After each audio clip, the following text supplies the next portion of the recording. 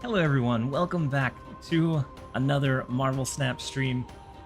Yesterday we ran a lot of Fenris Mill, and today I think we're gonna run a couple of different decks, but the one I want to start with is like a Sarah Tech or Sarah Control / Fenris build.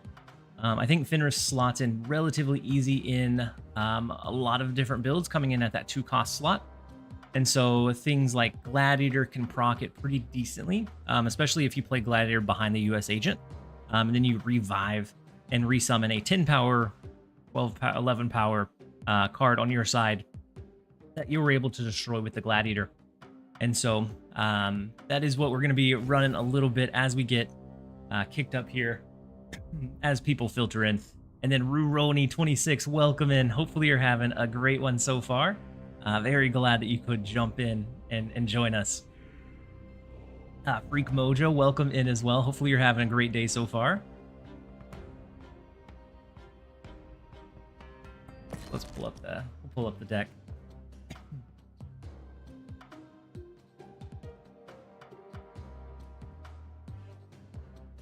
There we go. So we'll give people a couple of seconds to filter in. Then we'll jump in and go. You guys that are here early, how are we feeling about Fenris? I know that there was a lot of it seemed like a lot of negative about it, but I didn't mind him at all. We did pretty decent. I think he offers a really big threat. I think he's a long-term problem that he's going to be in a lot of frustrating decks that just look to stop you from doing any of the big stuff that you ever want to do. And then Rickster, he said that raid into Alex was very interesting. I felt so bad for Alex. So he had, I didn't realize, but he had just broken his mic whenever we raided over into him. And so he was in the middle of already a high stress panic. And then we raided on top of it, which just added to it, which feels so bad. I felt really bad for Alex. He handled it well, eventually ending the stream early because of the audio quality, but nevertheless, I thought he handled it pretty well. It's extra. I think it's stressful on a normal stream for that to happen, but extra stressful for it to happen on the first day of drops, whenever you typically go for an extended stream, and then to have that happen would be even more stressful. You haven't tried Fenris? I've been enjoying Fenris quite a bit. So I'm mostly playing Pocket these days. Freak Mojo. Until a couple of days ago, most of my time was going towards Pocket. It's right now we don't really have any events going on in Pocket. I think until next week we'll get the Jigglypuff card, which I think is going to be crazy. It's the promo Jigglypuff, and we have the Venusaur event. And so I think that will kind of create a little bit of an extra spike. And then we have new cards. I don't know if we had a mini pack coming in December, or if that's the promo pack that we're seeing. And then we have a full set coming in sometime in January, it seemed like. But those should be really cool things as well. Spent my keys on Malekith and now can't get Fenris. I 4-tapped Fenris, and I did not have the resources to get him. And so we ended up, I bought 2 bundles yesterday that I probably otherwise didn't want to buy. I've been lucky lately. 8 EX cards in the last 4 days is huge. Because right now I have an alternate account that I'm running, kind of like the free-to-play 30-day thing that I ran on Marvel Snap. And I've had some very poor luck. I think I am 7 or 8 days in, and I have a total of like 2 or 3 EX cards total, and that's including all of your starter boosters, which is wild. But we're gonna let the ads roll as people are filtering in, and we'll chat a little bit, and then we'll jump into some gameplay, you guys.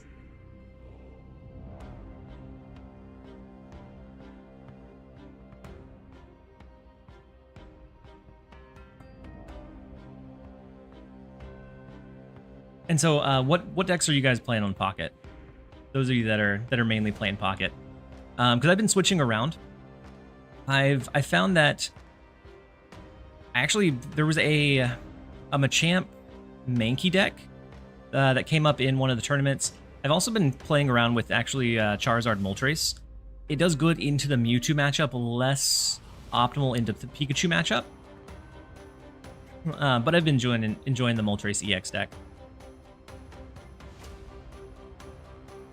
I have 2 fully built ones. Built decks only, but I'm still needing a ton of cards. And you'll slowly pick them up. Seems like they've been doing enough events that you're always getting a little bit extra over time. Pikachu EX and Moltres. I'm not able to build the Pikachu deck. I have had the worst luck pulling the 3 legendary birds. So I eventually got the Moltres, 2 Moltreses. I didn't pull a single copy of Articuno, so I ended up crafting both, and I have 0 copies of Zapdos, and I've pulled a lot of Pikachu packs, and so that's the pack that I'm currently opening, trying to like finish it off. Mewtwo decks. Mewtwo decks are. I had people saying that the deck isn't as cracked up as it is made out to be, but it continues to win tournaments. Like the same version of the same deck continues to just perform well time after time after time, and so it's so tough for me to like discredit it. It's usually either the Pikachu deck or the Mewtwo deck coming in that top slot. And then the Whitaker show with the Snap Redemption. Welcome in, Whitaker. Hopefully you're having a great one. I hate the Starmie decks. The Starmie decks are actually, they feel really strong, but I can understand why you wouldn't care for it. The Starmie decks, it's like kind of it feels to me the same kind of aggro as Pikachu, but it has the extra like potential luck element of the Misty coin flip to just add extra salt to a potential like bad start. So if your opponent gets like 4 heads on Misty, like you just quit, and that feels.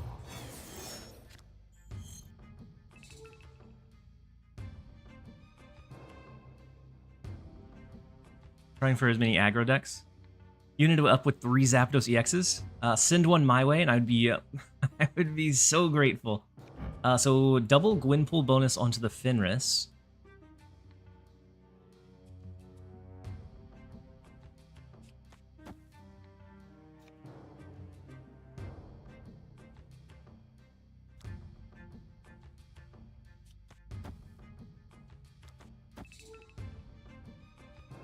I think I'm going to do something silly like this.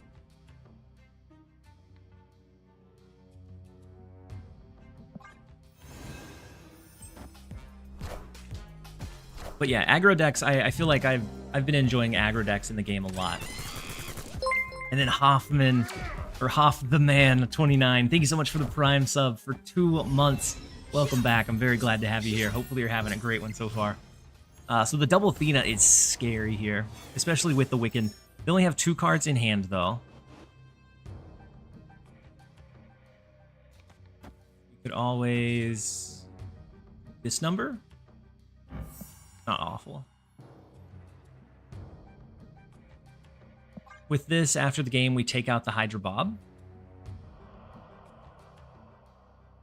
Maybe somewhere along the line we find a Gladiator. Gladiator could be pretty nice.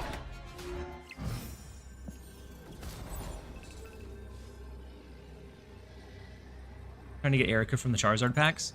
Hopefully you pull her soon. Definitely not like an aggro, but still not a bad card to have by any means.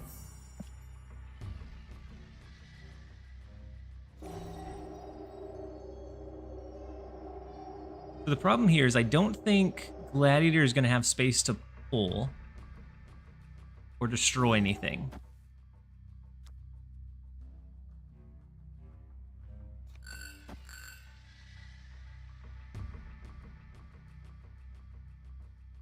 Goes down a touch, but it's not great.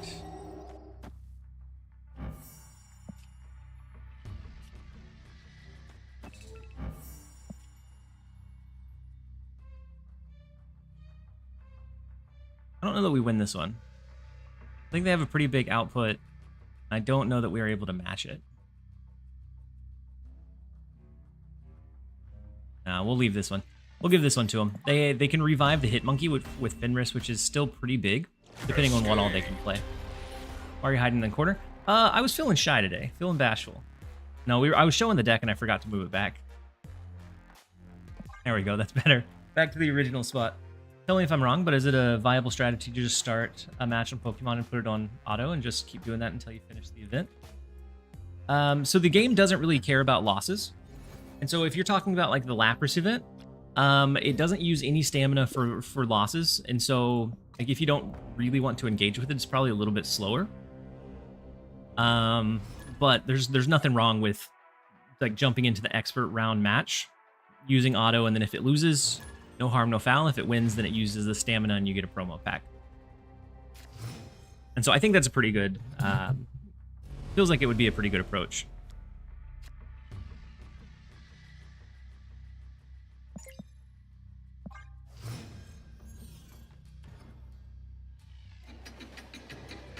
The Snap Bear can't get a Pikachu EX to save my life. I feel that. I feel that, except for mine was all of the legendary birds. Couldn't find a single one.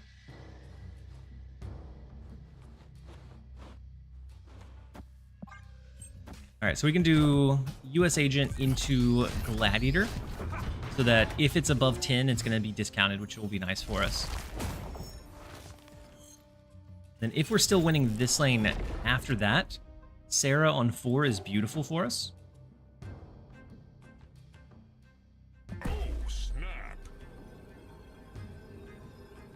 And then Arachnids with the Snap Redemption. We'll gladly snap on it. We should keep in mind that Pocket is a collector card app with side PvP. Iron Man. And so... Ooh. Reviving an Iron Man feels great. So I think originally it was very much driven or designed to be that like collection experience. I feel like there's been enough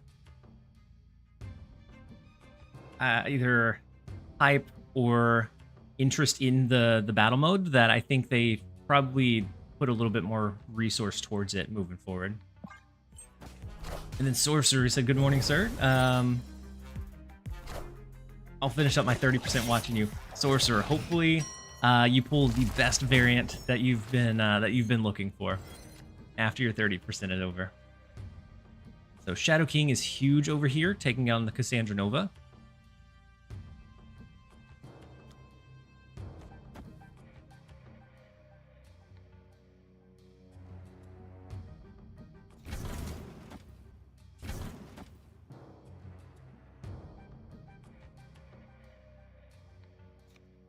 I think I'm just going to play out several of my cards here. Keep our hand size relatively low, and we get a decent amount of power across the board. By which I mean busted decks and balancing the angle of snap. Yeah. So I never expect Pokemon to be balanced on like a even a month-to-month basis. But it feels like they have new things that are injecting to the game frequently enough that it doesn't feel like it's a huge lull at any point. What a beautiful pull from that mid lane for him, pulling in to copy the Ronin. Unfortunate, but what if we did Red Guardian, Shang-Chi, Sentinel? Because we'd knock out this one with our Red Guardian. We'd probably knock out this one with Shang-Chi. And if not, then we already have a huge lead over here. We win here as well. So I don't think we have to worry about the number of cards in our hand. Did you get the cards in their hand, or in our hand? I guess our hand is what dictated it. We should have done Sentinel first. What are we doing? We choked. If we lose this one, this is all my fault. We could have dropped the Sentinels first so that they were back in our hand, so that a cute Ronin could have been snagged by the Shang-Chi, unfortunate. I don't think it should matter, because that mid lane is a huge loss for him. Ooh. Malekith could have pulled something major, though. Luke Cage was almost... We almost choked it. Just a little oopsie daisy for sure. But no problems. We almost choked it by not allowing ourselves to destroy the Ronin. We just had to play Shang-Chi last and we would have been fine. But we still grabbed the 4, thankfully. Thankfully they didn't have a little bit extra that went into the mid lane.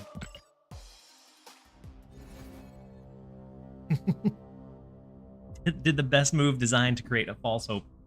Tranquilizer, welcome in. Hopefully you're having a great one so far. And then Boosty, welcome in. Hopefully you guys are having a good one.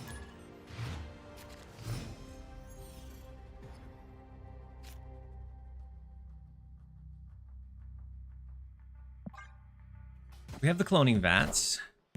Ooh, okay. Lots of Zabus, which could mean that they're running like a Scar or Surtur deck. A lot of times when I see Zabu right now, that's the deck that it's in.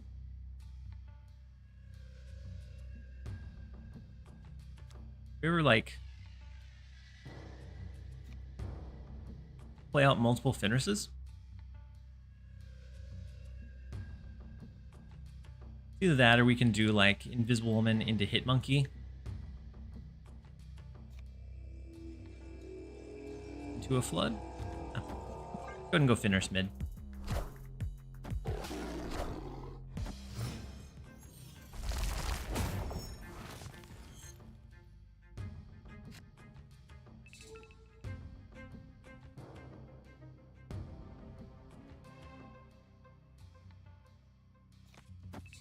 I want to try to make sure we win this lane going into next turn so we can get the Sarah into another like either potentially a follow-up Sarah.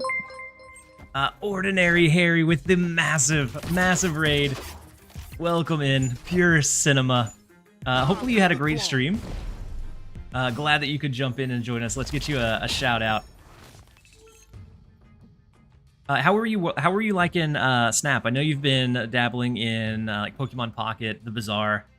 And I feel like I was able to jump straight back into Snap, and it didn't feel like I really missed a beat at all. But welcome in, you guys. If you don't know who I am, I'm TLSG. I started with the game during beta, and I created daily videos for it for a long time, and just recently started switching over into the stream side of it. And really focusing a little bit more over here. And so I'm very happy to have you guys. Yeah, Sarah control with Fenris feels pretty decent. It still doesn't feel like it's absolutely wild, but with something like paired with something like Gladiator, I think we can usually create some really cool interactions. Like we're gonna be able to do like a follow-up Sarah. Go ahead and throw maybe like the Invisible Woman. On the last turn, we're able to do potentially a Gladiator, depending on if we think we'll be able to take out whatever card it is or not. Miss what you said because Twitch was weird. That's all right, Ordinary Harry. Thank you so much for the raid. I was just wondering how it was switching back over to Snap because I know you've been dabbling in like Pokemon Pocket and the Bazaar. And I feel like I've been doing something kind of similar. And I feel like I was able to jump back into Snap, and it honestly doesn't feel like really anything is different. A few different meta decks, but able to pick up on them pretty quick. Is this an Arisham deck? Ours or the opponent? The opponent's no. It looks like it's more so like an Ajax deck, I think. Like an Affliction. Felt like home? Yeah. Yeah, it was easy to just slide back in, have a couple of decks ready to go. And like I didn't miss a beat. So I'm assuming they have a loot cage that comes down.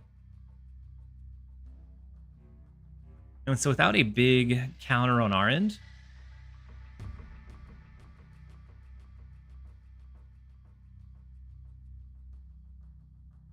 I don't know how lucky we get. We can do...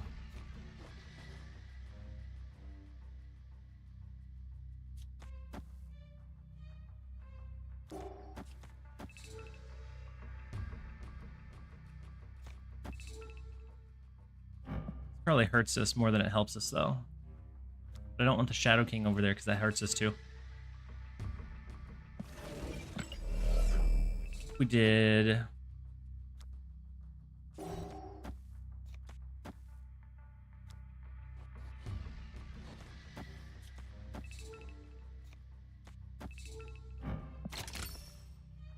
We're gonna give that a shot. Wait, was wondering how the first Sarah got played?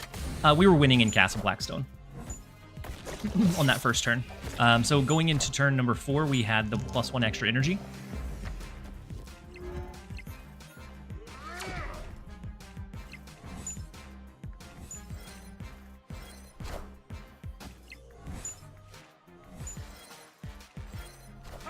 So US Agent here is, I guess, not big because they do have the loot cage.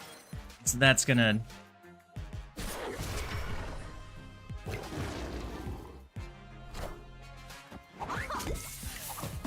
Could we have maybe thrown Hit Monkey mid and been fine? Probably not. No. No, the loot cage made it, I think, almost impossible to find a path to win in that one. Maybe instead of the second Sarah, we could have dropped several cards, dropped a Hit Monkey, and then duplicated it. So we had a second big like Hit Monkey to follow up on the final turn. Might have been better than the second discount. How's Fenris in general? Is it worth or kind of mediocre? I think because he is such a cheap card, he has more value than I would give a 4-cost card. Because if he was more expensive, I'd say he's bad. Because you're... Epic. It's sometimes hard to proc his effect. Shadow King left. Shadow King and Monkey left was the play. I originally had Monkey over there too, but we only left it.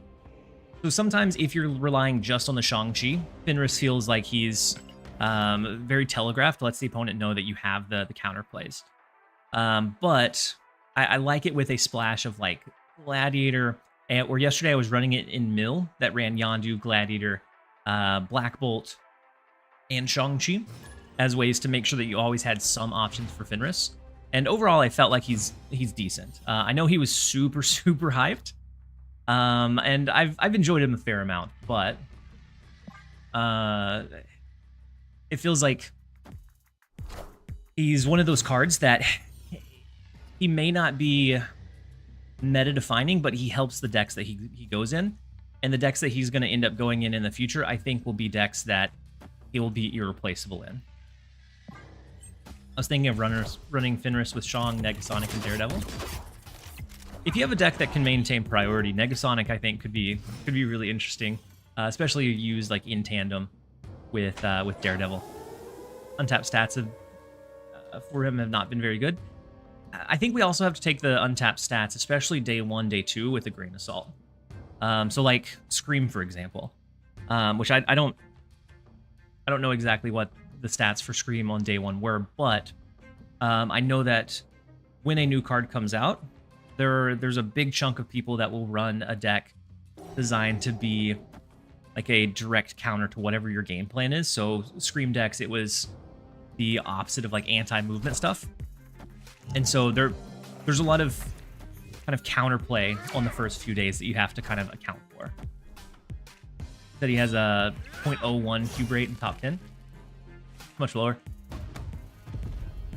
And he might not be crazy right now.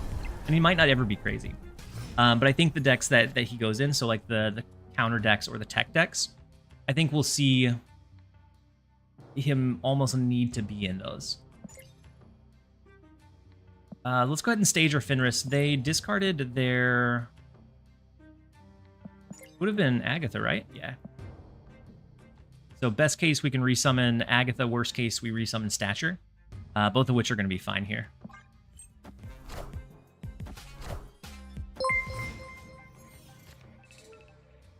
Empty L, thank you so much for the resub with Prime for 3 months. Very much appreciate having you here. Hopefully you're having a great one.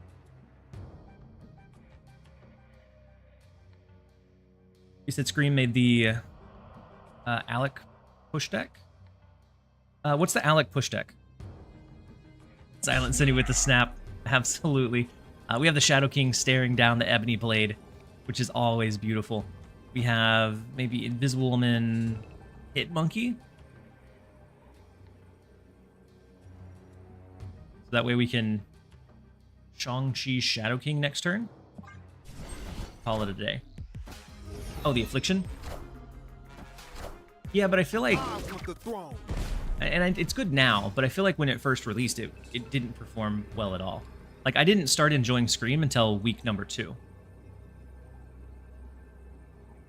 see what the copycat was. Oh, the copycat was Killmonger, okay.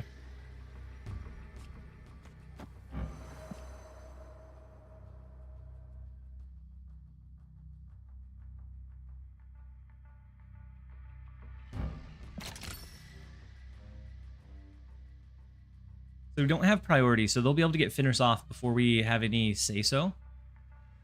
We either Mysterio or drop a Shang-Chi here. I think we're going to go Mysterio, though, to bump up this this Hit Monkey. Activate it now before Ghost Rider. Last turn, yeah, we should have activated it last turn before they had a chance to Ghost Rider resummon. But as it is now, oh, if they Ghost Rider resummon here, it'd be a really specific call. I'm coming for you. Wow, they do drop the Ghost Rider Agatha here, both of which are negatively afflicted.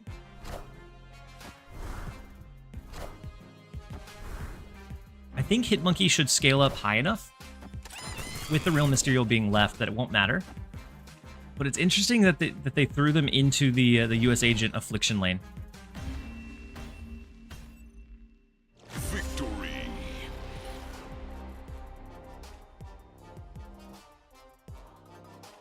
Official Saucepan. I was up till 3 a.m. and kept checking for the late night stream, but I've woken up to a morning stream. Official Saucepan. I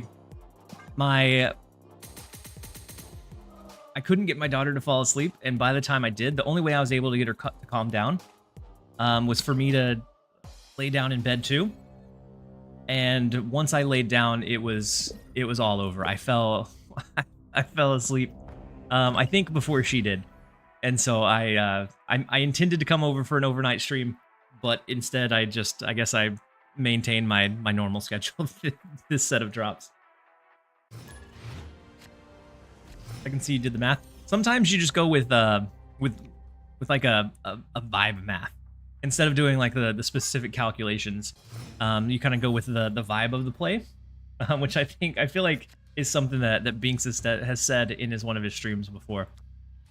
Which a lot of times you kind of go with the vibes, and you have to get a kind of a good reading or feeling of like the general vibes that do come out. But I absolutely agree that sometimes you just go off of like that gut play or the vibes of it. Your kid cannot sleep. Rum is the answer for me or for the kid, Pablo?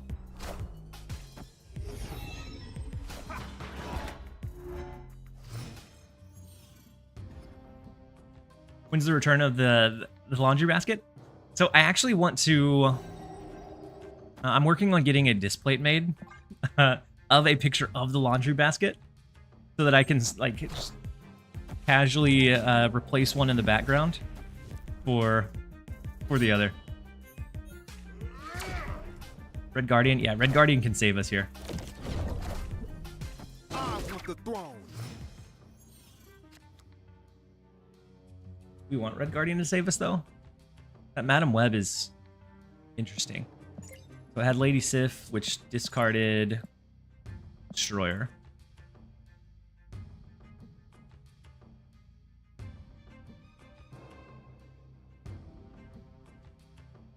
We don't have Sarah in hand, so I don't know that we even really worry about the Mobius so much. The only problem is with Hit Monkey filling this one, we won't get the scaling of the extra 2 face down cards unless we played them on the last turn. So don't worry, I forgot to add to my message that I was cleaning the whole time. Oh no, the Negasonic is gonna roast our monkey here. Rest in peace, my friend. Well, unless they move the Negasonic out, which they could do. I don't know that they will, though.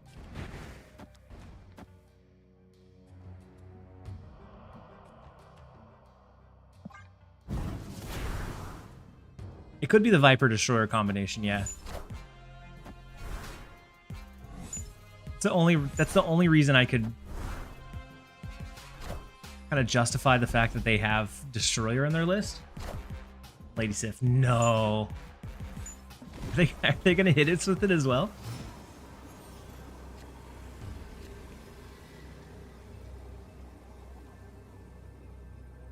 Wait, if we fill this lane, oh, we can't. We can't. We can't stop it from rolling. We needed one more card to play in that left lane. So the Sandman was a good addition.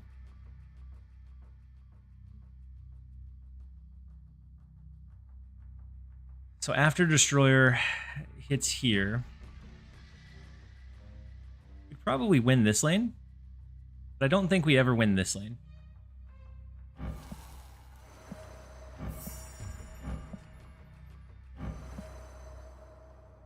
I guess they could move the Negasonic, but I doubt that they do.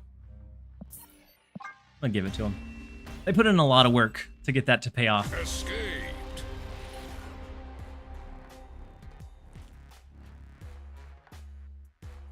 The true story, when my sister was a baby, we had people over. My dad was drinking rub and dipped his finger in it and gave it to her.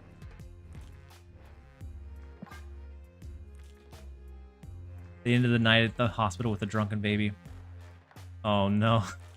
I thought it was gonna be like dip the finger and then the baby like fell asleep peacefully or something. That took a turn I was not expecting, Pablo. Yeah.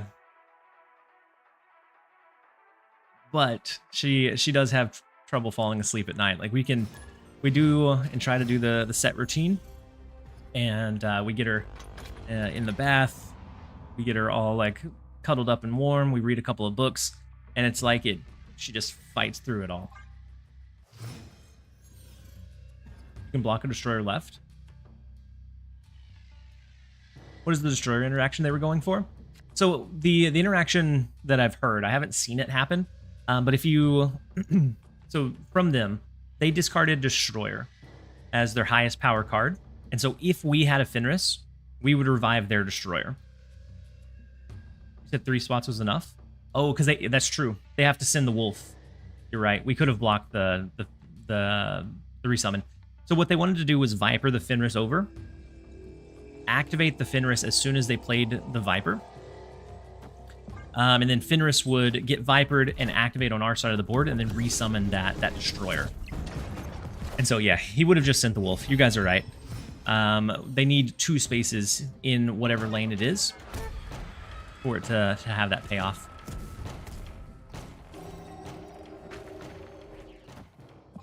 So we could have blocked the Destroyer.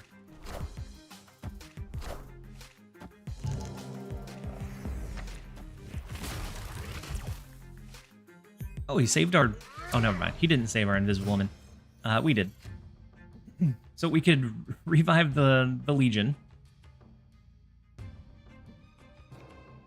Go Fenris. I'm going to go ahead and do, I guess, Shadow King early. Where do we save Shadow King, just in case there's something... No, I want to use it now so that we can guarantee that we hit before they start potentially moving those cards around with New York, making it all kinds of chaos, which we're going to try to thrive in the chaos. The Legion was an amazing hit, saving the Invisible Woman. Plus, we can revive it with the Fenris to get the 7 power. Love to see it. I'm about to juice this up.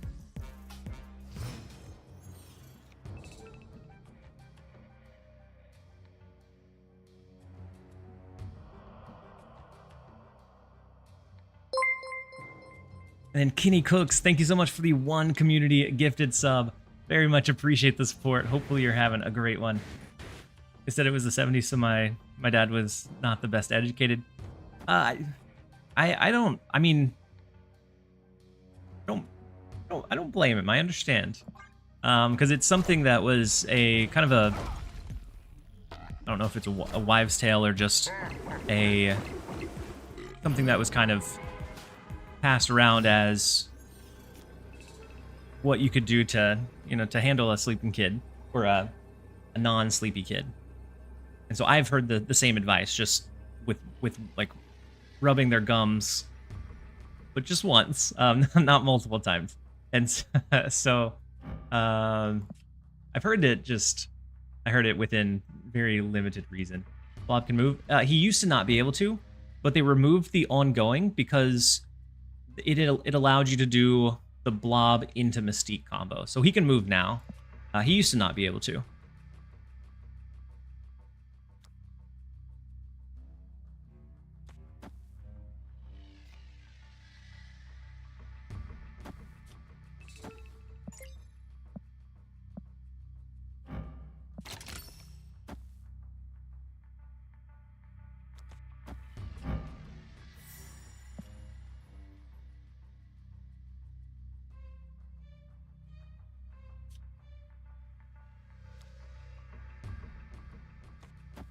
I almost don't want to do the Mysterio because it gives 3 in one lane, but -1 in the other.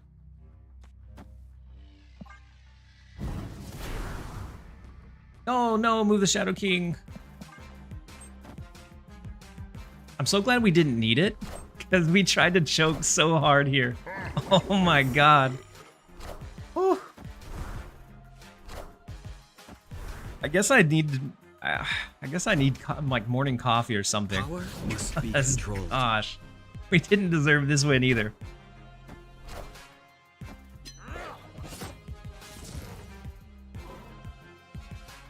But we'll take it.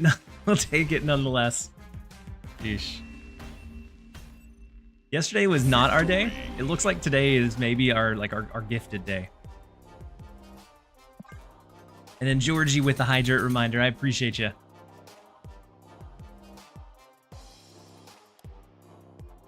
Does coffee count as hydrate? Yeah, I don't actually drink any caffeine anymore.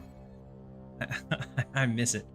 It was a problem for years, where I would drink caffeine pretty much all day, and then I could drink a large cup of coffee or an energy drink and go straight to sleep. And I finally broke the habit, and I won't even really allow myself like 1 cup, because I know that if I start, then like 1 cup leads to I'll do 2, leads to I'll do a pot in the morning, leads to sipping on it all day, and then I'll be right back where I was. Life without coffee. Yeah, it was a big change. It was a big struggle for a bit, and some days it's still a pretty big struggle. But overall, I feel like my energy levels are much more like level versus like the pits and valleys, or I guess peaks and valleys. And then on the YouTube side, Horror Story, welcome in. Hopefully you're having a great one. And then Rayhan Ghazali, welcome in as well. I'm doing well. I hope you are as well, or I hope you are too. The caffeine withdrawal? Yeah, the caffeine withdrawal, it was like it felt like I had a full body flu for like 3 weeks. It was awful. I wouldn't wish it on anybody.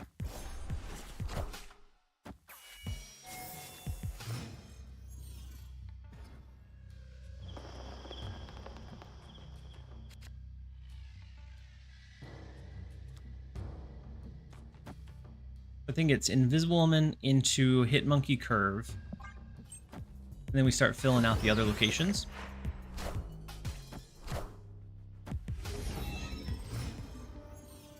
Flat is the word you're looking for? That was probably the word I was looking for. It's easier to quit alcohol than coffee. I could see that, depending on how. I mean, I know some people are very probably into alcohol the way that I was into caffeine, and so I wouldn't say that it maybe is a one shoe fits all, but at least for me, yeah, like I would much rather, or it would have been easier to just say I'll never, because right now I socially drink. I was trying to think of the correct way to phrase it. I socially drink. It's like very little. Like maybe I'll have one whenever I'm at like a social gathering, but very, very rarely. So it's much easier to just say, no, I won't do that anymore versus I used to wake up and not really be able to get going until I had like a full either cup of coffee or a full like energy drink or some kind of caffeine to get me going.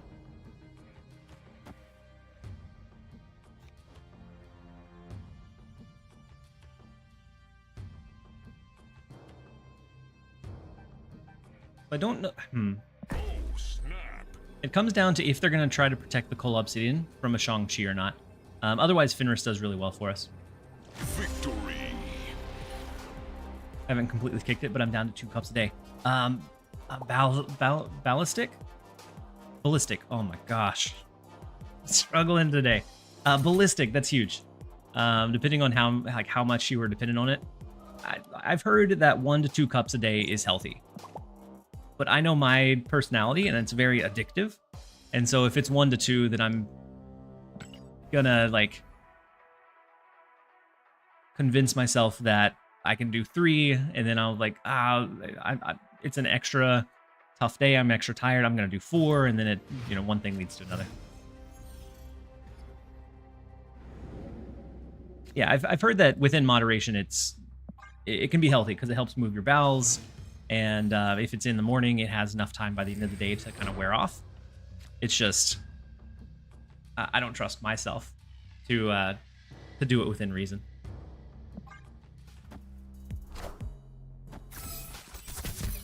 It's just cost effective to brew a full pot, right? And then I'm like, I don't want to waste it.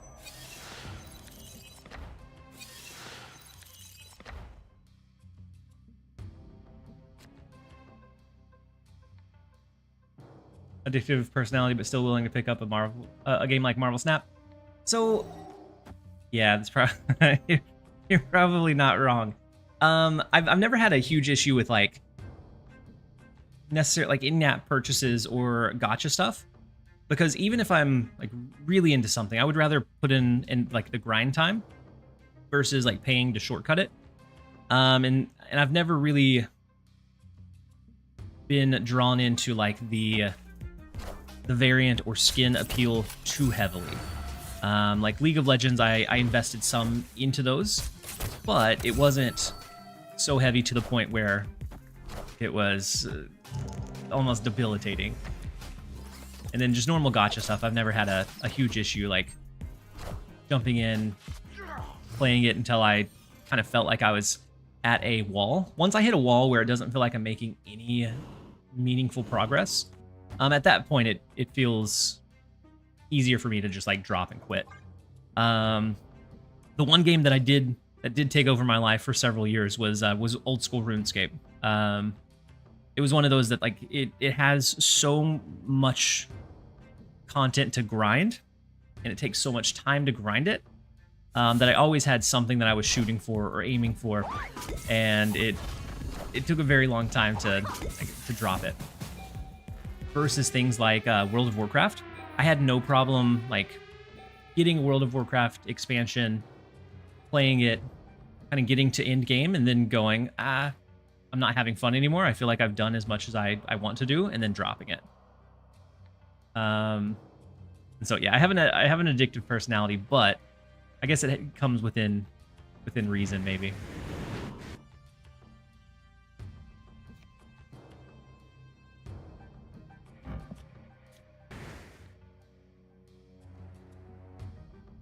Maybe we go Killmonger mid. Killmonger will take out their Pim arrow and drop them quite a bit. I guess drop them by 4. It's awful. We could also just do Sarah. Next turn, we could do Killmonger, Mysterio, Red Guardian, the whole spiel. I think I like that better. Why not Sarah? Yeah, I agree. I think Sarah is a little bit better here. Sure it wasn't COVID when I stopped caffeine. Yeah. It was definitely the caffeine withdrawals, because like the taste and everything was there. So we know whatever we play here is going to shift over to their side.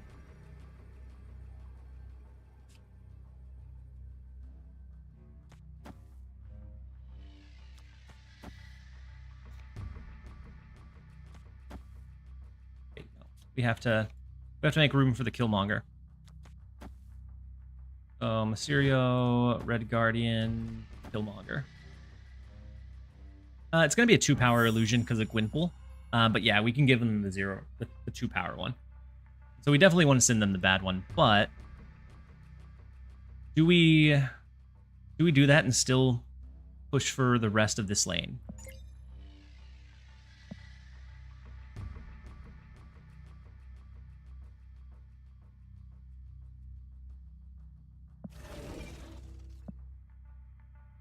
Five, 6, 7, 8. Yeah. I'm still gonna push to the right. I think maybe the Red Guardian, the Mysterio, the Killmonger will help us be able to win this right one. Ooh, big Viper.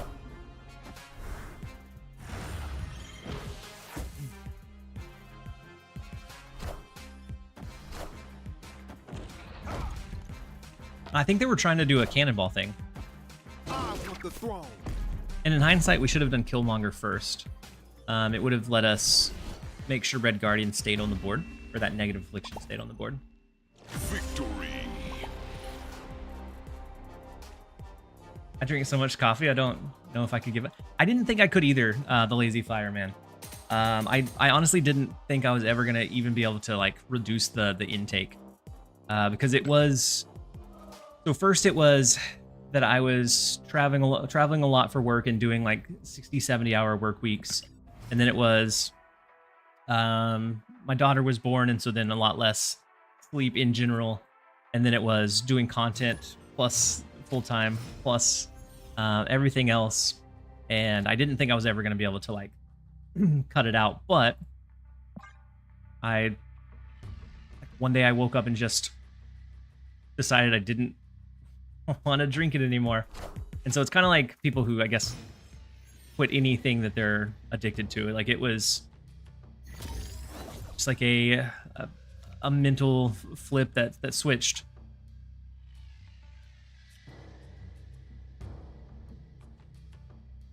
Let's go ahead and go Fenris left. I just don't drink more than 3 cups a day. Yeah, 3 cups a day I think is definitely within reason. Like, mine was, if we were probably equal, like, I didn't drink just energy drinks, but if we were, like, comparing it to just energy drink consumption, it was probably 3 or 4 a day of, like, the full size monsters, I would imagine. It was a lot of caffeine every single day. drink tea now. Right now, all I drink is water. Sometimes, like, since I had the stomach bug over the weekend, I've been drinking some, like, Powerade, but mostly just water now. It was affecting his humor. It probably was. Probably not wrong. All right, what did we destroy?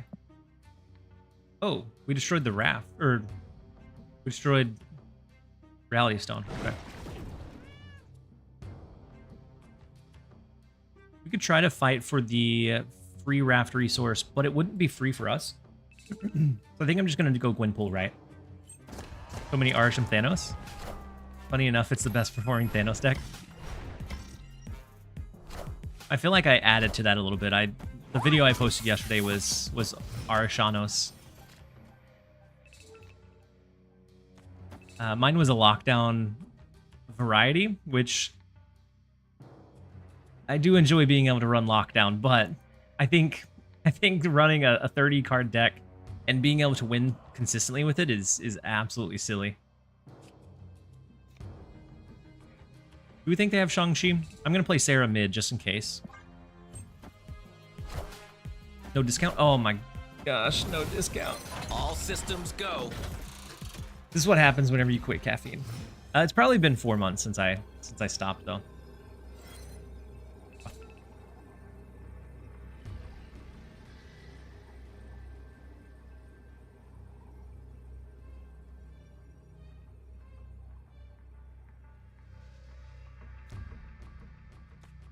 We win left off of the Killmonger play. This would be 5, 6, 7 power, right? Probably not amazing, but maybe we can squeak out a salvation here.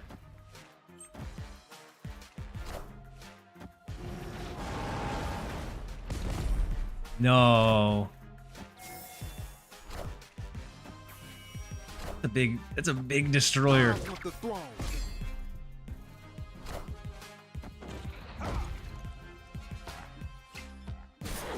Not quite able to bring it home. Unfortunate. We almost matched the destroyer output. What a bold move.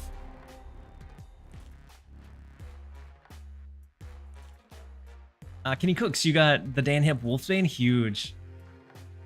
Another oopsie daisy. Yeah. we're having a day. That's Thanos for you? Yeah, the Thanos Arisham deck for sure is an interesting one. I'm almost halfway through the win 75 games with a snap. I'm pretty sure they confirmed it was a bug. At the very small silver linings that Deadpool's Diner opens tomorrow, and those games should count as winning with the snap each time you win, which should kind of help bolster that quite a bit. Oh, when the family was just sick? Yeah. So when the family was just sick, my daughter caught a stomach bug, and so was throwing up. And it didn't seem like it had the normal symptoms of COVID, unless they've changed again, which I know they did change a couple of times with like the different strands, but I think it was just a stomach bug that she brought home from school that then we picked up, and it was bad. The 104 cost one was a nightmare. The 104 cost one I actually was able to do pretty quick running a asserter deck.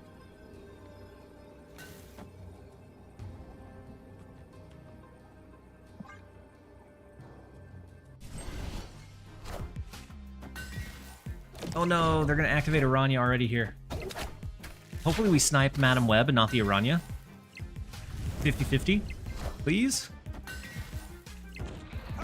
Huge Madam Web hit.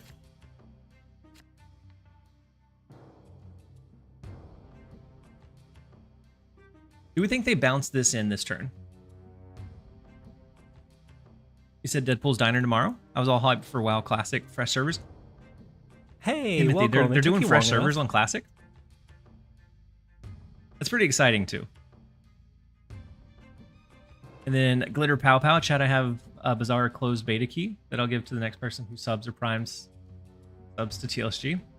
That was fast. We have Bite Me. I don't know if they did that, if it was just really good timing, but thank you so much for the prime, Bite Me. Hopefully you're having a great one. I'm glad you could jump in and join us. And thank you for handing that out, Glitter Pow Pow.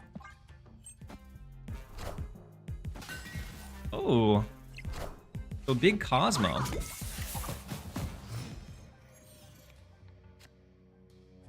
So they could always...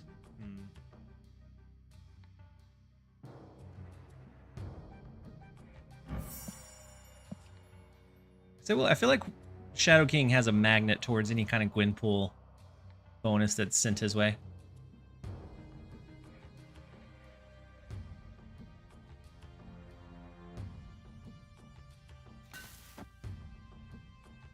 Gonna hide the Shang-Chi over here. Doctor Strange. They could do Doctor Strange, yeah. Pull the torch over. Any one of these directions. We also have New York that's gonna pull stuff over.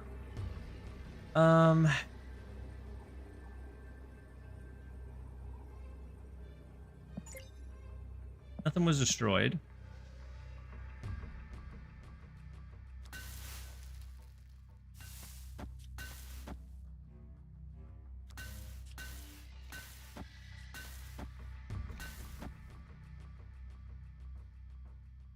I don't know that this wins. I might need a timeout, I think. That's gotta... I think you do.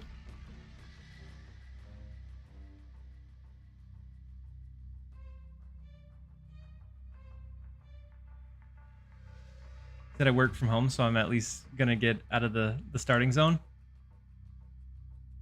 I like the idea of of fresh servers from time to time, just to give everybody like something to surge or fight for.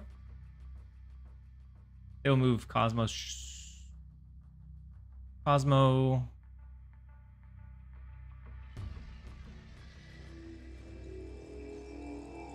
So they'll move Cosmo SK. So we should Shadow King left. We have the. I haven't timed you out, Scotta. Hold on. Oh, the Goliath.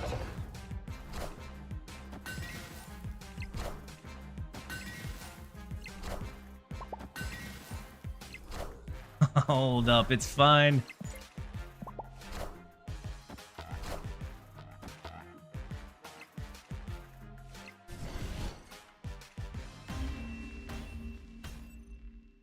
Victory. We're able to hold it down. Had they played Goliath right, the dagger still would have scaled enough. That could have done it, keeping the dagger below. I guess they didn't know we weren't going to cap this one out, though. And with no coffee. And with no coffee, indeed. Going against move decks, like... Move is a strong deck right now, but it takes so much, like, mind games that I just can't play it for an extended amount of time. See if we can get an 8-cuber. Don't have any 6-cost cards in the deck. None of these other ones look like we can do much with them. So I'll wait.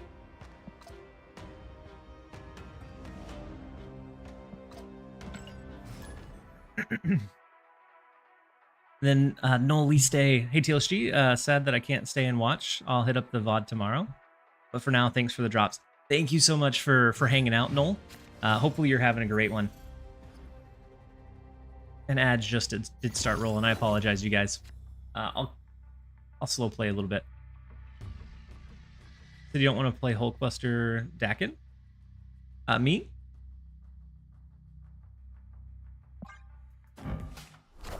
Hulkbuster Dakin is always an interesting...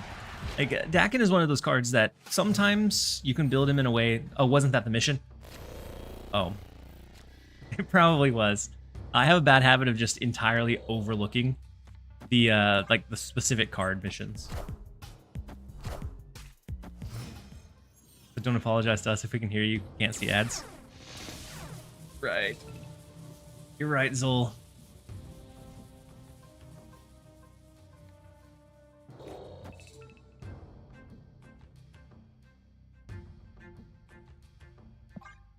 I feel like we're both gonna slap down a Shang-Chi in the right lane. Oh, never mind.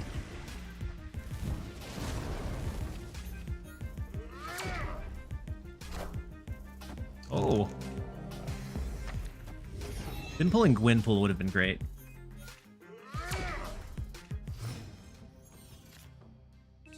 How good of an investment is buying Gwynpool with tokens? I feel like she's really good for value style builds. And so I actually use her a lot more than I thought I would. So I think she's always going to be a decently playable card just because she has good like stat output. That a lot of times if you're running like Mysterio or Hitmonkey, Gwynpool finds herself in those builds naturally. What beats these Fenris discard decks? I'm getting absolutely destroyed. Wait, what discard decks? Like just is it like a straight discard or is it like a light discard like Black Bolt, Moon Knight, Fenris? Misery's stuck here. So we'll probably have to take a gamble on the last turn. Mostly Mill Fenris. Yeah,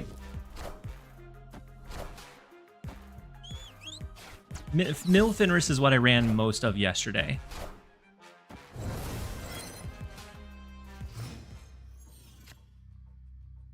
I can't really think of anything that just like hard beat us. But what one of the weaknesses of it is that we didn't have a lot of big cube equity games, so people were able to kind of realize when they needed to retreat relatively easily.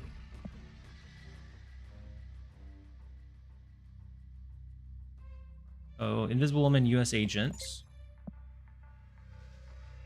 Magic Hood. Okay.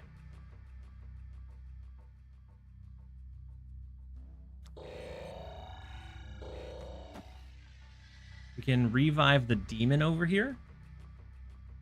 Wouldn't be terrible.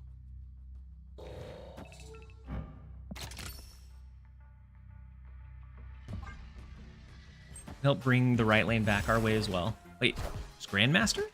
I want the throne. Oh, it's not the last turn. Oh. Every time I think, you know what? We're not struggling that bad. I proved myself wrong. Oh, I thought it was the last. I thought it was the last turn. Shoot. Ram Ham Bam. Thank you so much for the Prime resub for the 2nd month. Very much appreciate having you here. He said, "What's up, man? Glad I'm able to catch your stream." I'm glad you're able to jump in and join us as well. I'm on the struggle bus this morning, apparently. We've played like maybe 8 to 10, probably more than 10 games, but it feels like we've did a big, huge oversight in about half of them.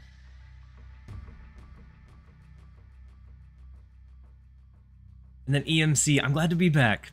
I was sick over last week, and I'm feeling much better today even than I was yesterday. And so I'm glad to be back. Yeesh.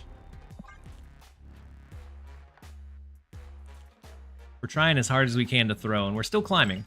So that's a good sign. The winds are on our favor. The winds are on our side this time around.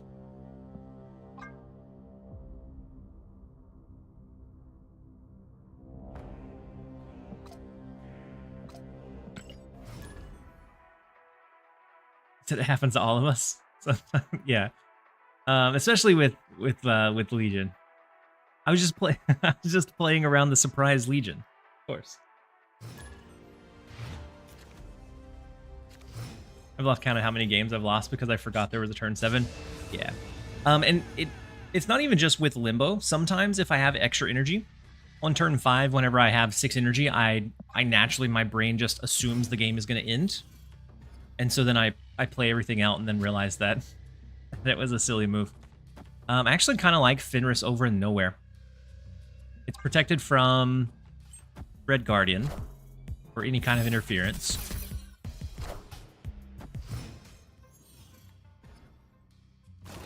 Scotty said, I haven't played many ladder games since Fenris released. I think I've played 5 or 6.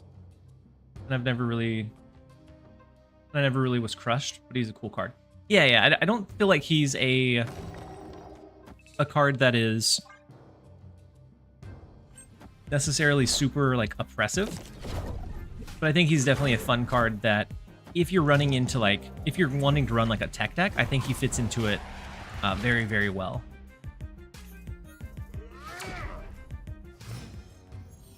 What an interesting deck that Salvatore is running here.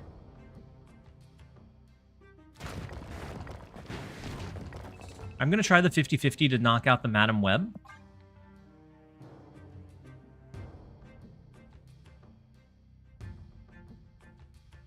So this looks kind of like an Agent Venom deck. But I don't think the Agent Venom deck would ever run Madam Web.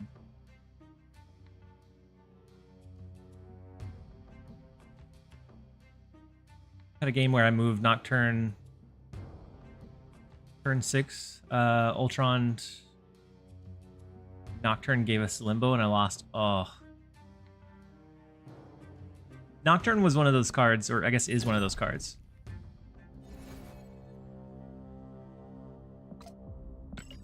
Nocturne is one of those cards that she can give some really strong locations, but sometimes she just she completely fails you.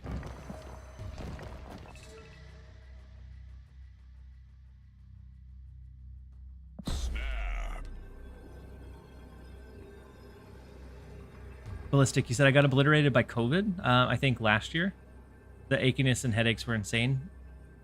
Yeah, so I think I've had COVID twice. The first time was awful. It felt like I got absolutely demolished by a truck.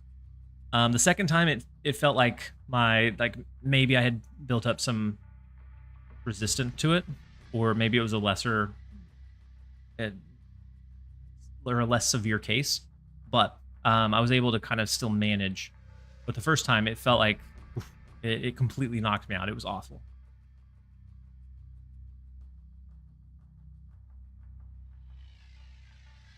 Lanum, I just can't get a grip on Thanos ever. Always feels like I'd rather just run any game plan without him in the stones.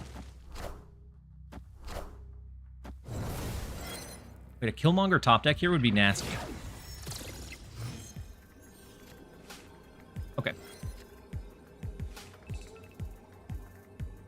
Oh, Invisible Woman, Shadow King. Oh wait, what are you doing? Shang-Chi, Fenris Wolf. 4, so it knocks this back to 0. We don't even need to play the rock.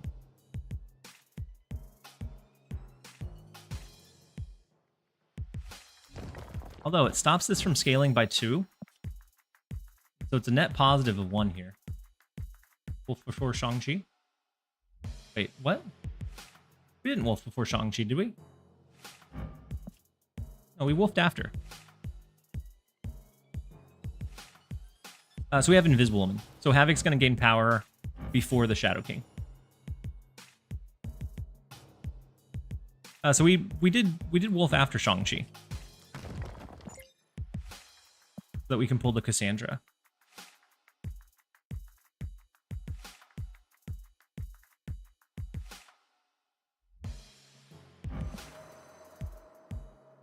I was thinking that the Nova will come back with not much power. It should come back with 11, right? It just won't reveal with anything more. It should come back with the bonuses that it has. No. So Havoc typically would scale after the turn, but with Invisible Woman we can wait. We could do the same thing with Dracula. So Big Sage.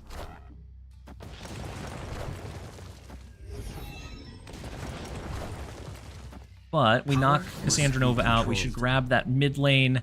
We grab the right, and we grab the left as well. So we have the... oh no, we don't grab the left. Never mind. Yeah, we with the -1 rock, we don't grab the left, but we do grab the right and grab mid. Victory. It tried to Shang Dracula with Invisible Woman, and it does not work. It should. Because, I mean, I guess if they don't absorb something above 10, it wouldn't, but it should. Depending, I guess it maybe depends, because they're both at the end of the game, right? I don't know. I think it maybe depends on what order they were played, who has priority. So play order, okay. Then replacement for Fenris. Replacement for Fenris in this build... I feel like this is a pretty standard, like, Sarah tech deck. So without Fenris, what did we run before?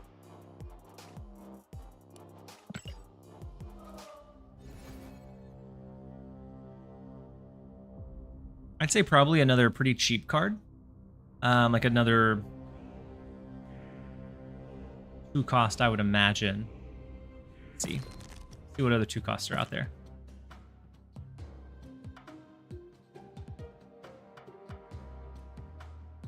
I think previously, you could always do a Jeff, super flexible.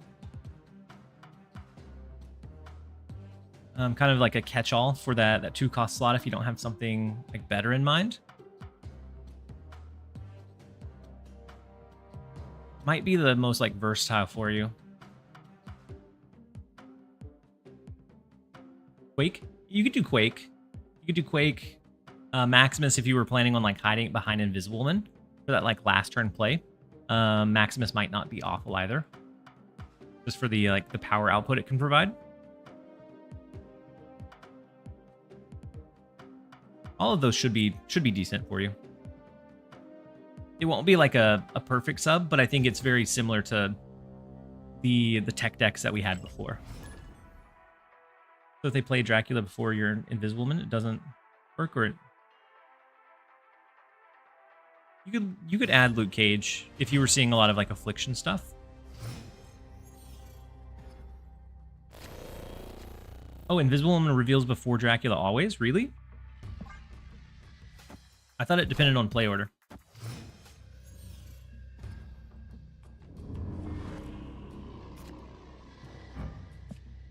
So Thunderbolt, or Human Torch on Thunderbolt's tower.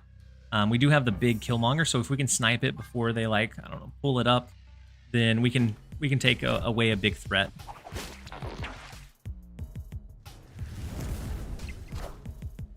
But I feel like they probably pull it up this turn if they can. Maybe we try and wait for like an Invisible Woman play instead. Because with Invisible Woman, we could hide the Killmonger, make sure that... Ooh, they didn't pull it up. Okay.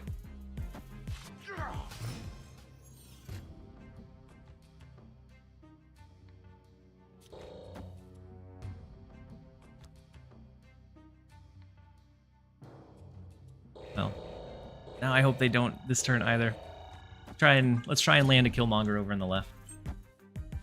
We'll bounce. I thought they would last turn, but Madam Web is what came down. And then Vulture, big. Maybe let Torch grow. I guess we could have let Torch grow for the Fenris revive, right? But I'm always afraid as it gets to like turn 5 that they're going to bounce things in and make it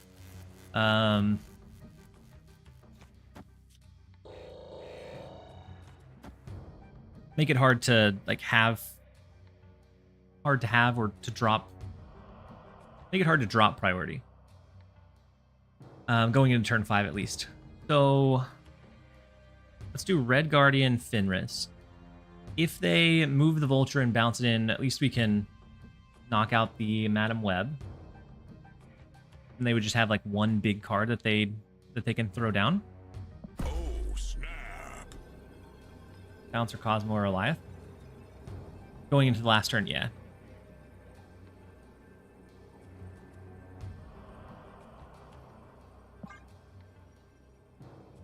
Since they lost their Human Torch, I doubted they stayed. We probably should have snapped going into the Killmonger play, knowing that a move deck losing Human Torch is a huge like tempo loss for them.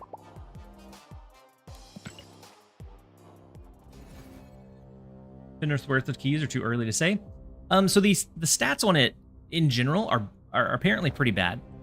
I've actually enjoyed it a lot since yesterday. So yesterday I played it in like a Fenris Mill build. I didn't have a huge cube gain from it, but I gained cubes overall. With the Fenris Mill I ran yesterday, we maintained a 60% win rate over 52 games, but it was a very small cube gain just because we were seeing a lot of retreats. Today's deck, however, we are doing phenomenal with. We are 8-5, so 61.5% win rate, with an average cubes per gain of 1.15 so far. And that's been with a lot of misplays by me. And so it could probably be even a bit better.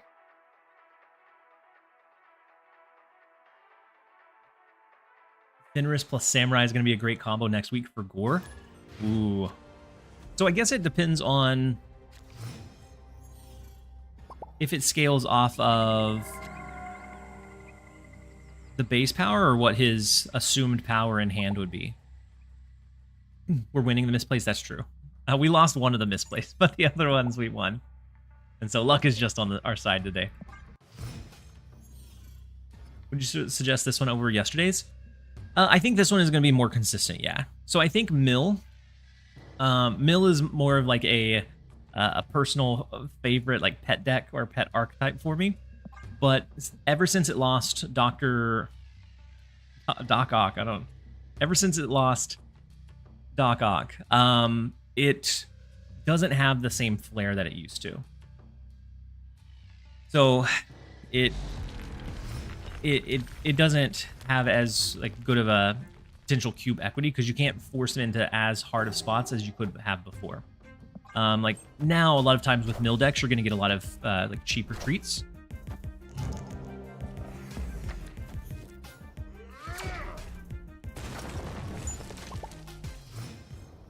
So it'll be the cube equity will be low, but I think this one with Gladiator making sure that you can always get something from Fenris, and then Shang-Chi, Shadow King to cover like all of the greedy decks that we have right now. I think it, even without Fenris like proccing, I think it'll be a pretty consistent deck for a while. And then Ace is wife back. How's the kiddo? So my wife is back. She got back on Halloween.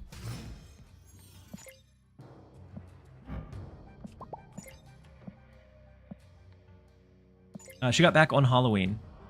Oh, they lost their Fenris Wolf. And last week we like the whole household ended up getting sick. And so we've been recovering from that, but otherwise everybody's good. Everyone's feeling better now. We could do we ever do Fenris?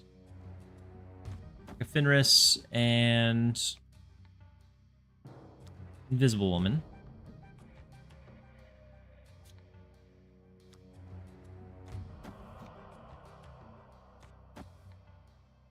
I know that we have the Sarah, but if we go Sarah, we wouldn't be able to do Fenris. And Fenris is at least a 10 power play right now, which is kind of crazy. I feel like people were really expecting Fenris to be like insane value every game, but I think his strength is the threat that he provides. Enough said. What a Doc Ock used to do. Yeah, it grabbed or it filled the opponent's side of the location, whatever location it was, which was wild. And so it would absolutely break up. Guys, where did Harry go? Snake Pliskin. He went to go touch some grass for a bit. Are those all displays in the background? They are, Desmond. And so he left you guys with me. Welcome welcome back. I assume you were AFK for a bit.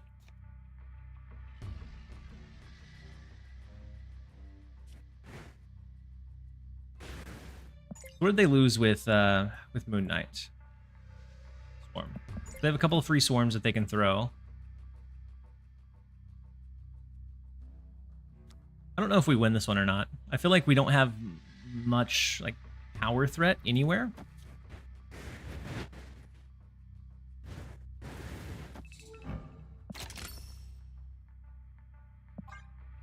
We'll still give it a shot.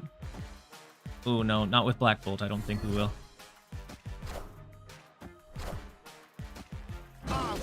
So had we thrown Red Guardian left,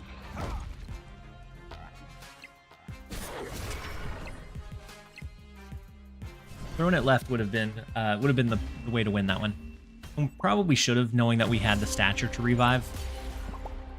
Stack in the left, and then just let the stature do the talking in the right lane.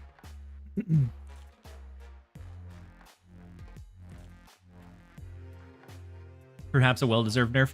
Yeah. I mean, the Doc Ock was definitely a very frustrating card, especially in decks that were able to run like Shang-Chi, Shadow King. So then you would pull their combo out of their hand, and then a lot of times, like for a destroy deck, you would stack all of their big plays, so like Death, Null, all of those, and then you would be able to just one, have drained their deck, and then with Doc Ock you drained their hand, and so then they wouldn't be able to do anything for the last couple of turns. It was super toxic, but it was my favorite archetype in Mill at the time. And so I understand why they changed it. It was definitely a needed change. But Mill lost a big piece of like the flair that it had because of it.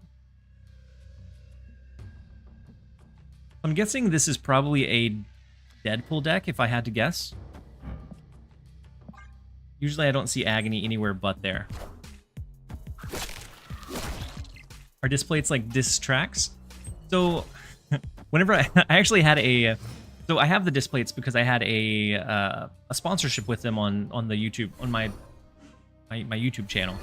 And when creating the integration, it took everything inside of me not to make the joke of like, I'd like to introduce today's video sponsor and then pull out a plate, as I said, displate. Still kind of kick myself for not taking the opportunity.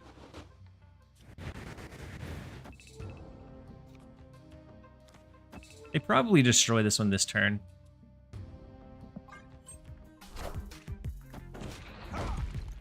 That I always wanted some displates. I really enjoy them. I wanted some Marvel ones pretty badly, but for a little bit of a backstory, for whatever reason, my channel did not get approved through Disney. For the like they have to write off and give the seal of approval for any channel that would be representing like their official products. And so even though Displate would be the one doing the sponsorship, Disney declined my channel. We don't know why. It was going to be for the Deadpool Wolverine release, and so it's not like, even if I did have some more questionable content, it's not that like that was outside of the expected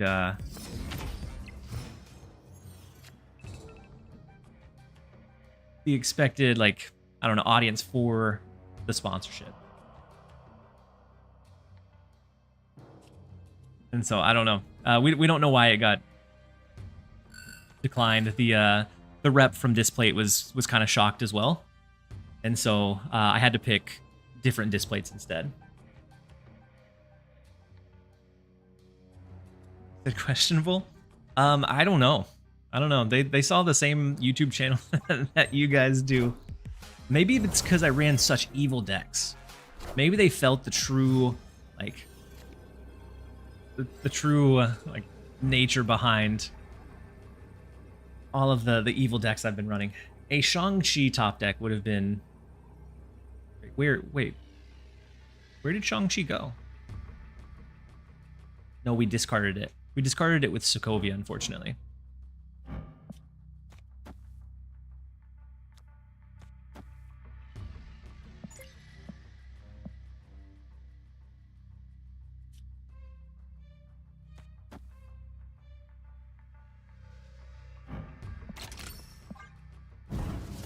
They didn't want your toxic playstyle putting dirt on their name. I suppose not. Wait, I did the same mistake with the Mysterio again. Oh no, me and Fenris and Mysterio are not friends. We're not good buddies. Enough said, bub. We threw. We put way too much emphasis on the right. We could have put the real Mysterio left. Or even the real Mysterio mid could have pushed for a tie. Nah, we definitely threw that one. I noticed that if you AFK the stream, it stops your progress. It shouldn't, Mystic. One thing that I did notice is that if I mute the stream itself, it stops the progress. But if you're on Chrome, if you right-click on the actual tab and then mute site, then the progress continues. I don't know why. But if I actually like muted the stream through the browser, then it stopped accumulating progress for me. Out of all the creators I watch, you're the most Disney safe. I thought so. I thought so too, Jason Miller. I thought so too. And it may have been that they just didn't want to review channels, and so maybe they just auto declined everything that came through. I don't know. But either way. We didn't get approved for Marvel stuff. Otherwise, there was a really cool Infinity Gauntlet one that I wanted to get. It was a very like saturated for the stones, and so the stones really like popped. Same thing with a Mjolnir hammer. There were some like really cool like lightning like particles off around it that I thought looked really sleek and really cool.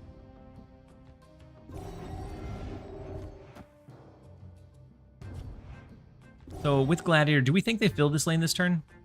Yeah. If not, then we're going to give him the White Hot Room. Oh no, we gave him the keys to it. Why are they letting us draw all our cards?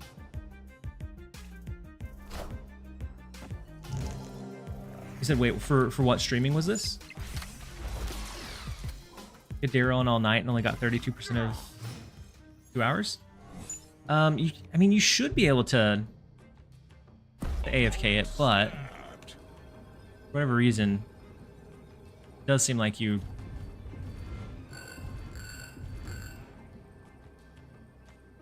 I mean, for whatever reason, you didn't get your progress, and so I don't know if I assume that Dara stayed in the category, but I don't know.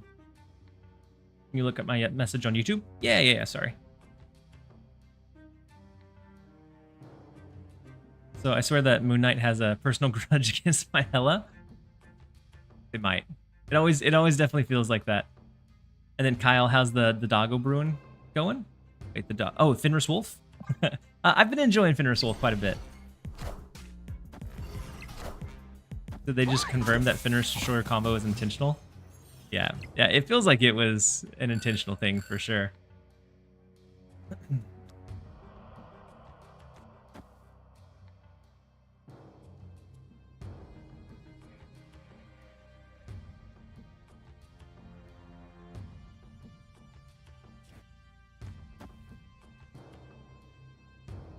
If we knock out the 16, they're left with only, what, 8?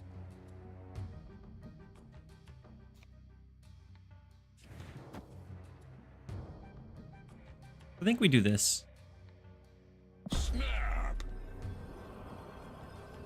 Activate is such a nerf. Yeah, Black Widow is much worse with Activate. I agree. And then Nuckin, welcome in. Good morning. Hopefully you're having a great one.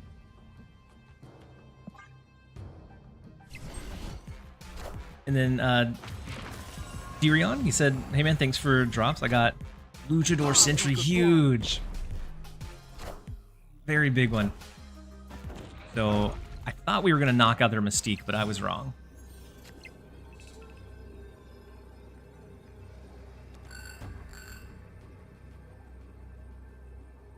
So with this, we go down to 10. They do have the option to place something here, which is now pretty scary.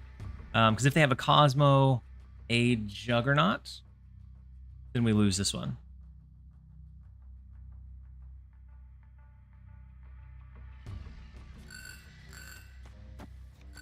So 14, 12, 10. I think we don't survive a Juggernaut still though.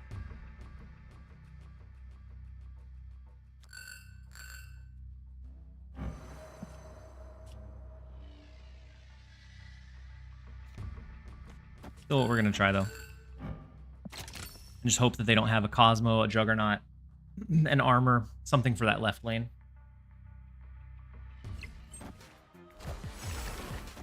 Wait, Grandmaster? It's fine. Red Guardian here now could hurt us. Anti-Venom. Should be fine. Wait, their hand is very, very small. Never mind. When we revive, we're not... Power must be controlled. We don't win... Yeah, we win the left. We're throwing so hard today. This would have been only 3 more, so it wouldn't have made a difference. What are we doing? Oh,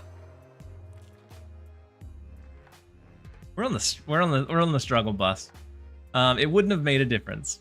They played it well. They knew that this was probably the line we were going with. Fortunate. Invisible Woman plus Fenris. Yeah, I would like to say that I know that, but apparently I didn't. We're gonna run to a quick ad break. Real TLSG washed. We're just shaking off the dust. We're still recovering from the sickness. So I'm gonna hang on to that as long as I can. We're gonna run to a quick ad break and then we'll be right back, you guys. That was the first big loss of the stream. We'll get it back. Someone doesn't like to win games. I'm trying my best to throw them today, apparently. We can do that one.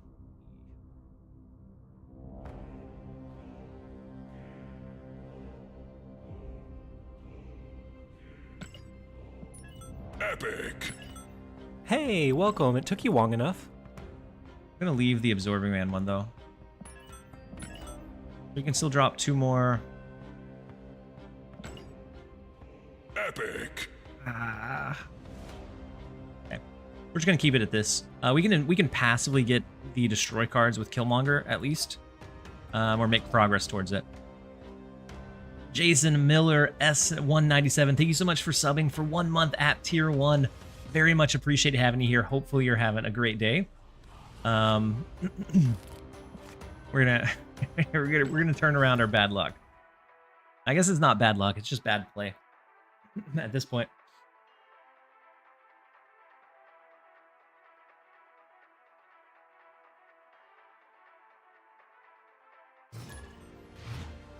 And then R Shark, you said, any suggestion? Oh, you may be in ads. Any suggestions for a deck to climb to infinite? I ran a Surtur deck, but it kind of depends.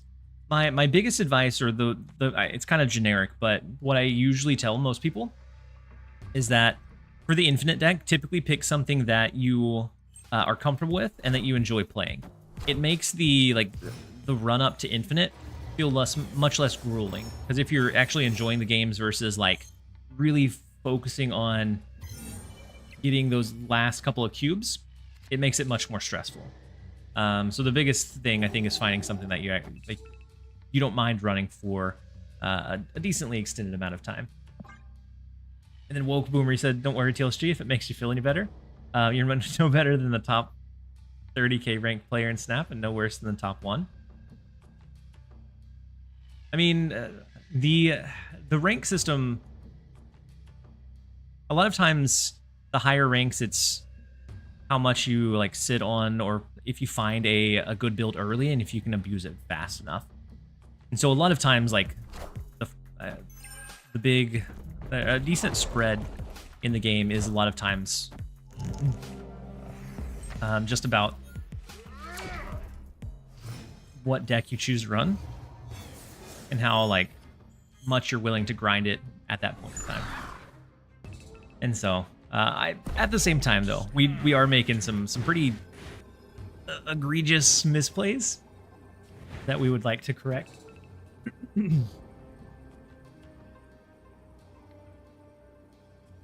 Let's go Red Guardian. We have Shadow King to knock out a potential like blob. Maybe a Killmonger to help clear up this lane.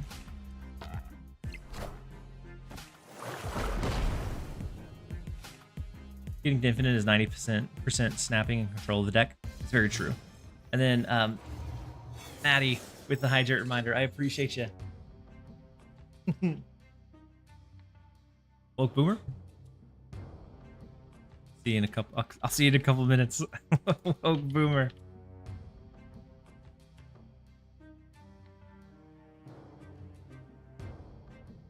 I was using a discard deck, but it's a little bit underpowered with Toxic and still move decks. If you're do you have like the Scorn Apocalypse discard? If so, that one's in an okay spot. Where I think it might struggle would be if we're seeing a lot of Red Guardian.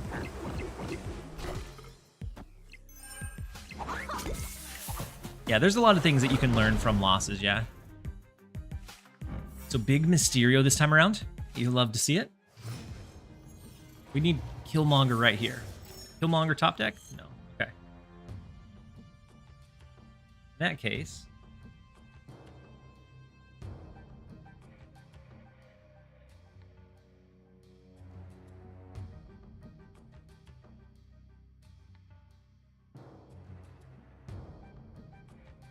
if we go US Agent, Shadow King.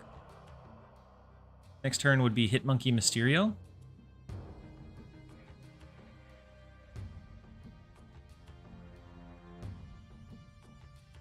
I don't think we even want to snap back into it, though. I feel like too much can go wrong. So very helpful with the US Agent in the left lane, helping protect us here.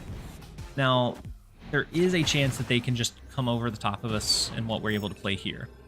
If we do Mysterio right, 8 brings us to 13 is not awful here. That would be 5 decent. Hit monkey decent.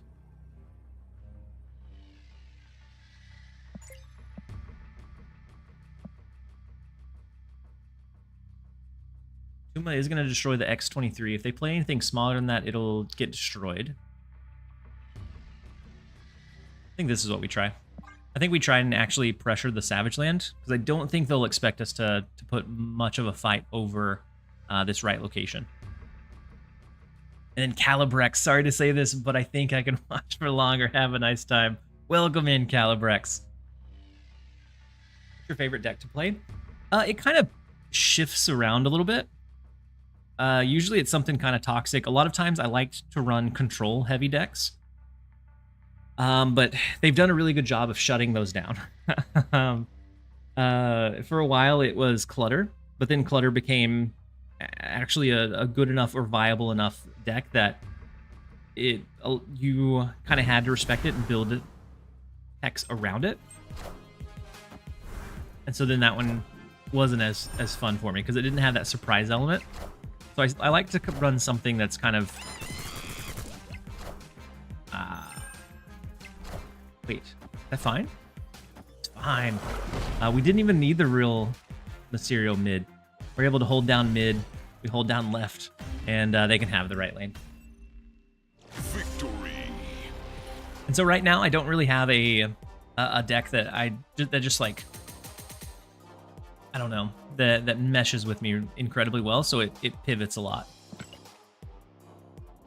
We grab 4 of the 8 that we lost earlier back. And we're slowly but surely back on our way. Nice math there. All calculated. We expected the Mockingbird. 100% expected it.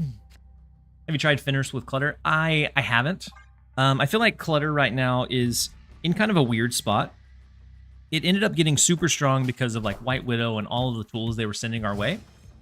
But at the same time, we're also seeing a lot of like decks that will do bounce or have the movement components like with Madam Web.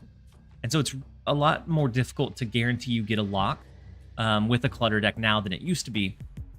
And so like getting the... I'm assuming you would want to use Cannonball to resummon with Fenris. Feels like it's more of almost a liability, almost. That I would like to buy the Hawk variant from the Collector's Vault, but not sure. I don't want to spend money on gold for that with so many cards coming up. Yeah. Yeah, and I think also the fact that the variants in there are so expensive.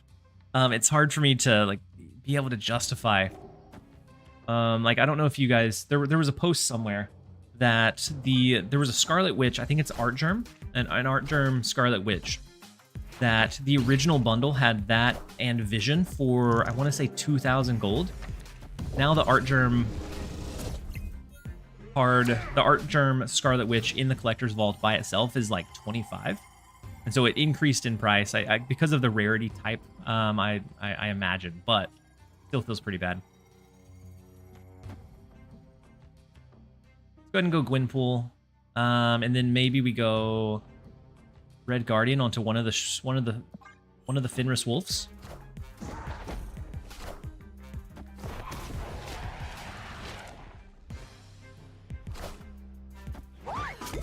Collector's Vault is well territory, yeah. Unfortunately, like I've been told that they're different, but in my head, I kind of compare them to the League of Legends kind of like holiday shop or whatever they called their section of it, where you got some of the older skins or some of the discontinued ones, but they're at like up to like 90% discount, and so of course I spent there. Like it felt good to engage with that. This one being at a premium, it feels kind of bad to engage with. I've been told it's closer to like Valorant, and I want to say I haven't played Valorant, but I think it's like the black market or whatever equivalent they have, where it's more about the rarity and exclusivity of the variant itself.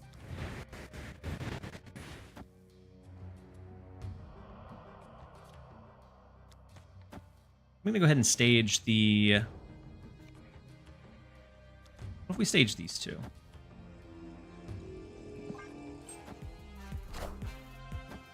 Did I remember that bundle, the Valentine's Day bundle? Yeah. It was just it was 2,000. But now the individual pieces are more expensive than that. Oh, they took out our Mysterio. Super rude.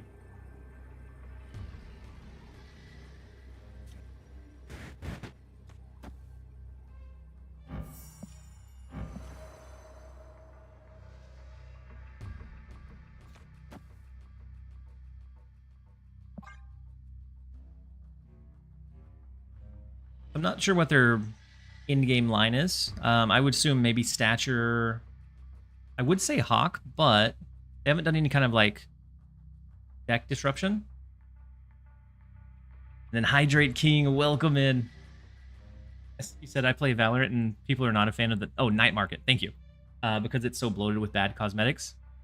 Yeah. But I got told that it's very, like, the Collector's Vault is kind of in a similar vein to that. Oh, Proxima could be bad.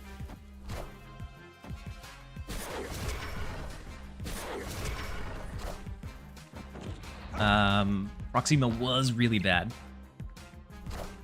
But we offset the Mysterio. Hitmonkey, not gonna do it.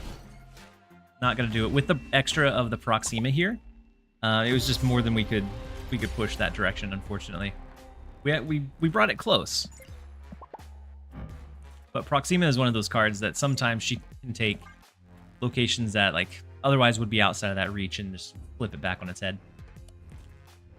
The Valiant version also gives them a discount compared to how they would appear on the shop. I didn't realize that. But yeah, seeing the super expensive ones, like it doesn't, as a consumer, it doesn't give me the itch to engage with it. Like I very rarely even spend 700 to buy a normal variant. Like I'm definitely not going to be throwing 2,500. Like I like this variant, but not 2,500 gold's worth.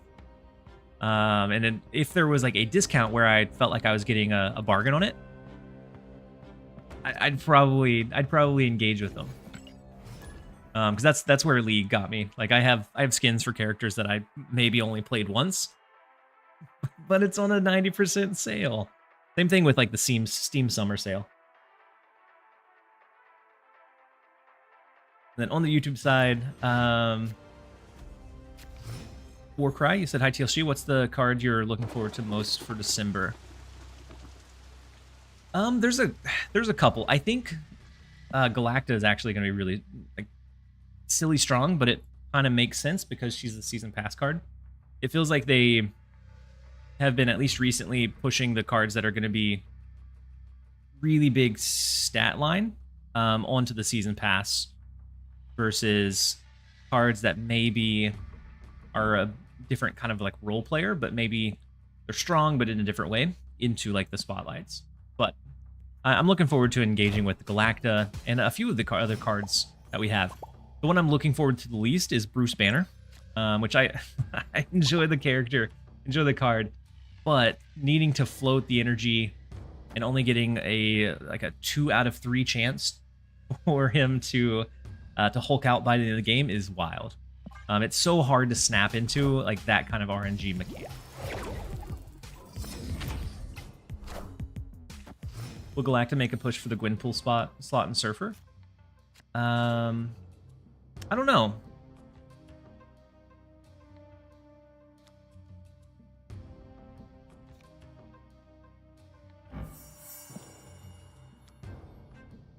I guess there's always a chance that she does. They may have Mobius.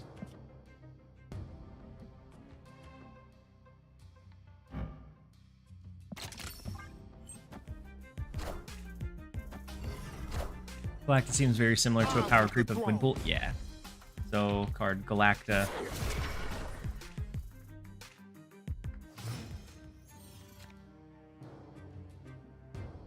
Oh.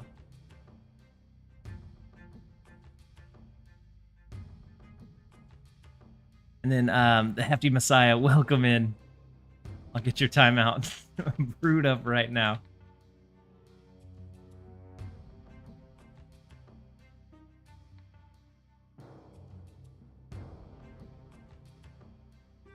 He said, hey, TLSG, I know you're not currently streaming the game, but do you have any plans to play in Pokemon tournaments? I do. I think it'd be super interesting or super fun to engage with and play in some of the tournaments for sure. We fill this location. We're gonna give it a shot. Oh, hold on. Let the raft cook. Hold up.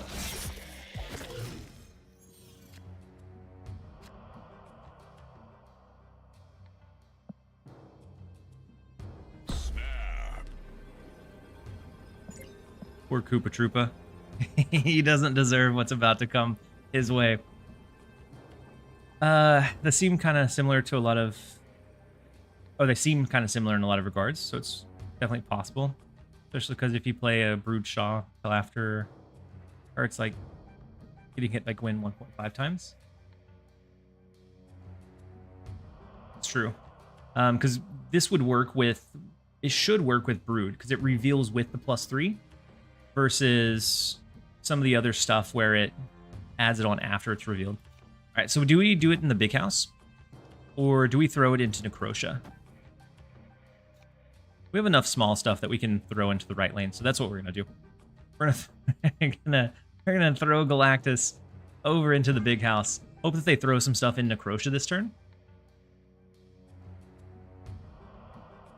8-power Galactus is wild. And I don't know that we do Shadow King. I think it maybe becomes like US Agent Red Guardian for our finisher.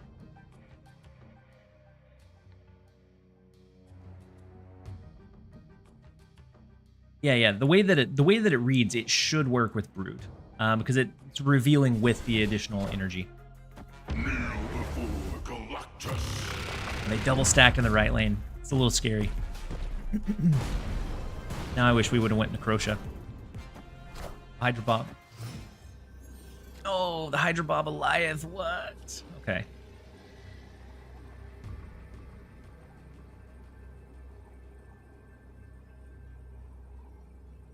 Shoot. We should have went mid. Opponents Not great.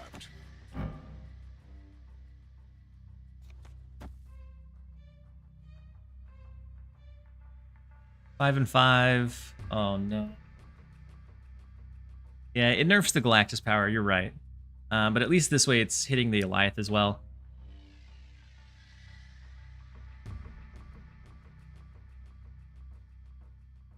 I think we lose this one.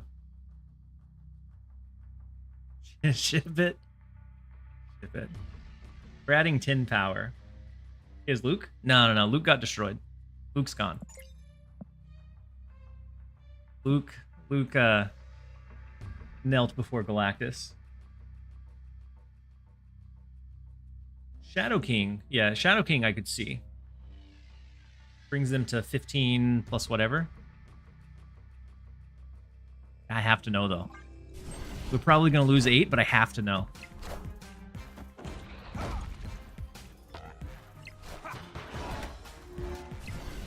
No, not by 1!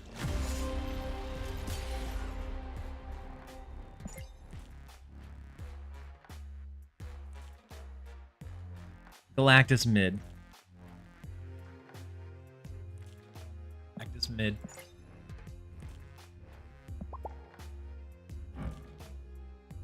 Man, I can't believe they shipped it into the big house on the Galactus turn. Feels crazy to me.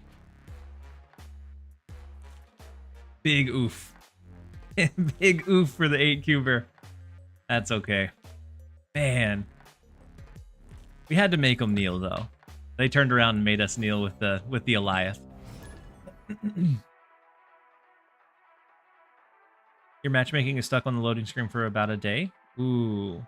Are you on mobile? And by 1, too. and by 1. Just add like, you know, if we ended up losing it by like 10, you go, whoa, okay, they definitely had us.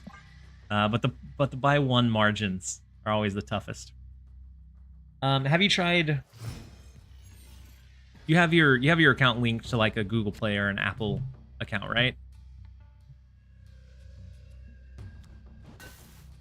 I know one of my steps is always like to uninstall and then reinstall, to see if maybe it's something like that got like corrupt in like the cache or anything similar.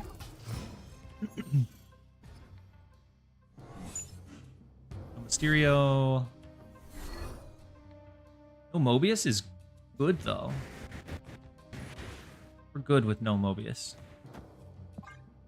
I would have liked to keep the Mysterio, but okay.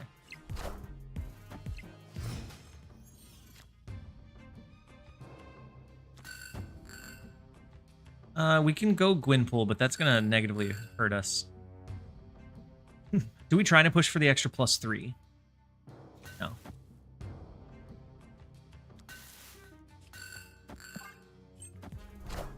And then Rye Guy, welcome in. Hopefully you're having a great one. So into the Sarah, which gets the debuff from the US agent. We're okay with seeing that one. Go ahead and go Sarah over to the right. And then we can flood pretty much everything else on the last turn.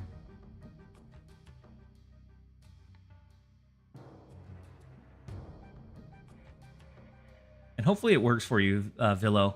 If not, you may check out the Marvel Snap Discord. You may be able to reach out to somebody there that might be able to look into it.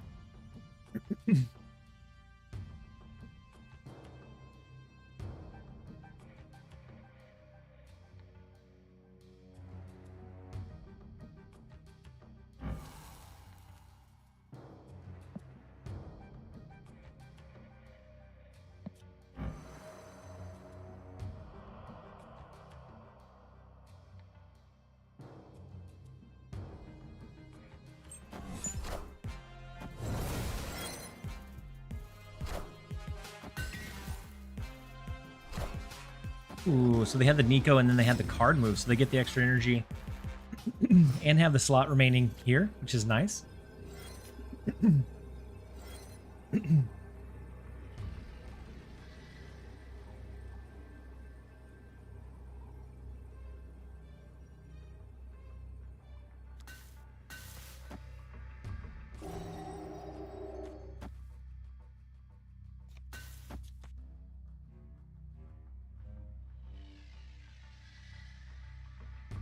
I guess they have 3 cards. With 3 cards, I think we're in a decent spot, even though they have the extra energy. So I'm going to heavy set into this right lane, into mid, and we're going to avoid the potential Shang-Chi in Nidavellir.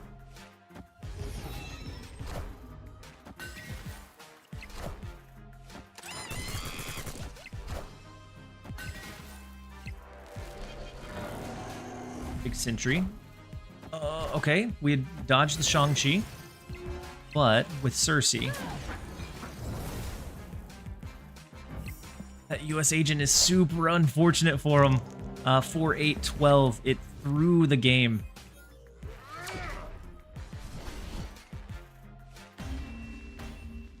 The super unfortunate US agent flip from the Zabu to US agent.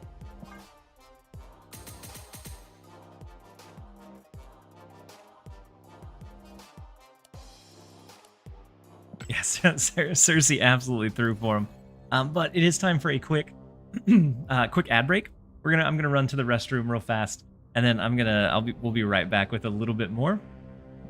We're gonna switch it up.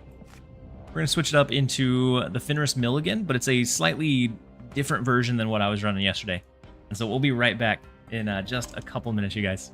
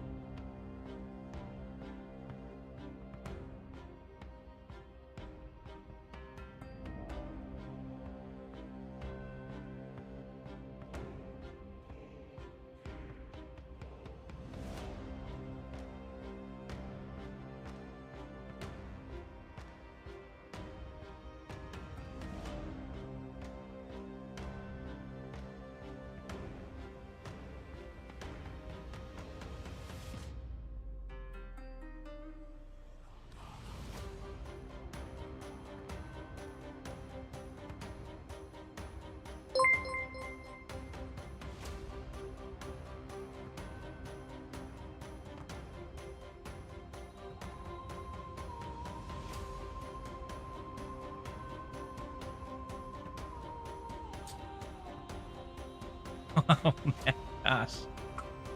Georgie went wild with the with the hydrate reminders.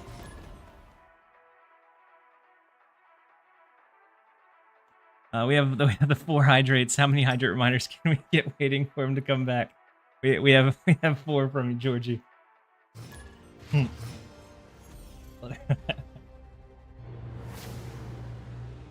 Throw it straight back into another ad break. The lazy fireman's here for you. Oh my gosh.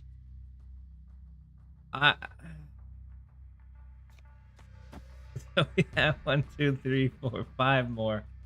6, 7. I thought I put a limit on this thing.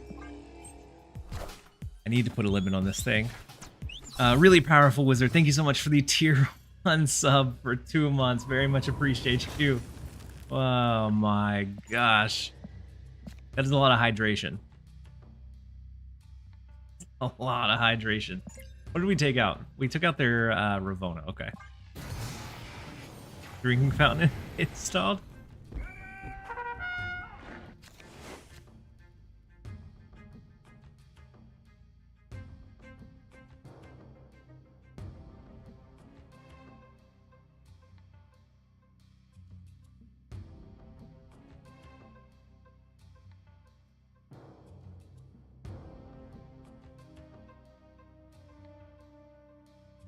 Oh, that was 16.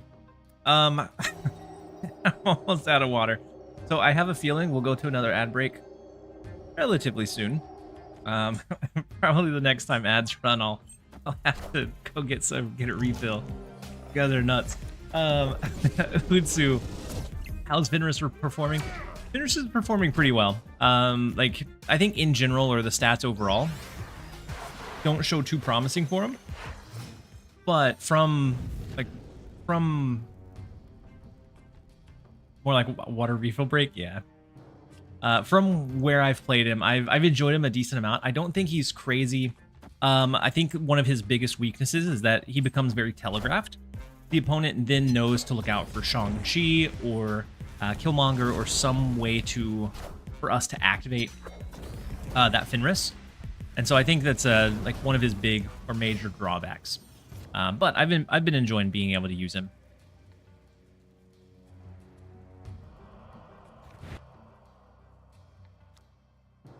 We can cable. Let's do cable. Red Guardian. Is Fenris better than Emperor Hulkling? Probably. I enjoy Emperor Hulkling just for like the chaoticness of it, and I got absolutely roasted for it.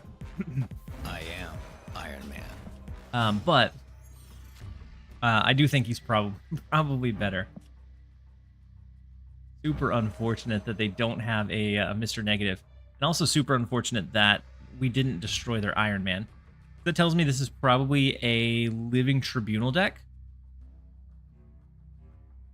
We might be in trouble going to turn 7.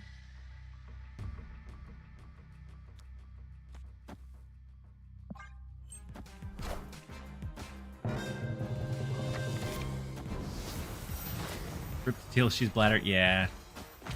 I got distracted, but I did it. You did. I am Iron Man. Did, mister.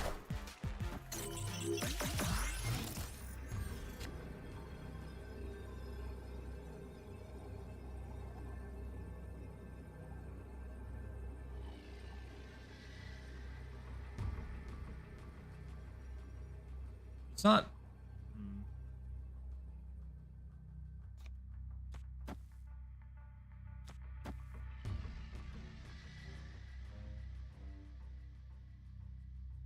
I don't know that we're able to bring this one back. This might be our play. This brings us up by 3, and so if they feel like they're needing to really invest heavily here, we might be able to steal it. Oh, we get the retreat.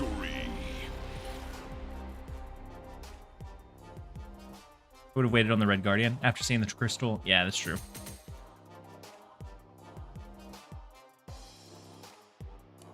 Yeah, we probably should have sniped the Iron Man. Very true. We could have gotten a snap out of it from our end, knowing that it would have been like a big momentum or power loss for him.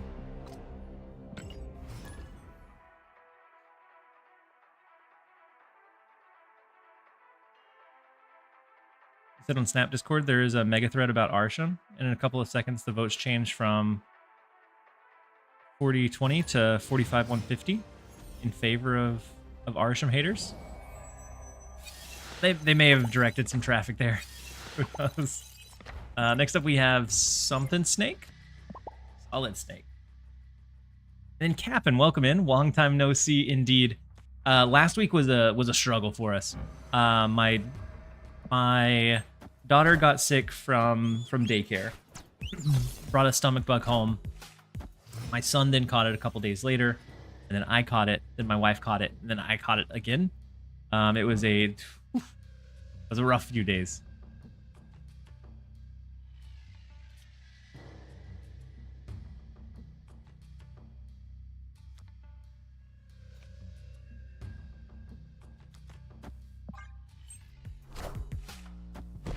I actually commented in the Arsham discussion. He's a huge problem in Conquest. Yeah, Conquest is really the only place where I ever feel like I have any kind of like issue with him. But it feels like it's because he is everywhere in Conquest, and I think that's because of the like lopsided information or deck information that you get about Arsham game after game.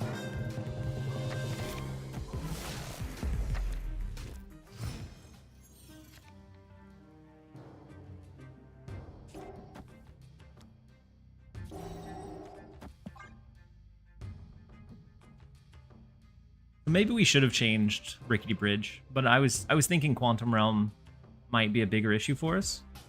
Maybe not.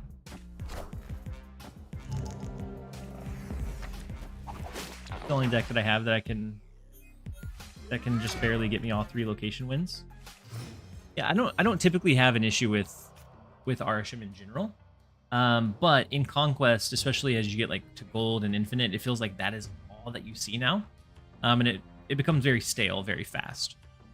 Not that it can't be beaten, it's just with that level of potential like RNG or randomness, it's really hard to guarantee if you're able to win or not.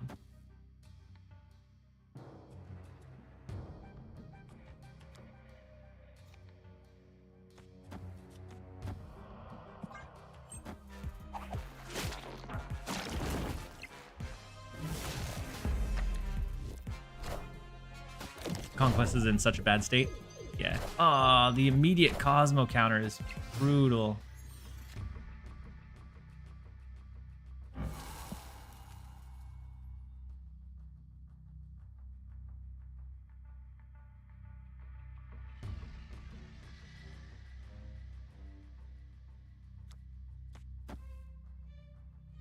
I feel like we probably lose this one.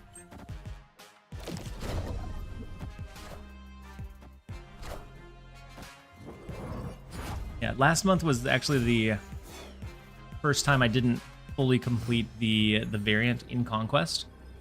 One, because they nerfed Storm kind of to the ground before I like made that grind.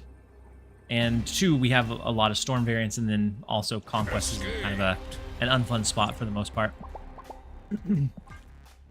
So it was the first time that I actively chose to not even worry about getting all of the rewards I needed to. Hey, we finished the Destroyed quest.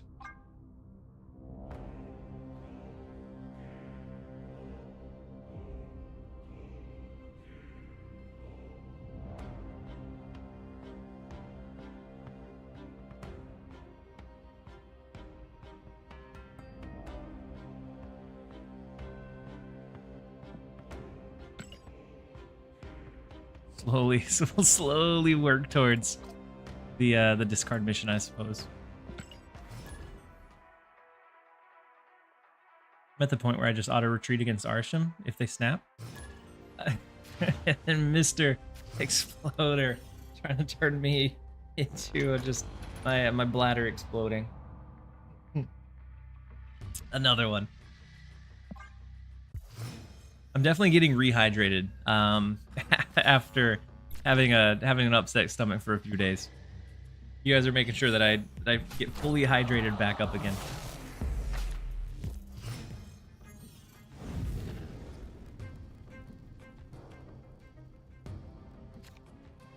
So I feel like we didn't run into hardly a single mill deck until we switched to mill, right?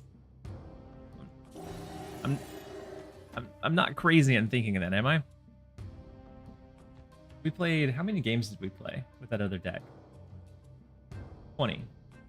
In 20 games, I feel like we saw maybe one mill, maybe.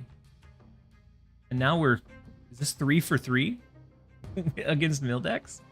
It's crazy. And then Hano Stan with the hydrate reminder. Almost out. Almost out. So we'll definitely have to re-up during the next ad break. So we're doing a wellness stream. We may be getting drops, but we're also getting hydrated, bettering ourselves.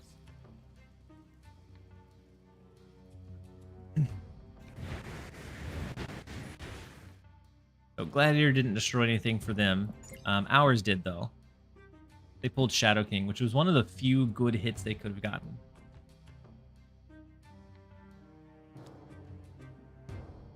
Four cards left in deck.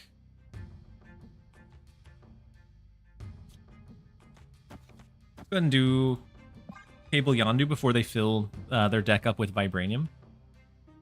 And then the Hefty Messiah coming in and add on top of it.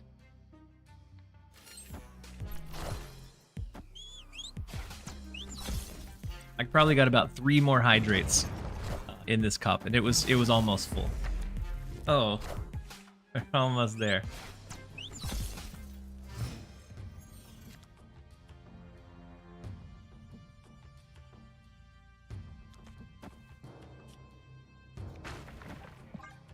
Go Black Bolt. Next turn we might do Red Guardian into the Fenris Wolf. 3, you say? I didn't say 3. Did you hear 3? Just trying to help you finish up. No players deserve each other. That feels like what they've done here. It's 20 games we saw max of 1. Now we're 3 for 3. That's all 3 I got for you, buddy.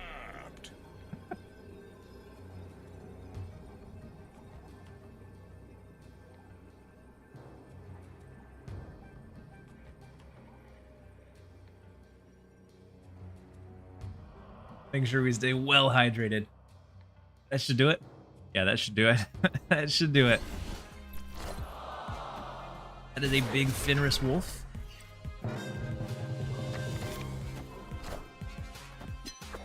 They pulled our Symbiote Spider-Man, so they can do an additional resummon as well. They did lose their Shang-Chi, though, which is promising. They don't have a way that I know of.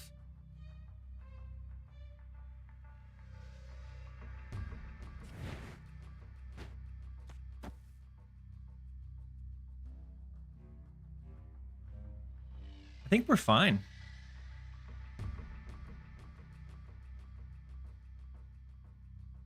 We go 4, 5, 6, 7 next turn. Shang-Chi being here. As long as they don't have a way to protect this Fenris, then we're good. ASMR empty cup. There may be a swig left for you, Fearless.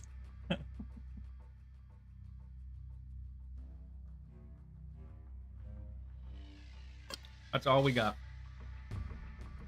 Not even a little rattle anymore.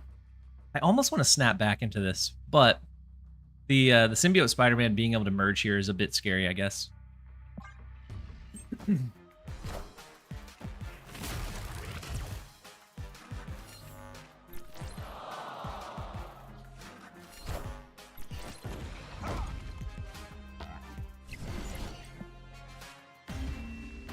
Well, they got us. They got us with the Legion.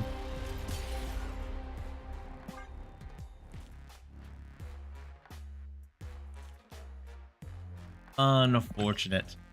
Then maybe add US Agent to the deck to pair with Gladiator. I had a US Agent in the, I think in the one I was running yesterday. But I figured I'd try this one. Try out the little tweak. I liked the idea of Symbiote Spider-Man. To either re-trigger a mill card or re-trigger Black Bolt and not like in a negative way, like clearing them off the board like Misery. But so far we haven't found it.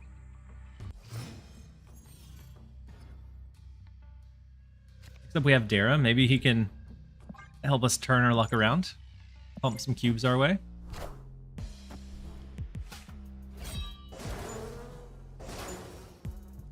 Run Fenris discard maybe?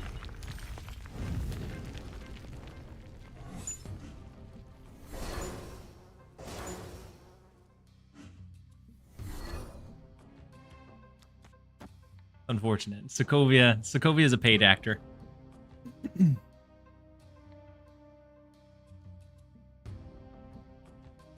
I wish all the activate cards were better. Yeah, a lot of them are just kind of okay. Like you have to, they're very transparent because of their activate nature.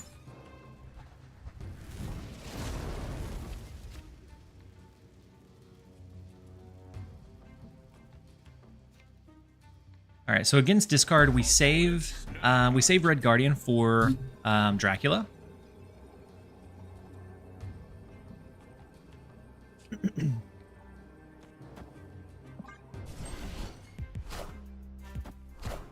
Well, there's the Dracula.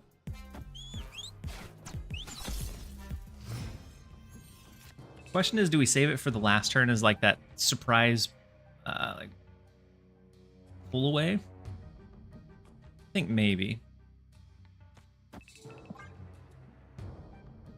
Poor Scarlet Spider languishing in my collection. Yeah. Official saucepan with the snap redemption. Don't take our Fenris. Take our magic. There we go.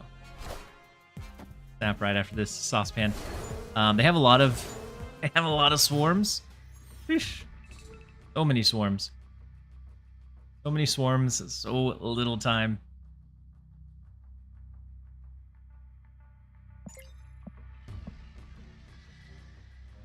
Only card that's officially been destroyed is Scorn. And discard wise, it's just all swarms. We have big swarms to go up against.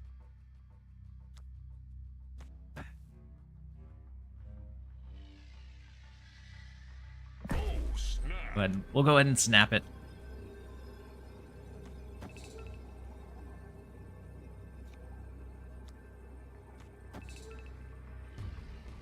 Let's go this. We're gonna see what we pull from their deck. Hope for the best. Wait, did You won't need this anymore. Proxima more swarms? Okay. I Big Apocalypse. born.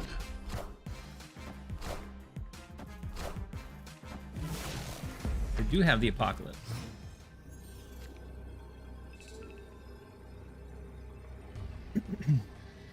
Stature's a huge pull here. Oh wait, no, not the Shang-Chi. Red Guardian. Then we also need this.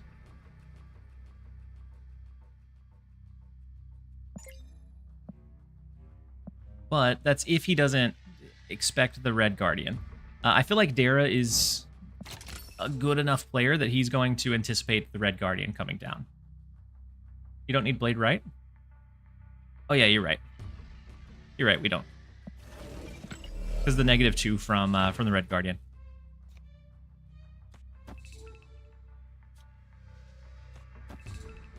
I feel like Dara is a heads-up enough player that he probably plays out his Apocalypse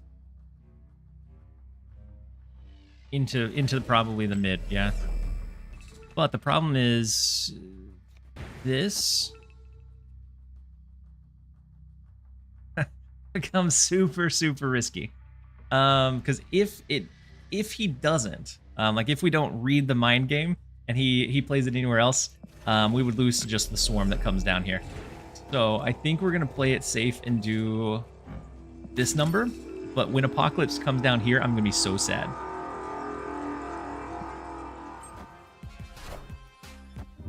No, the Morbius, the Shang-Chi was the play.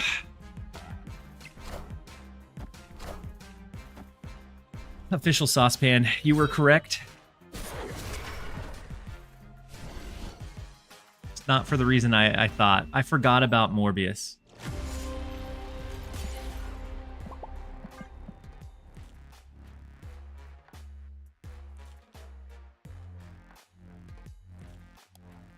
And then Blazin. So they, from what I've heard, it's a bug for the 75 wins, but I don't think it's going to change because they're on vacation. The only like silver lining is that Deadpool's Diner starts tomorrow. And so each of those wins should count as winning a game with a snap.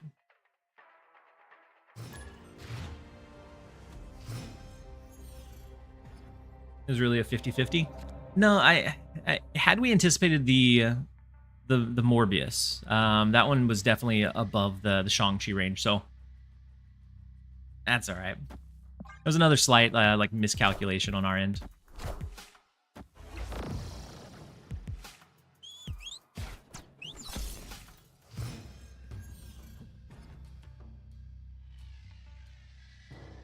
Card did we take out on theirs? Able. Able's fine.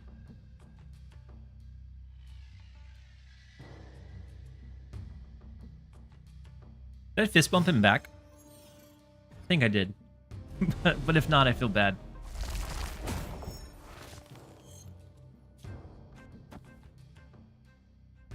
Alright, so let's go ahead and throw Baron Zemo right, see if we can pressure to get the extra energy here. They probably have Wiccan, I would imagine. Wiccan to get the extra energy.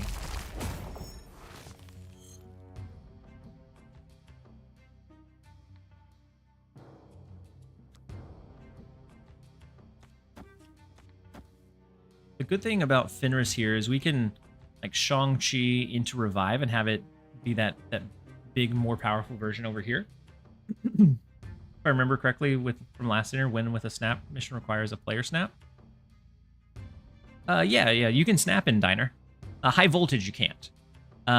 You couldn't complete the win an 8 cube match in Diner, but you could win the just like win with a snap. Or finish the win with a snap missions. And then Welrus, thank you so much for resubbing with your Prime for the 2nd month. Very much appreciate having you here. Hopefully you're having a great one. Big Malekith coming in Shuri's lab.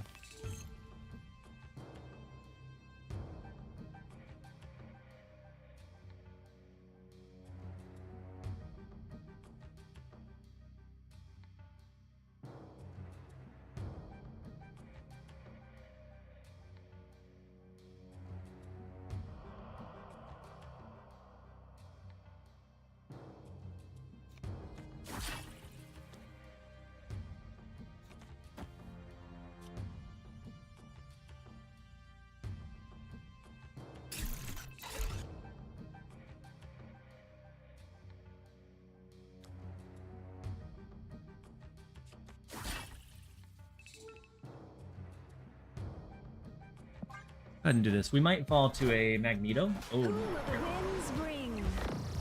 Arrow's super rough for Fenris.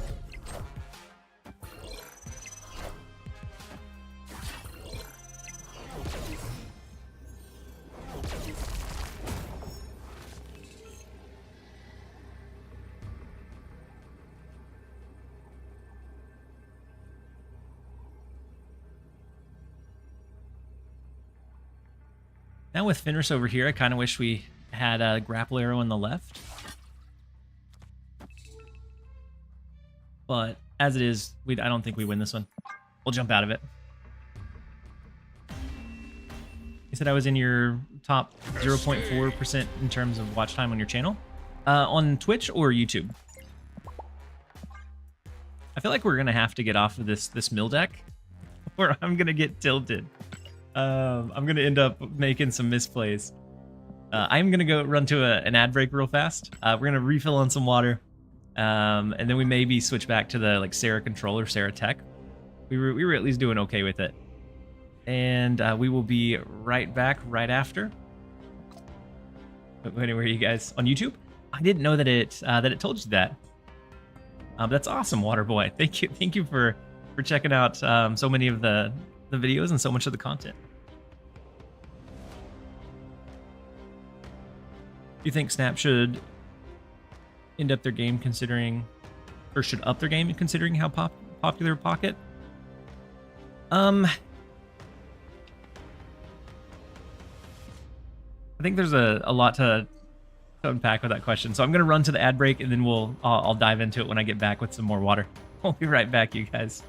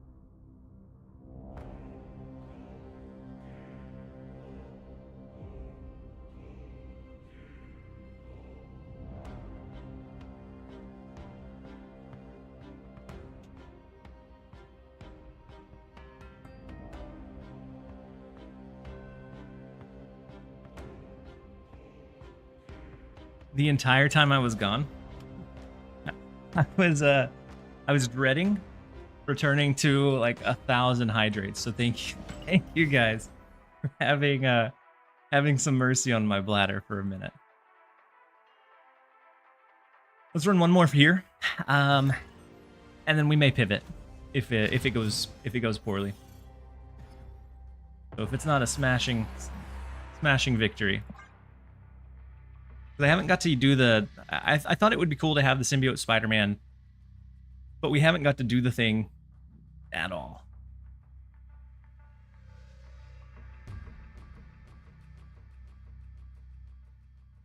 And then Titanomachia, welcome in. Hopefully you're having a great one. So as far as upping the game for Pocket, I think they're very similar but very different games at the same time. And so I think there needs to be an easier way to engage with it as a newer player.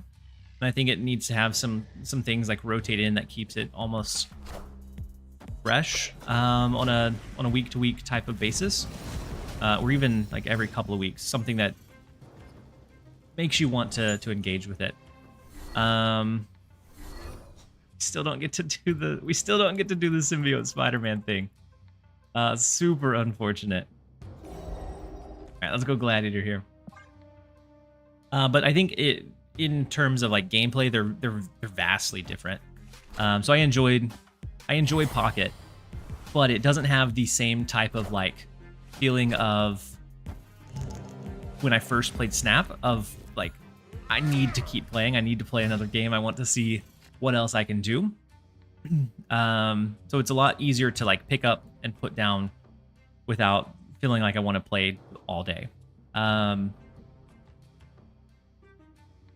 Versus Snap, when it came out, it was like I would wake up and want to play a couple of games before I started doing anything, and then I would have a couple of moments and I would realize that I was playing games at that point. And so the gameplay itself is a little bit different. So I don't know that they compare directly.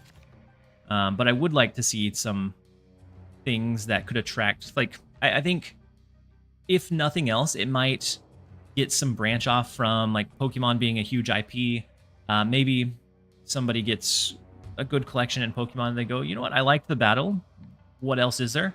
Maybe it brings some people over Snap, but I think to be able to retain those people, it has to have something where those new people can kind of get up to speed or can acquire the cards in a less feel bad manner or way.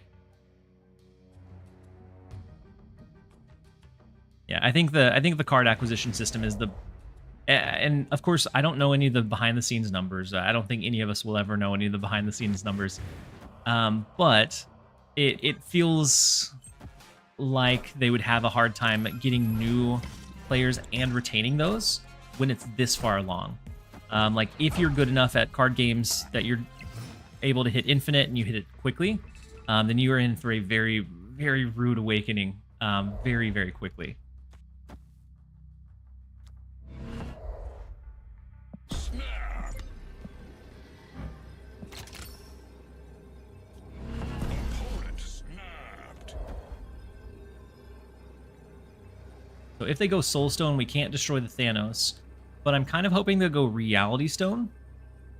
We can destroy Thanos, they end the game. Oh no, big man thing, okay.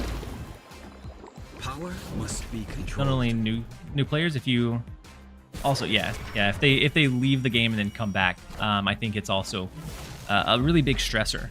Like even for me, I skipped most of the missions last week, and it felt like because I didn't play for a few days, I was gonna be very, very far behind, and I did end up having to spend $30 on bundles this week to finish like getting the keys to unlock Fenris. So I think to a degree, it did put me a little bit behind. Leave this one? I think we got it. I think we got him.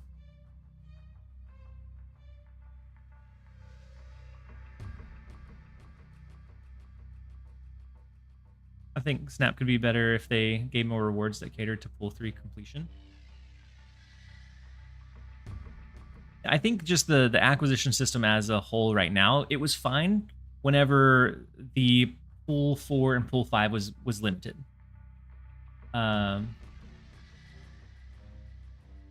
But as that has grown, Victory. and as we didn't have series drops that kind of coincided with the number of cards releasing or being injected into those pools have grown dramatically. And then at the same time, the collection level to get Series 3 complete has also grown pretty substantially. I think when the game first came out, it was like, I want to say it was around 3,000 was the average to get all pool 3 cards. And now it's, I want to say double that. And so it takes substantially longer to get through Series 3. And so, like, I can't imagine having, like, looking for, like, Wong or looking for one of those key Series 3 cards and not finding it until collection level 6,000.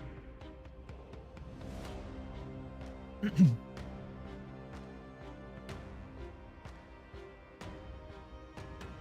then I also buy the season pass every month for $10.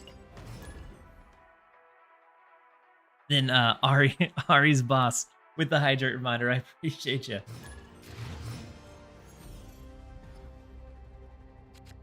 I don't remember who it was the other day, saying they didn't stop playing Snap because they felt they could never get back into it if they stopped for a few months. Yep, and that's a very common feeling or consensus, is like feeling like if you stop, you're either going to have to spend a lot of money, or you're going to be perpetually behind. And it's not necessarily wrong. I stopped for 6 months, and you can still compete. I think that's also something that's kind of maybe not talked about as much. Like, you can compete with the incomplete collections. It's just not as fun, because if Surtur comes out, or if Fenris comes out and it's like a broken card, not having the means to be able to get those and engage with those whenever everyone else is like running it can be super discouraging and super like frustrating. So I think in general, like, you can still hold up with like a destroy deck that you've had since collection level 2000, but it's not going to be different. It's not going to be enjoyable. And since the main thing that changes with the game is we have new cards come out, if you're not getting those new cards at a decent rate, then it gets very stale. And then JD Fearless with the Snap Redemption. And then Fiddly5 with the Prime resub. Thank you so much for 3 months. Welcome in. Is this Griffin the community manager? Wait, who? Me? Or where? Oh, that's no. But Freak Mojo, you said I feel the same. I know if I ever stopped playing Snap, I would never get back. Yeah, I stopped for 6 months, and I was able to compete to a degree once I learned like the new cards and the new combos and things like that. But to get all of the new shiny toys and things that I missed was pretty costly.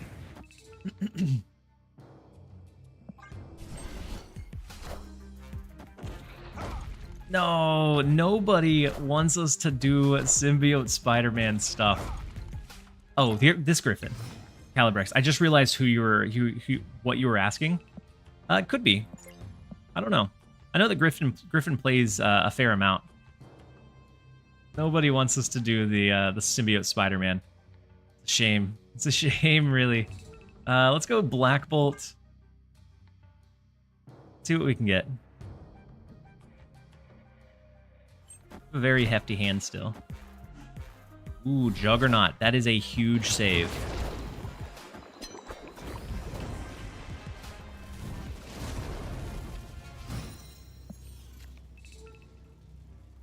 Three cards left now. Go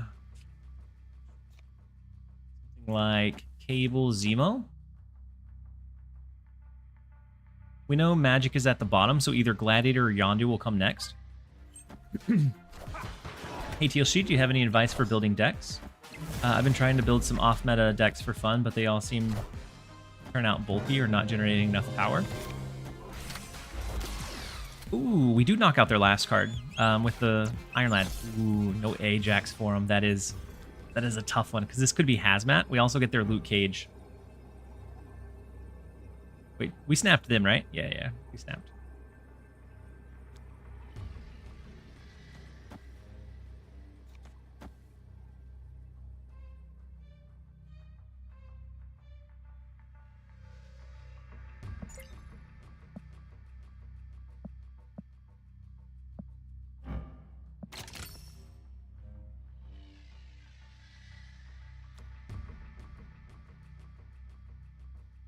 I think we like Shang-Chi left or something. Finish your message, or not generating enough power, or not pulling cards I need. Hard to compete against common decks with all the cards having great synergies together. A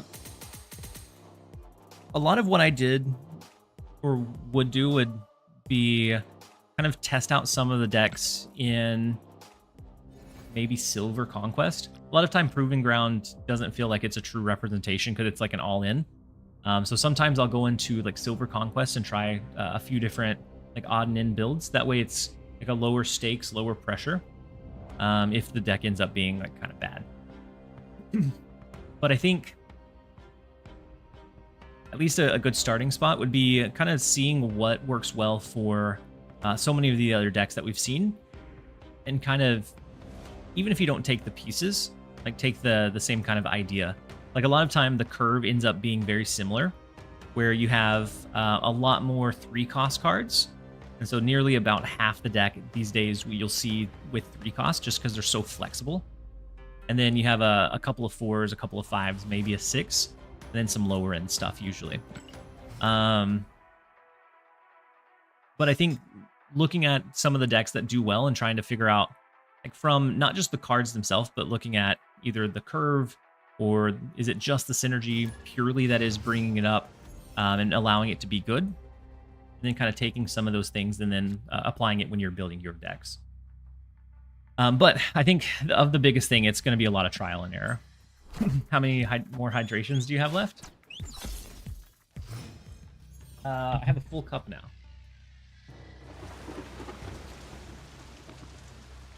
I thought I was the only one using Silver Conquest as a playground. No, that's... I feel like Silver Conquest is a better representation for me than Proving Grounds, but it's a lot easier to get a lot of tickets for versus like gold.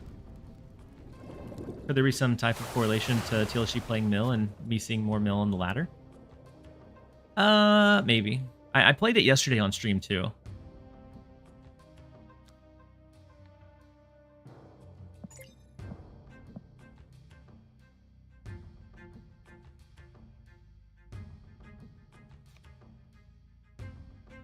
We have Red Guardian to take out the potential Dracula. We can magic the Eternal Arc, so we don't have to worry about these locations. Ooh, it's gonna happen, you guys. We're finally gonna get the symbiote Spider-Man play. I hope.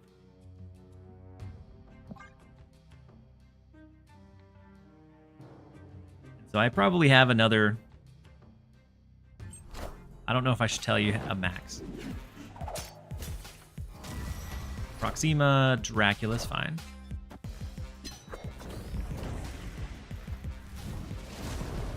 If I tell you a max, you might claim, like, I don't know, 30 hydrations. Then my stomach might explode.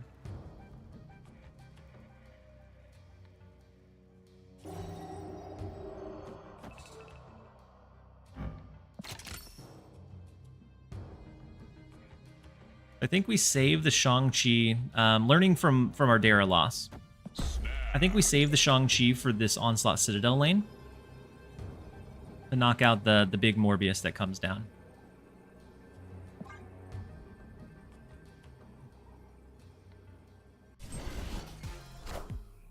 You won't need this anymore. So they have both Apocalypse and Swarm in hand. We're going to give them a good surge here. Oh, maybe not. Fenris. Next one, knockout.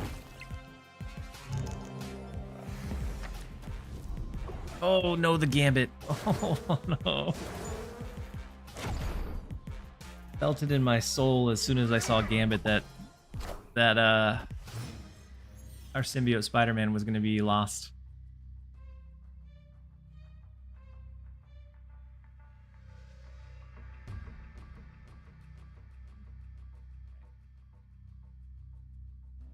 I don't know that. Do we win now? Can revive. Right now it's either Gambit or Fenris, or Blade or Swarm or Swarm.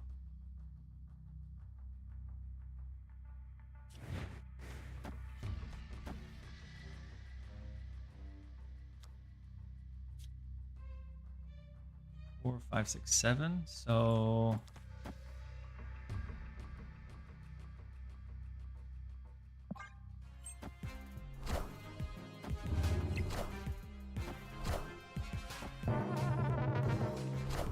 Apocalypse and 2 Swarms is what they have.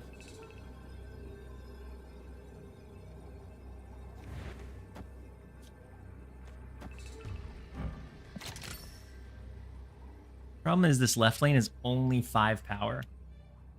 So they throw a singular Swarm there, and we still lose, even if we take out the Morbius.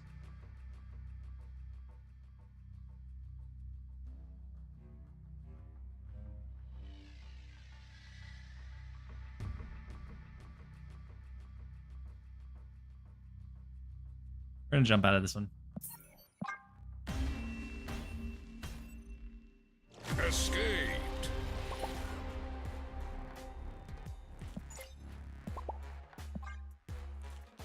Game really hates that symbiote. I'm starting to think so, yeah. I always wanted Athena so I can slot her in bounce deck. I got her only to find out it doesn't work too well on bounce. Yeah, because a lot of times on bounce, you're either running like just the bounce card, so one card that turn, or the turn after you bounce with Beast, you're running a lot more than two. So she has some kind of like counter synergy with it, unfortunately, yeah.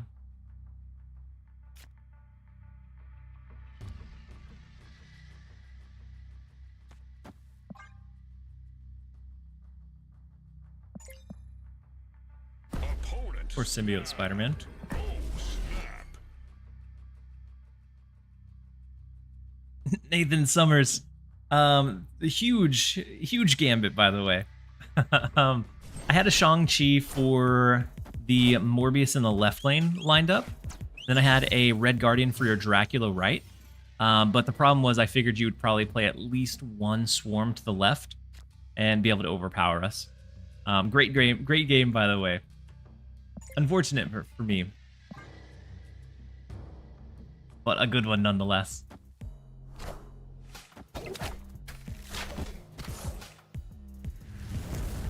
Oh wait, we're not running our deck that runs Killmonger.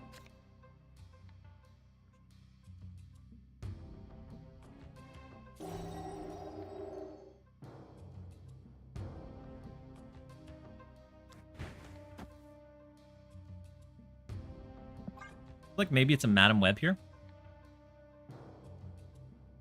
Or maybe it's a Ghost Spider.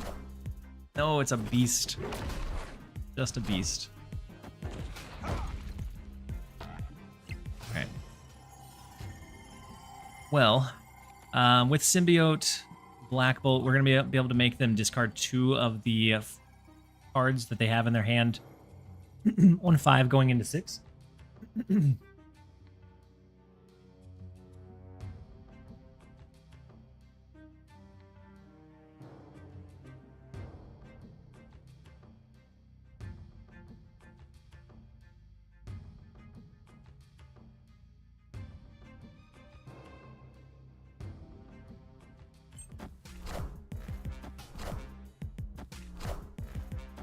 Human Torch with the Frigga, unfortunately.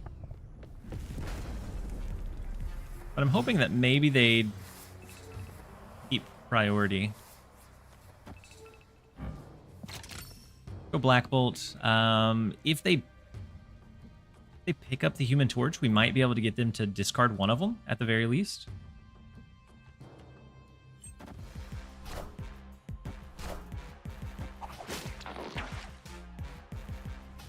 Big Ghost Spider. Ooh, into big Madam Web.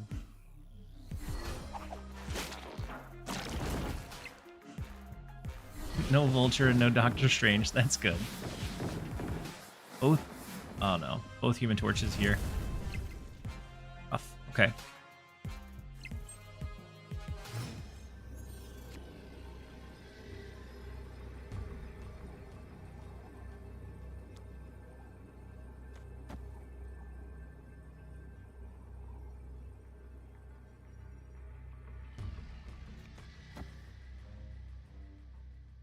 They could have top decked a Heimdall.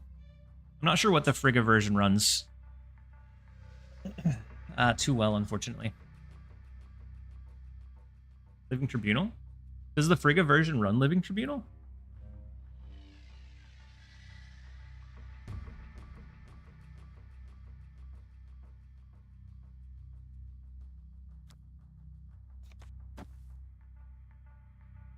I guess they could always move and then fill in with something more than the 3.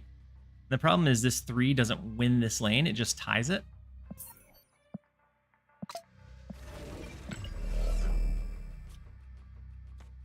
We would have to burn like both of them, which feels really, really bad.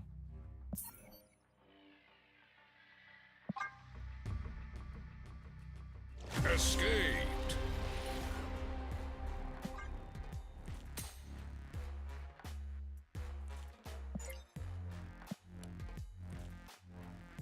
Strong left and shadow mid. Yeah, but then if they top deck like Heimdall, Eliath, that would handle what we currently have. But I don't know if it would handle whatever they drew. I was curious what they top decked. They retreated, so had we locked in, we would have gotten the 4 off of it.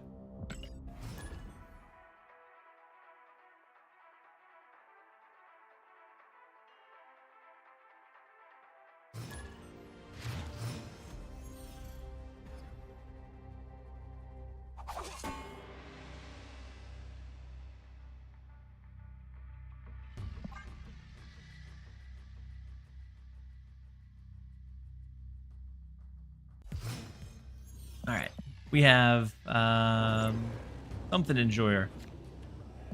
Rank number 50. Can't retreat after 5.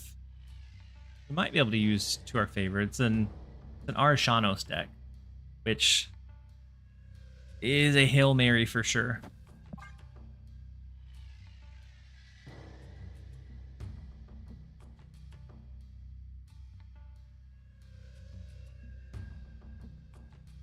Then I am Viking. Hope you're doing well. How's the snapping going today?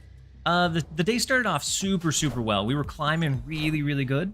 And then I switched over to mill, and we have been taking an absolute beating ever since.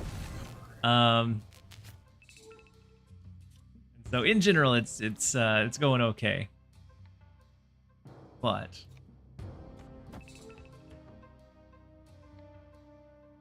it's been a little bit of up and down. Deck 33 has been working wonders for me. Such a fun but inconsistent deck. Water Boys. Is that the wrong? Is that the one that runs or has Null in it?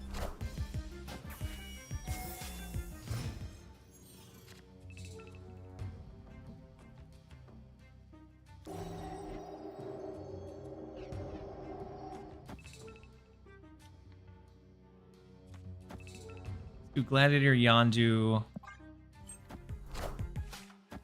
late to the party again. Mono. Oh, I'm glad we Gladiator left and not mid. They could still have a Reality Stone that changes Limbo. No longer could they have a Reality Stone to change Limbo.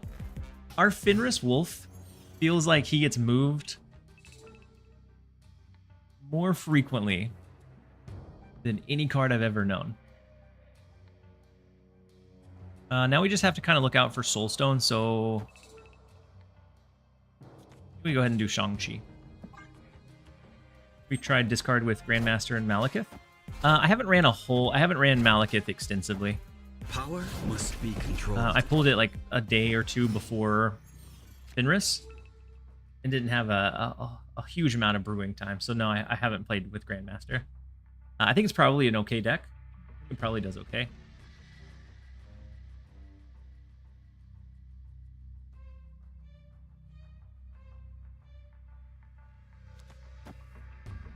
Let's throw the Symbiote Spider-Man mid.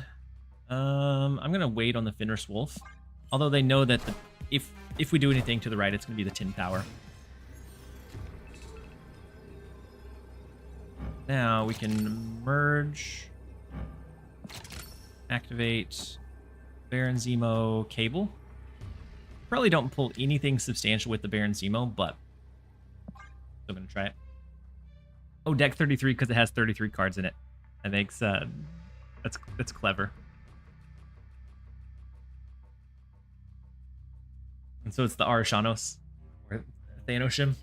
Yeah, I got you now. And then Mono, you said how you been feeling? How you haven't seen you online a lot at all lately. So last week my daughter caught a stomach bug at school. Brought it home. My son caught it next, and then I caught it, and then my wife caught it. So last week was rough, but in general we're feeling pretty decent.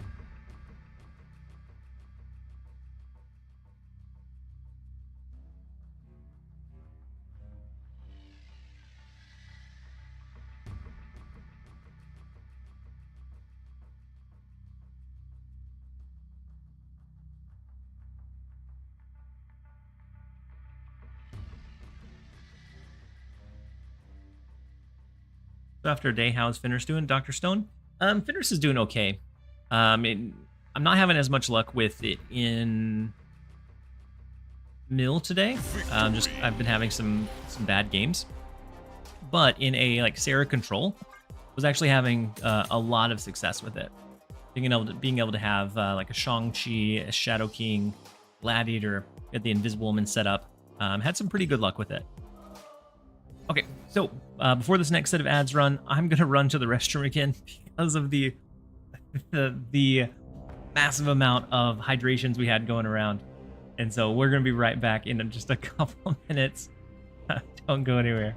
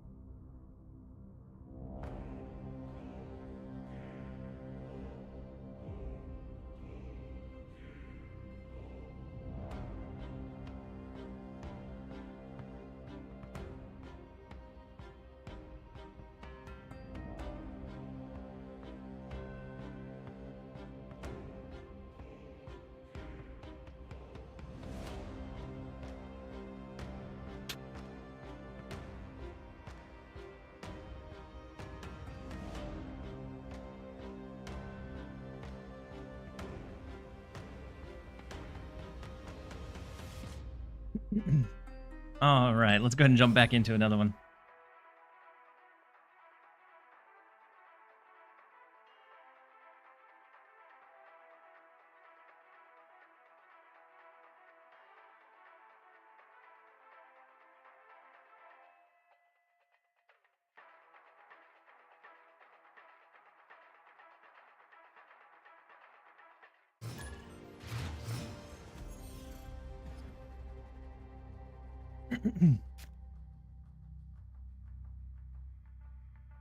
Your son's sick at the moment. Yeah, when I caught it, it was awful. And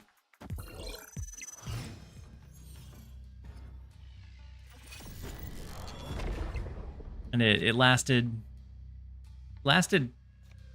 2 full days, which were just, I couldn't even stomach the thought of like eating anything. It was that bad. It's a Agatha deck, right? Or an Agatha deck? I think we have a lot of advantage here. Like Gladiator, Symbiote, Spider-Man, potentially.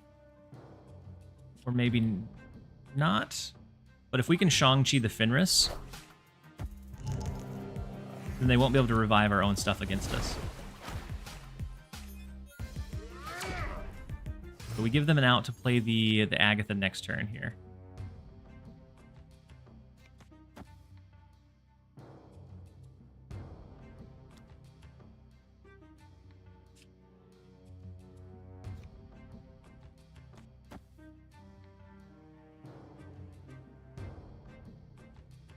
I don't really want the Symbiote Spider-Man doubled in the left, but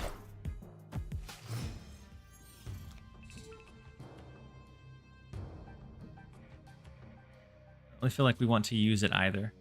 Like don't want to merge with anything that's already out here.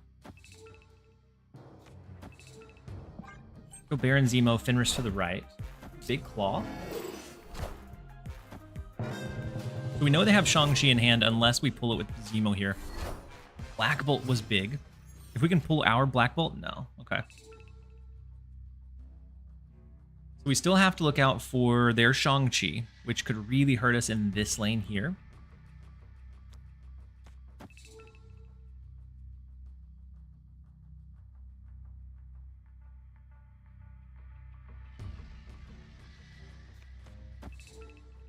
Unless we lessen that likelihood with a Shadow King of our own to the right. That brings Gladiator below Shang-Chi range.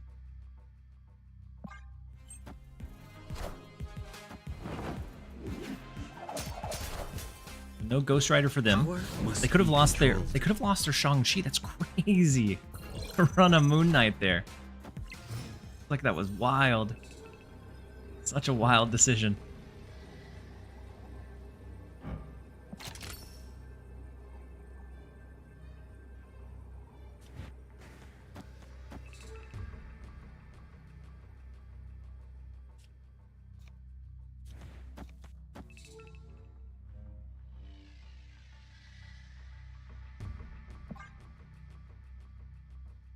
We probably should have snapped that one. We knew exactly what they were playing very, very early on. Snapping into it, I think, continues to like apply that pressure on them.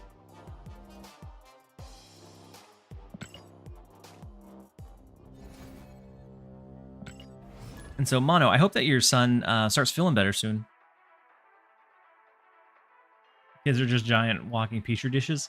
Especially when you first introduce them to like schools or daycares, it's all of a sudden all of the things that they've never been exposed to, and so then it felt like when we first brought my daughter to daycare, it felt like she was sick for like the first year. It was bad. She's doing much better now, and she doesn't get sick often. But this one caught her, and it was rough. Go Fenris. Depending on what we draw, we might try to double up on Gladiator, so Gladiator, Symbiote, Spider-Man. Never mind, we can't. Symbiote Spider-Man is not going to be fantastic in any of these lanes.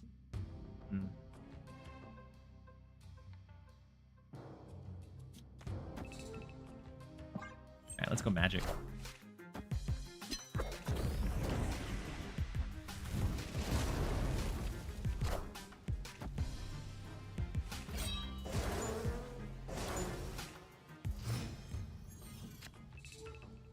Swarm.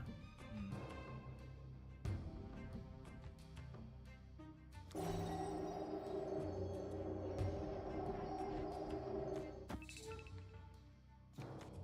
can always do Gladiator Yondu.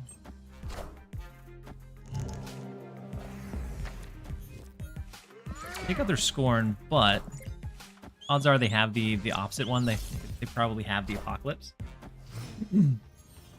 We can't even do the Red Guardian for the Dracula because of the ninjas, so very well placed here by them, unfortunately. Now we are at the mercy of the Dracula and of the Apocalypse.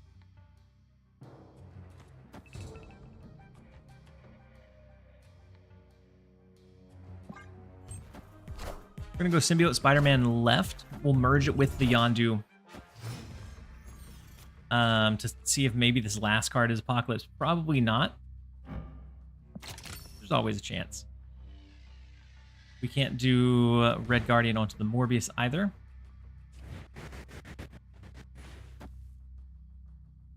But Red Guardian next turn, depending on what they discard, we could try to do a Shang-Chi. We have a Shadow King over here. Potentially as well.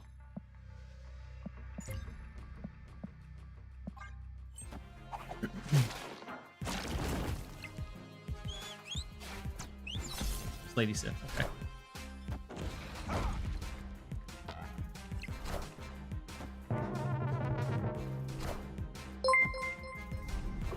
Simply Uber, thank you so much for resubbing for 3 months at Tier 1. Very much appreciate the support and appreciate having you here. Hopefully you're having a great one.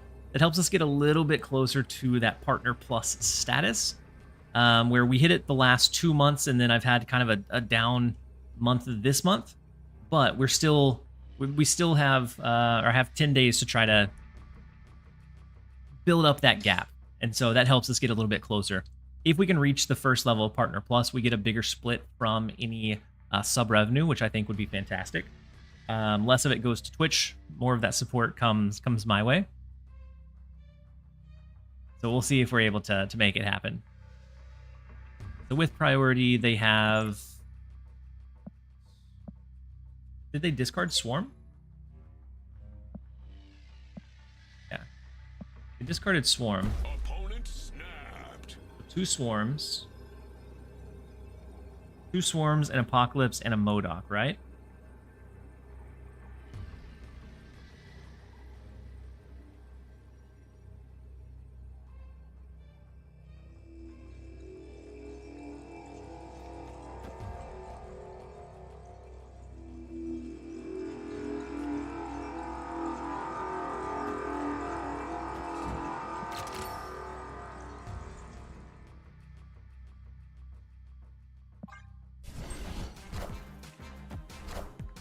Then Matt with the hydrate reminder. I appreciate you. I was kind of hoping they were... You won't need this anymore. Yeah, they'll be able to get us with this one. I was hoping that they would maybe try to ramp up the...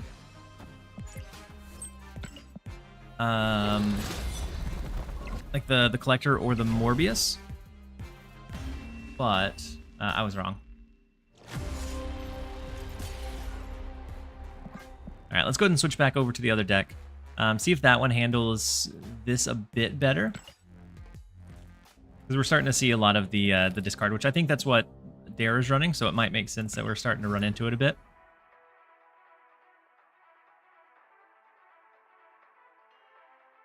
But we're going to try and run the Sarah Tech that we were running earlier. It was doing really well for us. And I thought, you know what? If it's going this well, let's try out our new mill. Oof. That was a mistake. We did 6 games, or 12, not 6 games. We did 12 games, but we only won 5.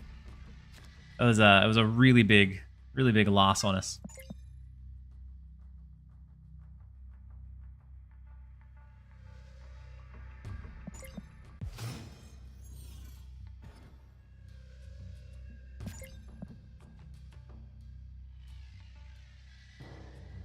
So we have the Just Arisham deck, right?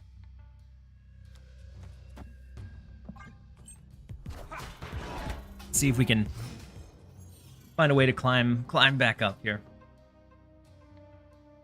Urko is decent, especially if we can find our way into like a Gladiator, could be really good. But otherwise, I think we just skip here. Wow, big Namor. Namor is huge for him here.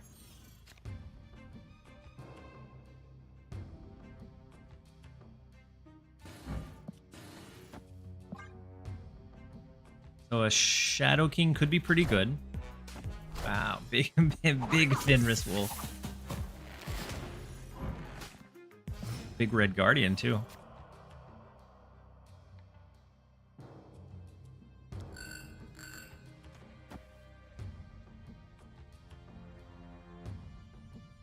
Alright, we'll do the Sarah and then we can kind of determine what the best way to handle the last turn is going to be.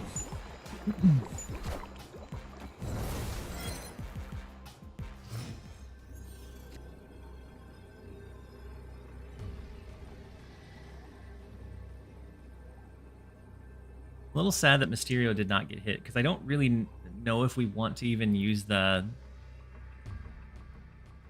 the Red Guardian here.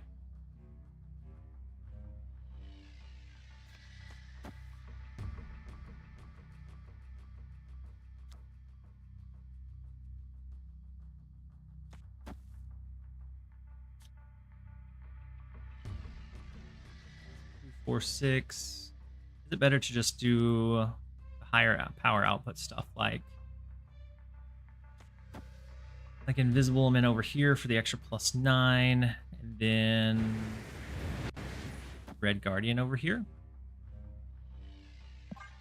we're gonna try. Oh no, they went super stacked into the right. So,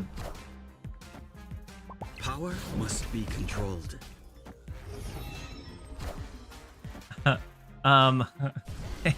they messed up. They messed up so badly. Victory. They misordered the Shadow King. I should have played it before the Gamora. Hey, welcome. It took you long enough. So unfortunate. And both of those were the 2 cards from this that were actually in their deck. Oh, glad that they threw. Otherwise, we would have lost that lane. And then Mordecai won. Thank you so much for the Prime sub and support. Very much appreciate having you here. Hopefully you're having a great one. Captain, he said that Fenris doesn't need to resurrect anybody. He was plenty big on his own.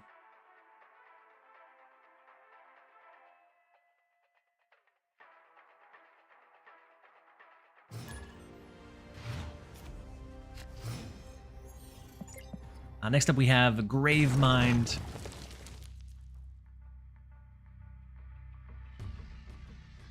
Collapse Mine. Let's go ahead and skip. We can set up the Invisible Woman. We have Sarah for the cost reduction.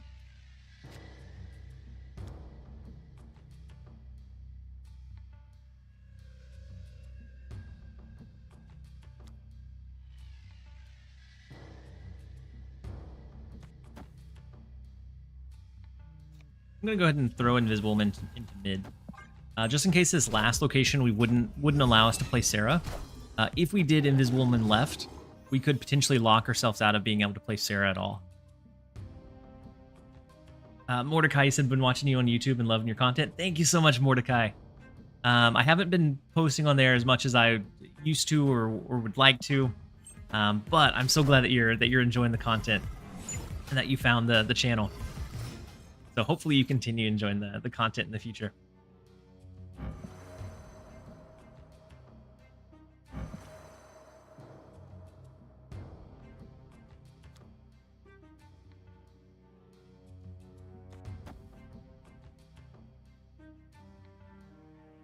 I don't want to hide a Killmonger.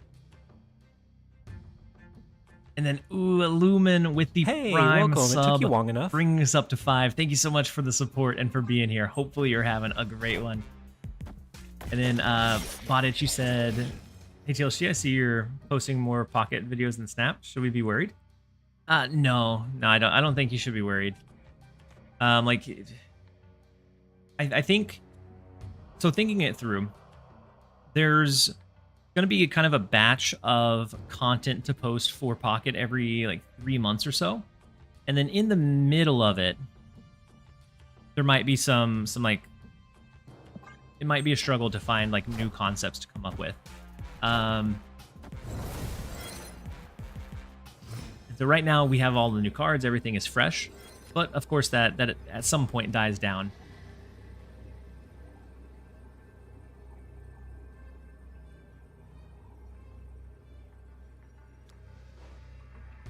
With their loot cage,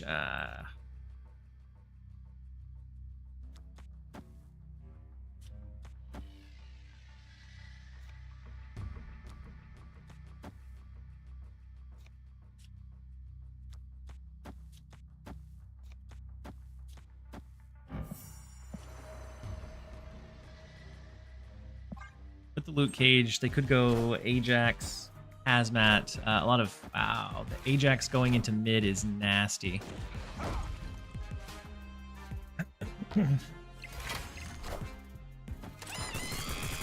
So with Malekith, if that pulled a Hazmat, we're toast. There's nothing we can do. Yeah. Big. Feel like in your job so far? So there's been some stressors on it, but overall I enjoy it.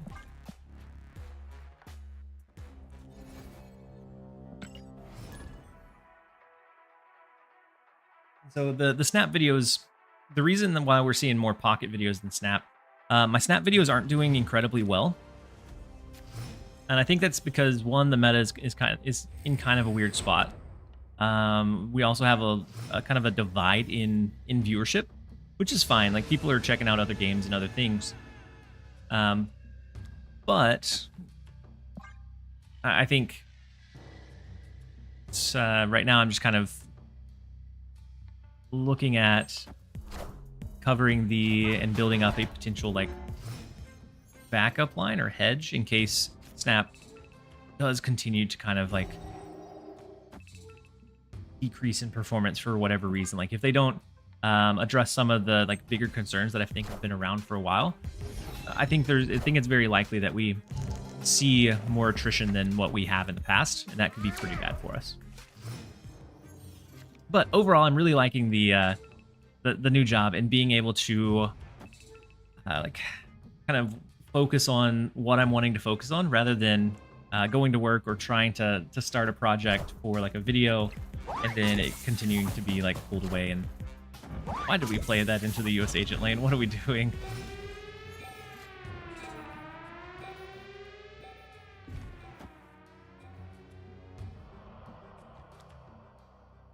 Never lucky with the Gwyn pull, unfortunately.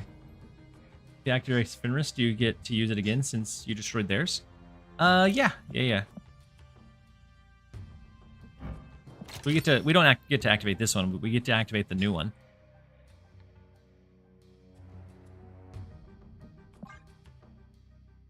Pokemon Pocket seems to be gaining viewership. Yeah, but I think there's like, I don't know. I think there's potentially some areas where it might not retain it or hold it. We can't touch that left lane, fortunately. Nothing that we can take out will go over there. Can't really get a big hit monkey going. Nah.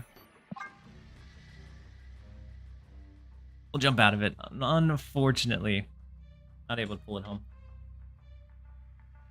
The Pokemon Pocket is new. I enjoy Pokemon Pocket a lot. I don't feel like the gameplay is necessarily as interesting to watch from what we have right now from that like initial set. But if we think back to it, when Snap released, yeah, at least like the power level of the cards was much more tame. Like you could know if you were going to win or lose based on how well you could kind of position a Chavez. And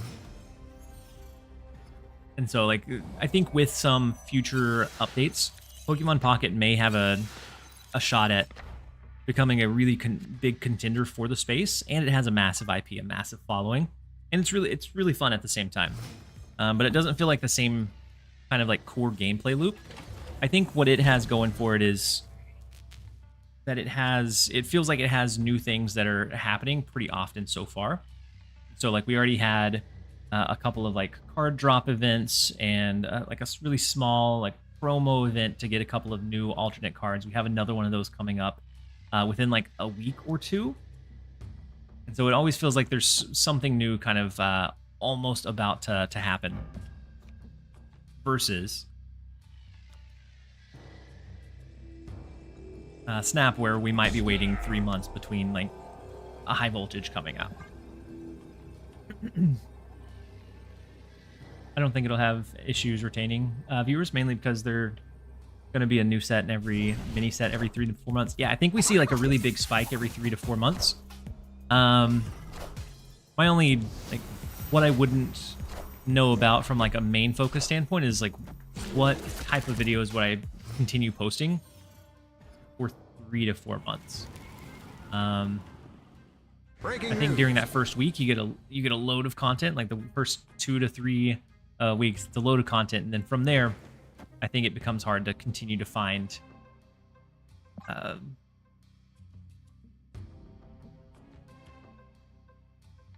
a new deck build.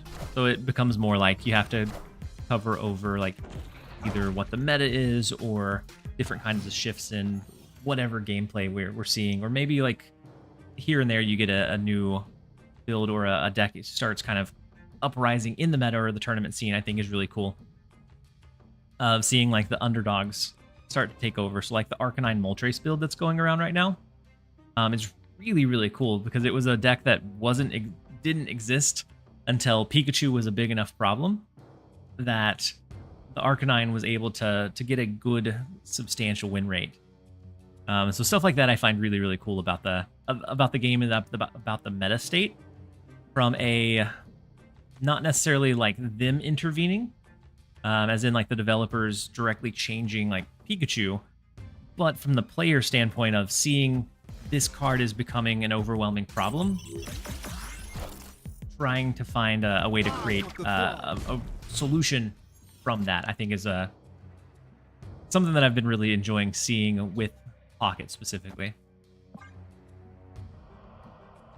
But right now, at the end of the day, we still have Mewtwo that's winning like all the tournaments, and we have Pikachu that's coming just absolutely blasting through just about everything else and every other aggro version. So those are definitely the two dominant ones, and everything else is just trying to really hold those two at bay.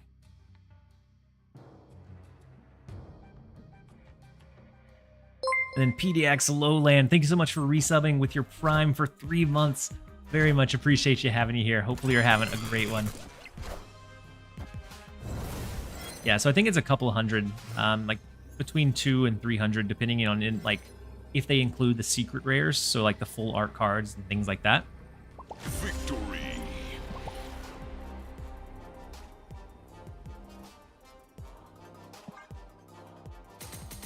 Then I think it'd be close to 300 for every like 3 to 4 months.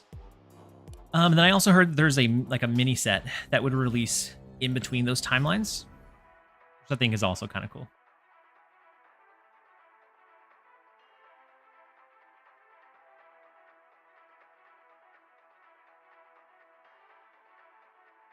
So right now, like as a new player, of course, it's easy to kind of like get in, get fully caught up and be at in-game, but I'd be curious to see what the game feels like 2 or 3 expansions down the line, and if like maybe they go with a like rotation schedule, kind of like Hearthstone, or if it's like all cards are fair game. Because if it's all cards are fair game, you eventually run into the problem where your card collection pool or like packs that you can choose from is going to be too big and too overwhelming for anybody new coming in. So I'm curious to see how they kind of handle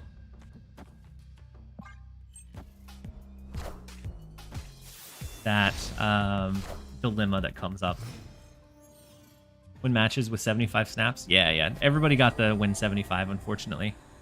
They've said it was a bug. Super unfortunate, but they said it was a bug. It's been a bug for 2 weeks now.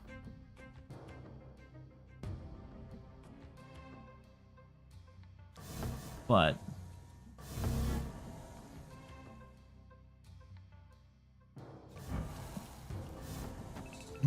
so a couple of weeks it's been prevalent because the first couple of season pass missions had some kind of outlandish, large, lofty goals.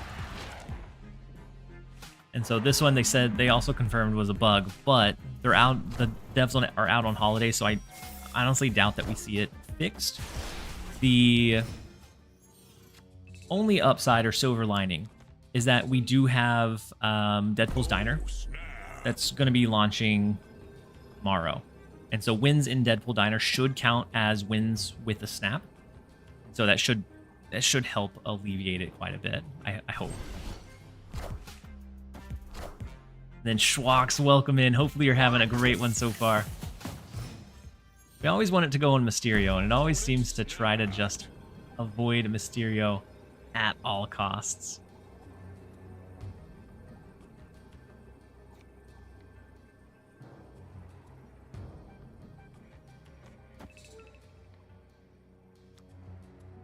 All right, let's go Sarah to the right, because I think that's the lane we might need some help in. Ooh, big Misery. You hate to see it, but good on them. That is a huge card draw. And that should be all 6 stones, or they have the capacity to play all 6 stones, which is big for them too. This brings them down to 9, 10, 11, 12. Then we win with just the Killmonger Mysterio. We can throw fake Mysterio, fake Mysterio. Don't really care to 5 any of what they have over here. I think I would rather do the US agent instead of the Fenris. And I think we're okay, but we might fall to Eliath or some other craziness. Question why is Wolf in the deck? We have Gladiator and we have Shang-Chi that can help us proc it. The big death, which I guess seeing the misery, we should have expected the death. I want the throne. We actually win mid with a 2-power Mysterio. We're going to win right with the fake Mysterio. And then we win left with the US agent hit monkey shenanigans as well. Whew. We needed a big win. We took a pretty big beating with Mill a little bit earlier. So we needed a big win for sure. And so I don't know if I fully answered your question, Schwax. The Killmonger sometimes will give us just a small bit of value. Gladiator sometimes is going to give that small bit of value, and the big value or payoff with the potential Shang-Chi can be a pretty big threat for him as well.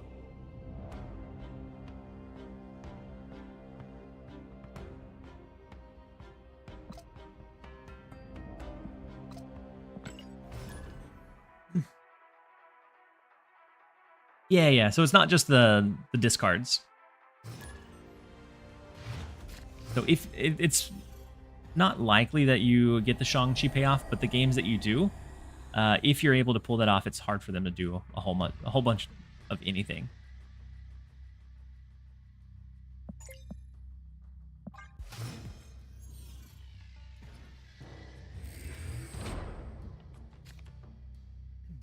And then PDX Lowland, I don't remember if I called out your sub or not, but very much appreciate you resubbing with your Prime for the 3rd month. Appreciate having you here. Hopefully you're having a great one. Let's go Invisible Woman into the vault.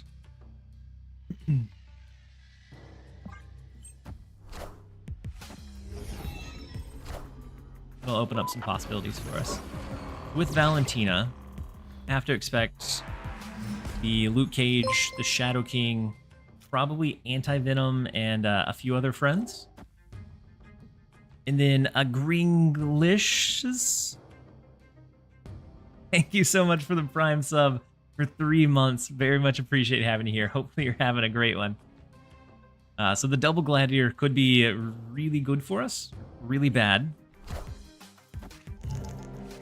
We pull Valentina Wave. What are they cooking? They running a Galactus deck?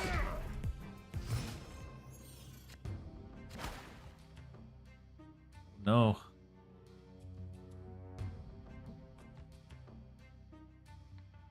What is Valentina doing in a Galactus deck, though? If that's the case.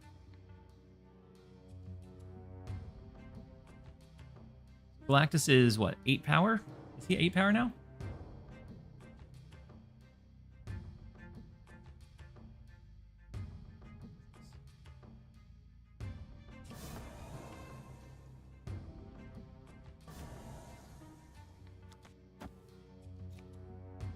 Double Sarah wouldn't be great. We could do like Stereo this agent. We would want to. Yeah, we could do this direction. But then if they're not actually going Galactus, I feel kind of silly.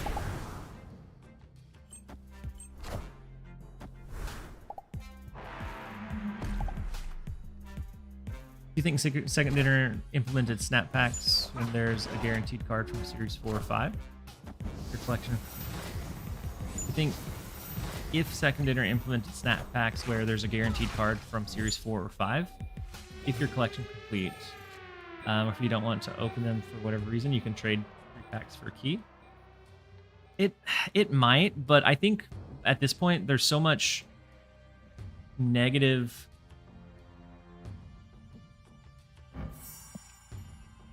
connotation around the spotlight keys that I don't know that it would be enough. I feel like they need to just like revisit and rehash the system entirely.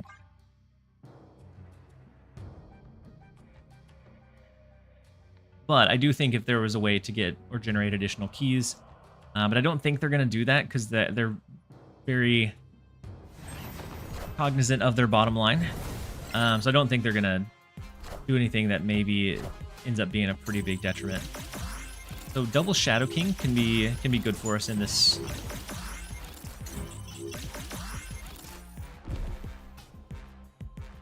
They go Odin. They go Odin, right?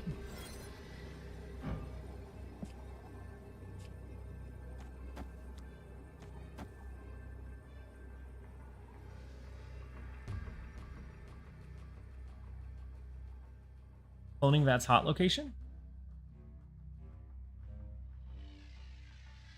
From the reset today?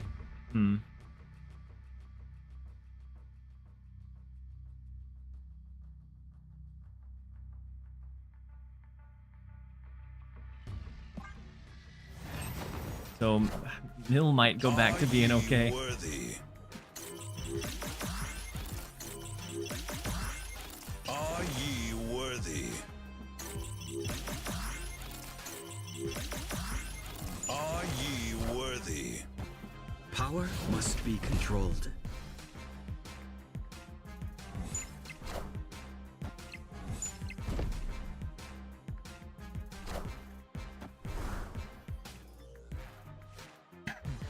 I don't know that I'm crazy about the cloning vat hot location. Victory.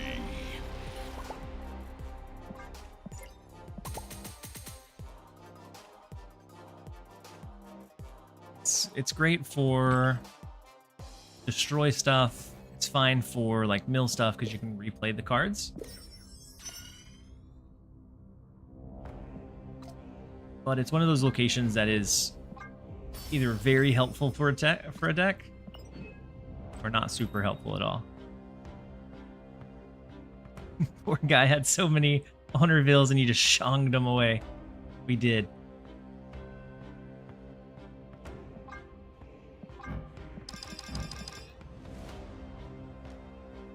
In case you guys needed a place to throw your 75, you get a decent amount of gold and credits. It's not at gut reaction, it doesn't feel awful. So 7,000 is about what?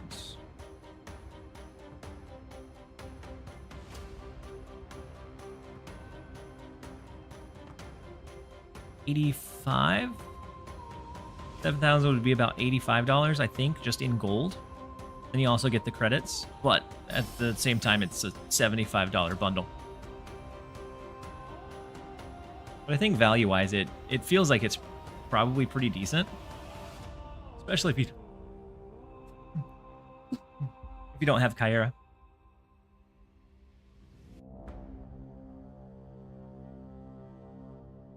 In the past, I definitely would have bought this. I don't know that I do now. But in the past, I think I definitely would have picked it up. One, the Kyra looks pretty decent, but she's really only ran in like a Gilgamesh zoo for the most part. But for the currency alone, it seems like it's pretty good for the cost.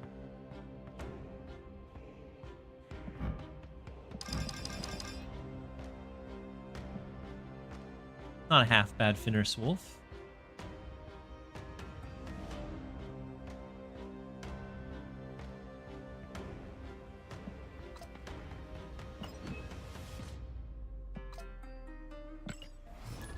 Oh, wait. Cloning vets.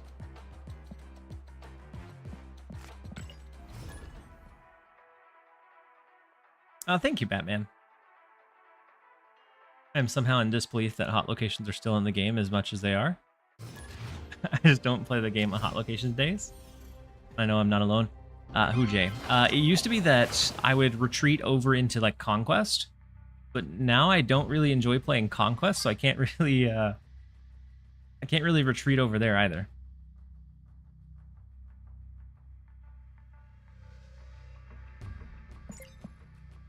So I switched over to a clutter deck.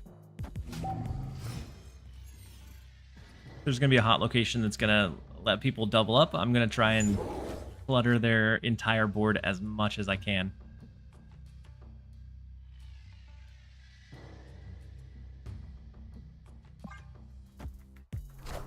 So now I just pump out missions and conquests and play the next day. Feel that.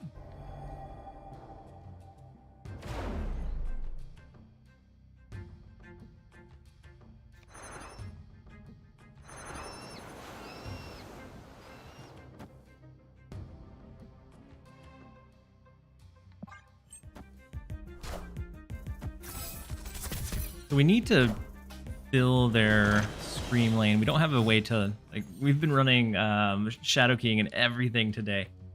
And this is the first time we dropped it, unfortunately. We don't have a way to clutter their stuff. I don't really want to drop too much. I don't want to give them ammo to utilize.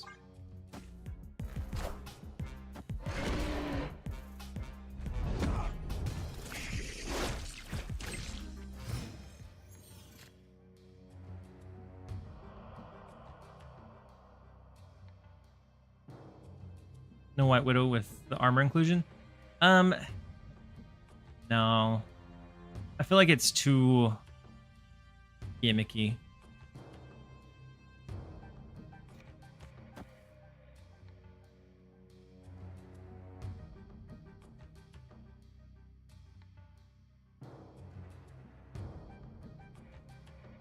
You think they go Stegron here? Stegron and slap a card to the right? So our Viper is not useful here. Oh, they did.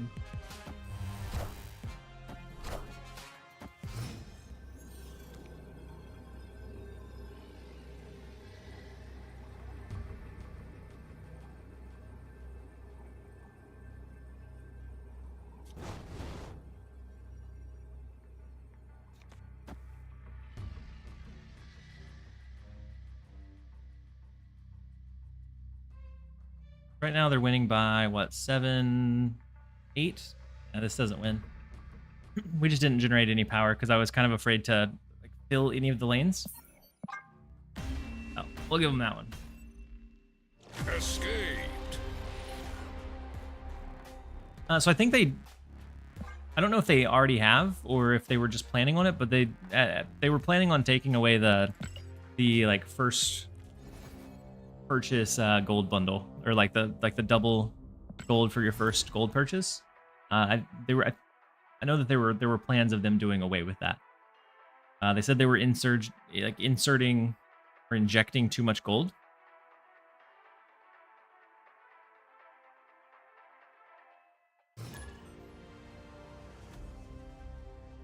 It said they were injecting too much gold into it, into the system or into the economy.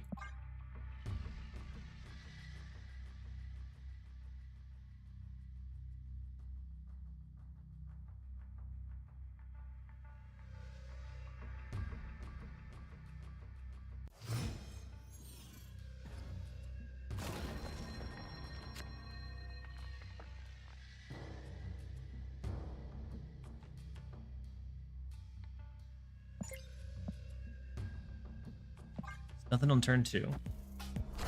Oh no, our players have too many resources. Yeah. Yeah, something kind of like that.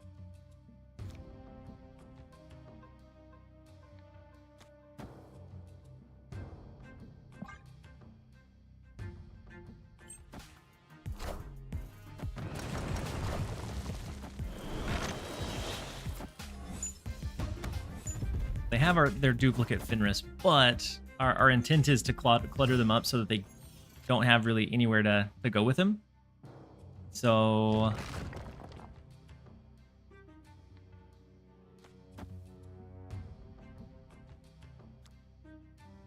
do one more debris. I think anything more than a single more debris would be asking for trouble.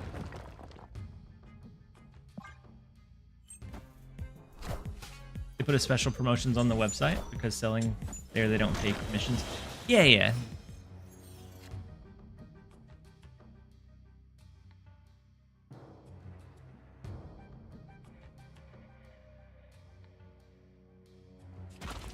So Viper.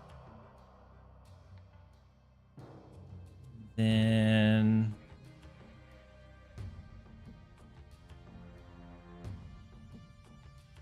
I think Viper Cloak.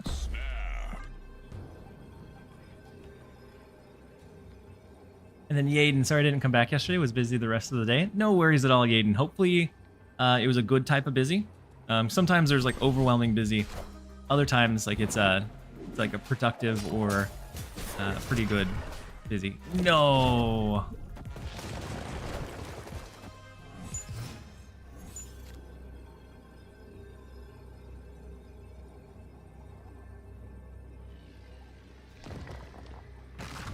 Don't accept.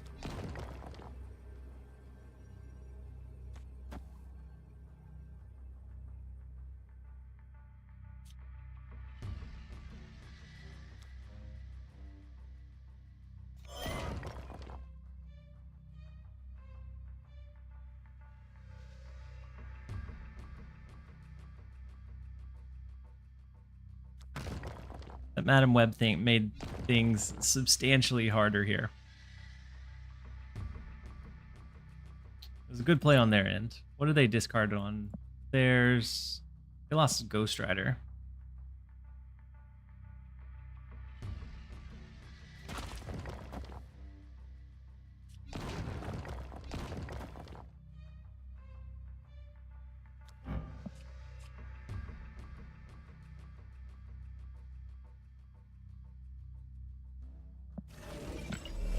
I actually think a dagger, ghost spider, cloak is more. I'm not sure that it does it because they can move things around.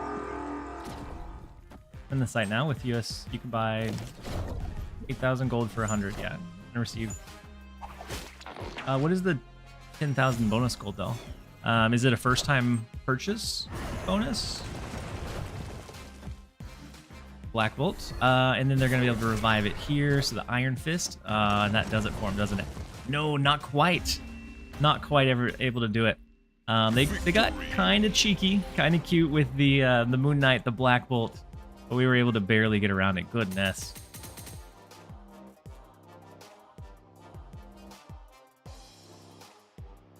So there's a whale track up top. It doesn't quite give you. It gives you a few extra rewards, but not like 10,000 extra. I'm surprised how White Widow fell off. It took you long enough. Disappeared from gameplay. Yeah, her biggest strength was not necessarily like the power of the Widow or the Widow's Bite, but it was just that it was cluttering that space, and so without it, it feels like something is definitely missing from her. Like it feels like she's. There are now other valuable 2 costs to use, and that feels bad because I used White Widow in like everything from the day that she came out. It was like I threw White Widow everywhere, but it just doesn't feel like she can quite compete anymore. And I know you can do like the armor White Widow stuff, and when that pays off, it pays off well, but it feels hard to do consistently.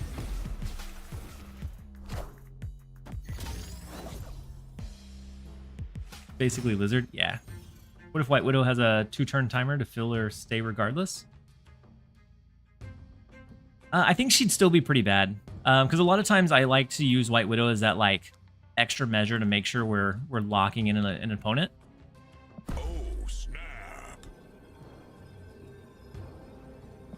They did get Pixie down, so we're a little bit worried.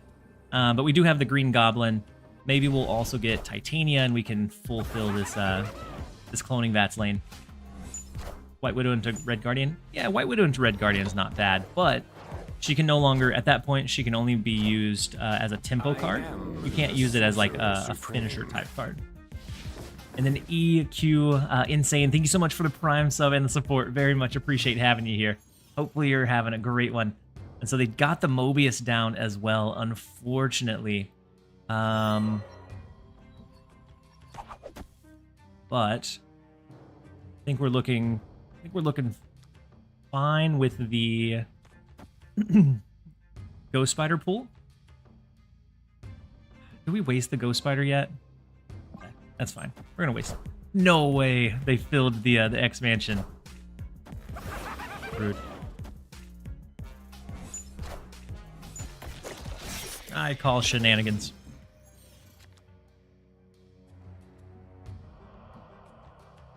That's fine. Iron or Green Goblin. Maybe it's not fine.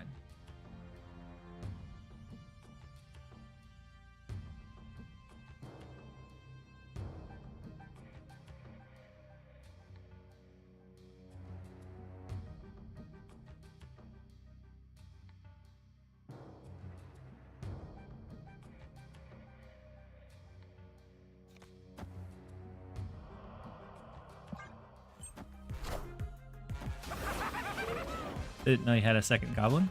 Filling seems normal. Or they did know you had second goblin.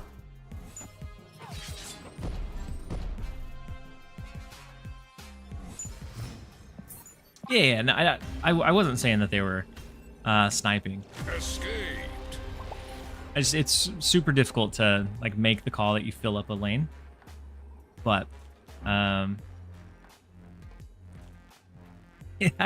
I haven't seen a Lady Deathstrike in like a month.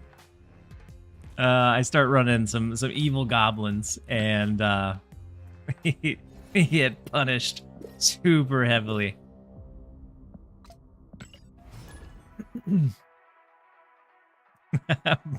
Red Tobias said all of that work. We put in all of that commitment, and it was all for naught. Then Ruben, you said, as you promised on YouTube, you are in fact streaming right now. I am. Welcome in. I'm glad you could jump in and join us. We whoa, when did we climb back below 400? It's been a very roller coaster of a stream. I started off super well with Sarah Tech, and then I switched over to Mill and did super bad. And then we switched to Sarah Tech, did well again, and then with cloning Vats, I switched over to a clutter deck is what we're trying out. I've been absolutely getting handled by all of the discard stuff that we've been seeing I've been seeing in the last couple of games. Been getting absolutely demolished. Gingio Snap, welcome in. Hopefully you're having a great one. Leo, you said I've been running Lady D since everyone went on their Iron Man obsession. I guess that's fair.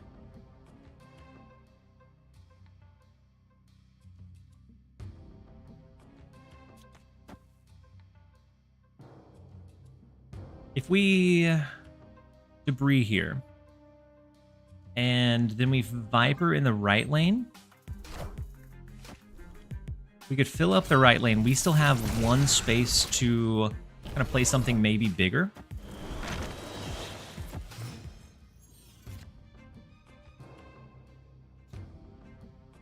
Or better,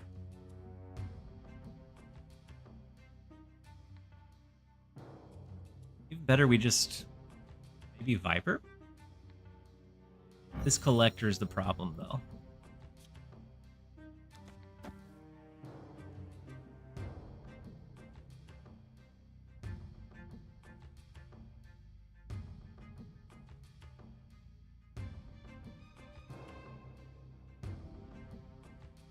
Titania right lane. Here? Or Titania into the Viper? We're after the Viper. I feel like it plays here and then she bounces, right? Ooh, so big Dracula here. This lane's definitely out of reach. Yeah, Titania mid would be safe. But I don't necessarily want her out there as that power, because I don't know if we could have overcame the Collector anyways.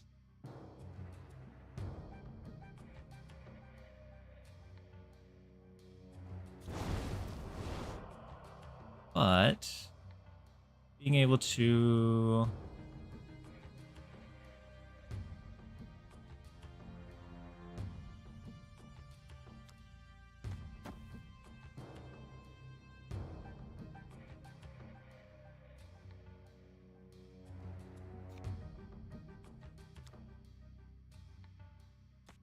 They can't discard it very many times. Could we be fine with a cloak? Hold on.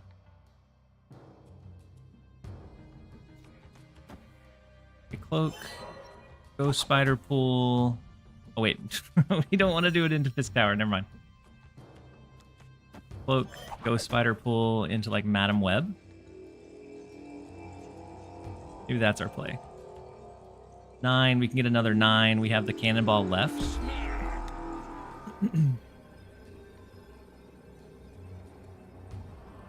Victory. Ball left, cloak mid, dagger left.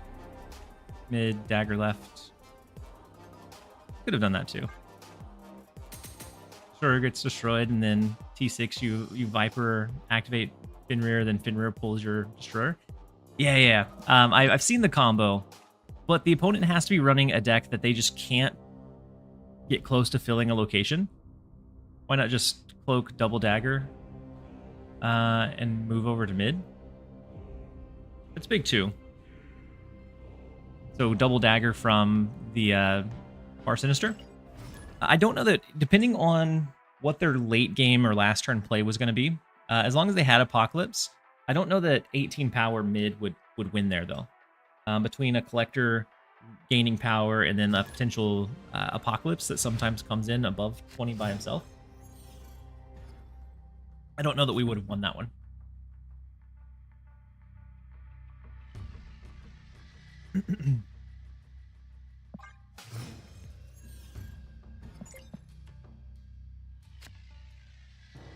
We do get the cloning vats. We have Green Goblin. We have Debris.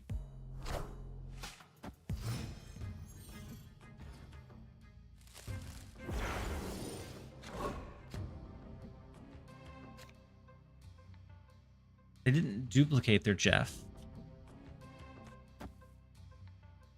I hope they series drop MODOK.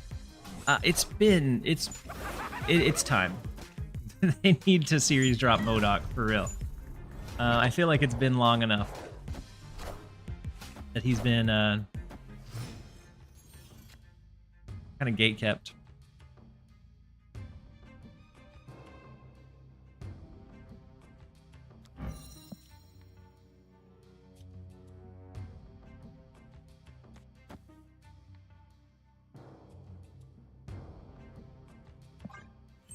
I think they do a Negasonic mid. No, a Storm mid. Aid my hand. Definitely scary. So if they do a Negasonic here, that's 5, it's 11 power. Can we beat 11? I mean, with Dagger, with the help of Dagger, we can.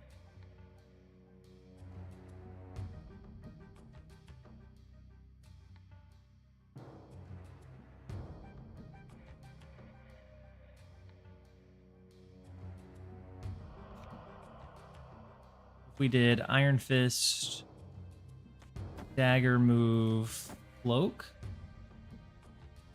We can decide if we want to pull it back or not. Did we give up Fenris? The only reason I gave up Fenris was because Cloning Vats is the featured location. So I figured we'd see a lot more just really frustratingly unfun combos to go off of.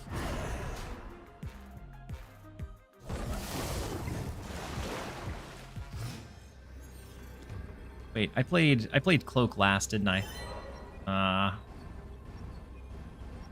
We did mess up the ordering.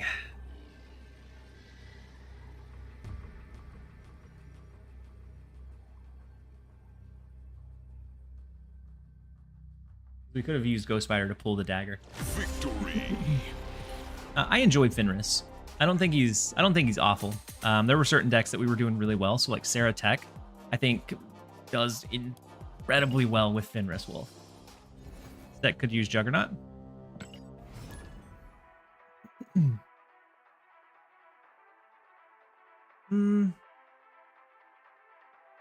feel like a lot of times we wouldn't have room to Juggernaut their stuff. Since we're going for a clutter.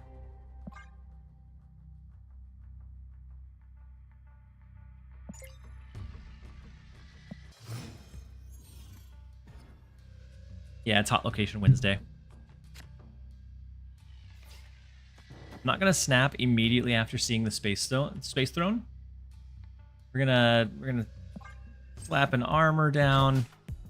Nothing suspicious. And then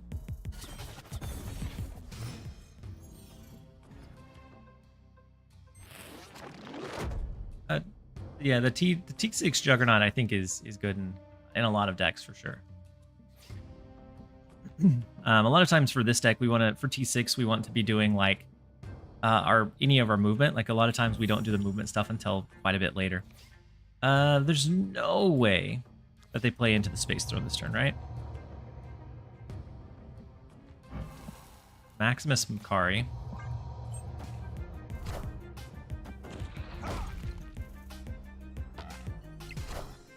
So far, so good.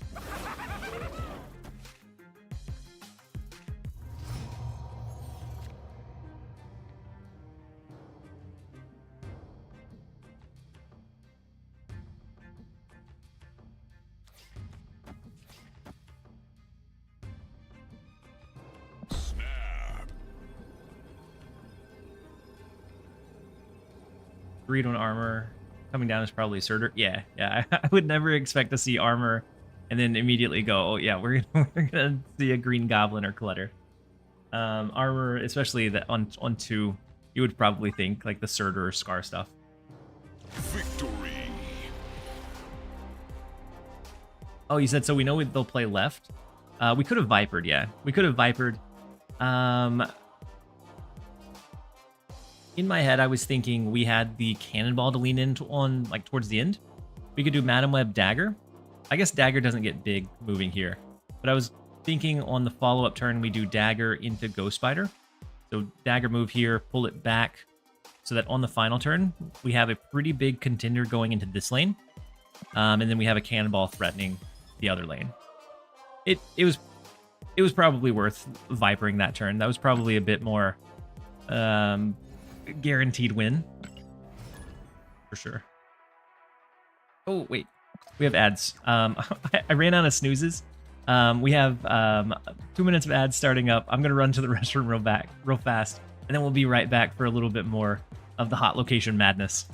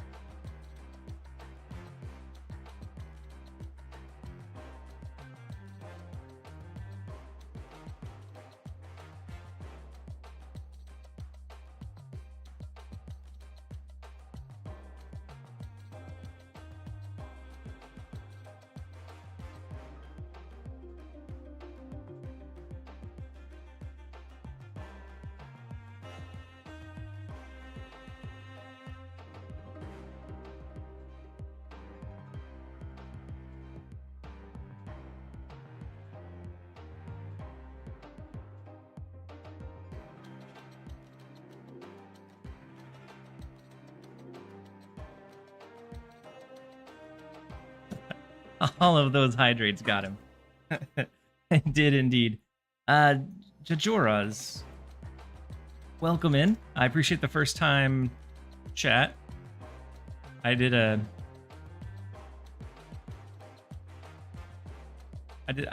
I shouldn't have done a Google Translate on your message, because I know what the second word of that means. But I did. And that's now in my Google history. So thank you, Jajo Raz.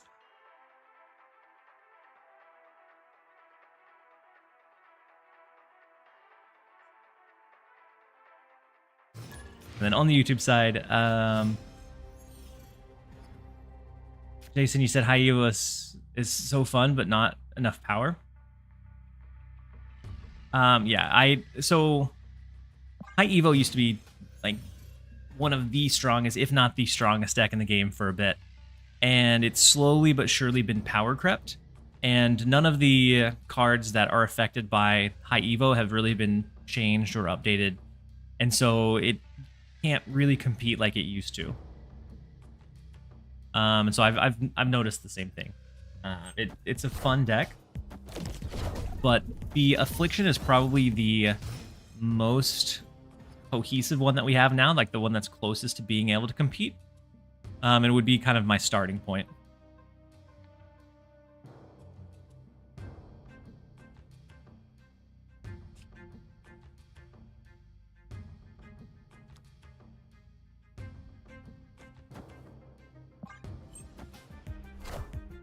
You said Frigga High Evo is fun, but every time I play it, I run into decks with Luke Cage. Yeah, that's the biggest like downside for High Evo is we have Luke Cage that right now, or for a while, he wasn't ran super commonly, but now he's almost everywhere.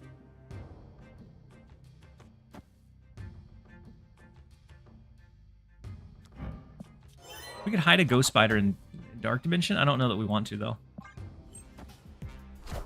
Luke is definitely pulling in some overtime. All right, let's go Debris. Maybe we lock in... Do we lock in Viper here? We can go Viper Dagger. Make sure that this gets locked into place. They probably play something here, but...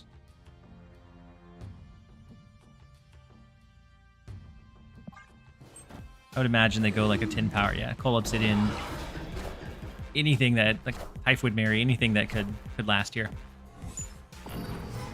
The only good is that can't bring anything additional here.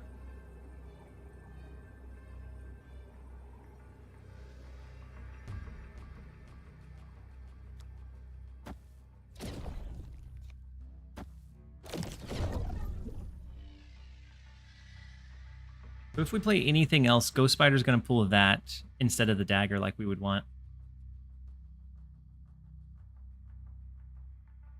We'd have to settle for like...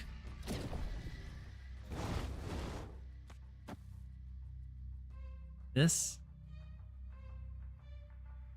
The problem is they probably don't fill this lane, so it's very likely that we just send the Coal Obsidian over to the left. Yeah, so if we did the move Ghost Spider, or the move Dagger, we could play Ghost Spider here, but we're not going to overpower this one. We can move Dagger to the right, play Ghost Spider over to the left, but because of Dark Dimension, if we play Cannonball, that's now the last card we played, and so Ghost Spider is going to pull Cannonball instead. This is the problem I was running into. So like this is the best output we could potentially do. But I don't think they fulfilled this location.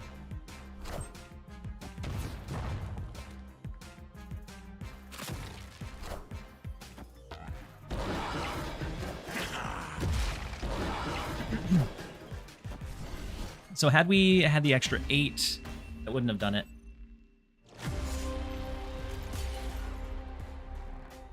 I guess it wouldn't have been a full extra 8. It would have been an extra 5.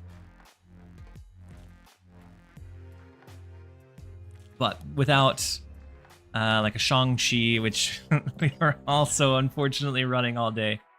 And we didn't run into a single Surtur deck while we were running the counter stuff. The same thing happened when I switched to Mill. I ran into Mill immediately, but as I switched off, didn't run into it at all. And then we didn't run into like the Surtur stuff until now. It could be that refresh happened and some Surtur players popped on and wanted to play. Just kind of unfortunate matchmaking timing for when we decided to make those switches. So our Iron Fist is gone. Better chance to draw into like Green Goblin, Debris, some of those cards. There's Goblin. So you're saying deck-based matchmaking is real? No, I'm just saying super unfortunate. I think it's a lot of like confirmation bias, but I do understand how people sometimes feel like there is a deck-based matchmaking out there. Ooh, can we destroy their Gladiator? Huge. Then posture check from Julina. Julina VRVC? Probably butchered it. I apologize. I appreciate the posture check.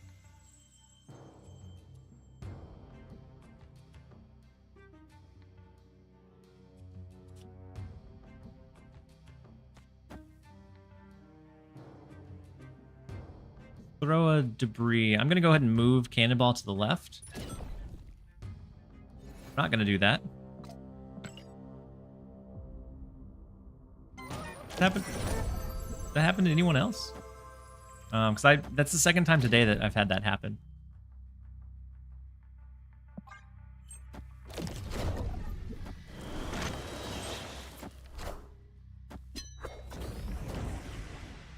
Oh no, you're right. What am I doing? Why did we play Green Goblin in Valhalla? Yeah. Nightshade Lotus with a Hydrate Reminder. I appreciate you. we needed the reminder. We could have also just capped this lane since we have the Madam Web, but I didn't see the Valhalla. Didn't even see it. We're washed. We're washed. We could have had a big brain play where we just filled this one instead. Oh no, we didn't do that. Instead we're washed up. Let's go like a rock. Dagger, Ghost Spider.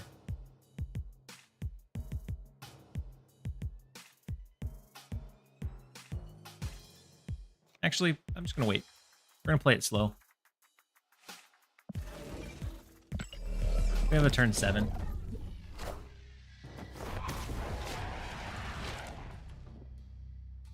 They have a no. They have our Viper. I didn't play when this new location came out. Like the couple of days where it was featured. I think I was playing. I honestly think I was playing Pokemon Pocket instead. And so the clutter brain is all cluttered up.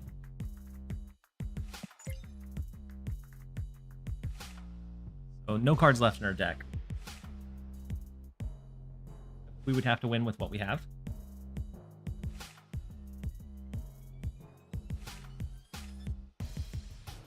They have a red Hulk that was scaling.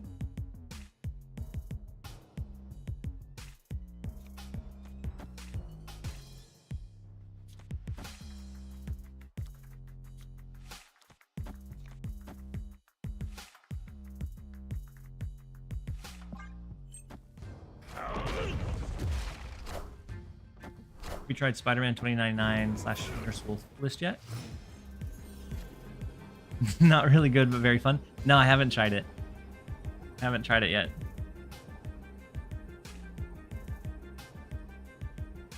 Wait, we didn't leave ourselves a recall room, unfortunately.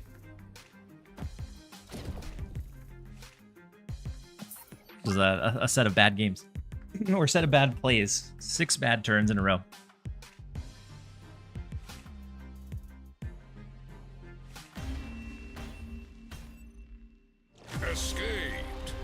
I was giving you the benefit of the doubt. Yeah.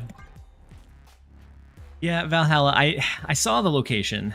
Or whenever it released, I saw the location, acknowledged what it did, and I've played in it since then. It's just I wasn't even thinking about it. Crave Mega, thank you so much for the resub with your Prime for 3 months. Very much appreciate the support. You're an amazing streamer to learn from. Love your videos. Thank you so much, Crave Mega. Very much appreciate having you here.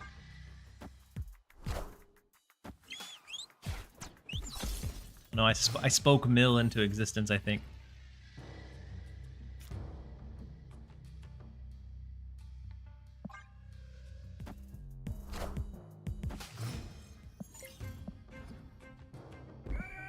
Ghost Spider. I think we can probably snap on him.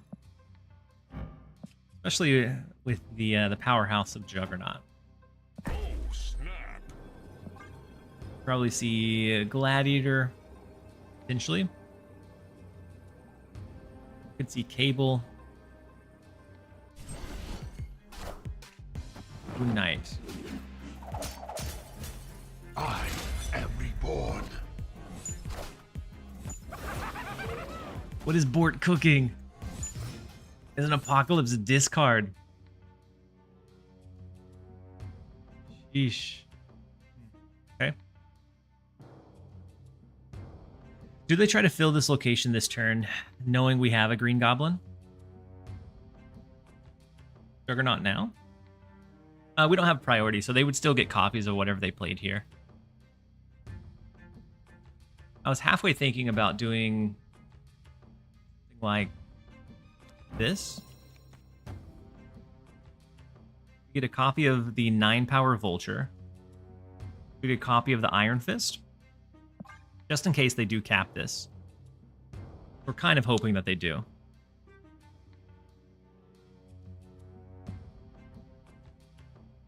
Would play it safe? Yeah. The luck we've been having. Definitely play it safe. Okay, the cloak. And so they didn't even have to necessarily play it safe. That duplicate Moon Knight is gonna just tear through our cards. So no more armor.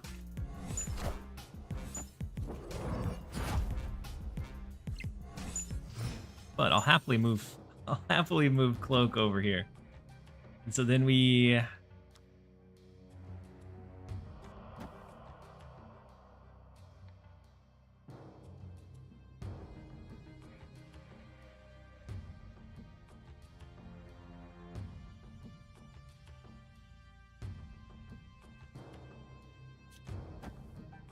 go ahead and do this. That leaves us room to move one, Cannonball. Still have an Iron Fist. Juggernaut, maybe? You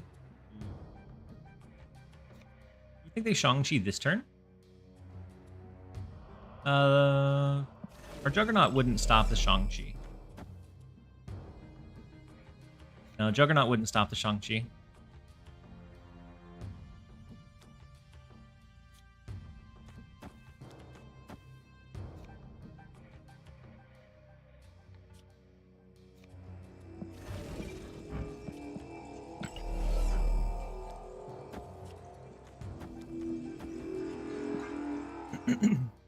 Shang-Chi doesn't exist. It very much does. But I'm gonna copy a 15-power Vulture. That way we have the potential angle of like a Juggernaut Vulture or moving the Vulture again. We can kind of decide which direction we want to go with it. That poor Gambit. Oh, Vulture lives. We win the 50-50.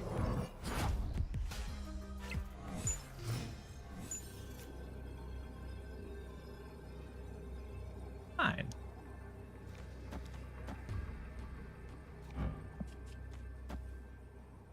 Move the Vulture here. We win this land because it's going to be what, 21.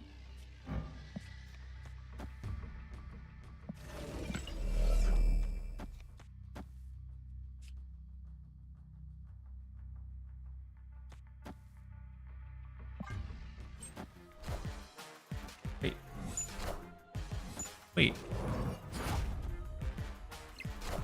What do they have? Another Gambit. Oh no. Okay, we're safe. Whew. Wait, it didn't matter. We had the left lane with just the regular vulture. Definitely became a cope stay by Bort. I was stressing to see the gambit come down though. My goodness. Take it.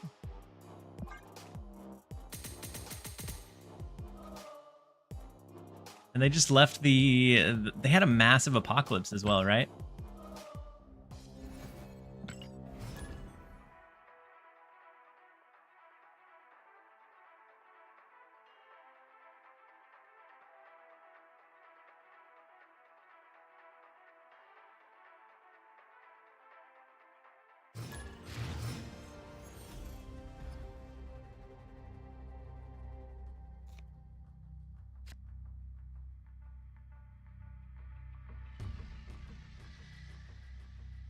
All right. Let's see. Next up, we have Riot, the first location Astrid M.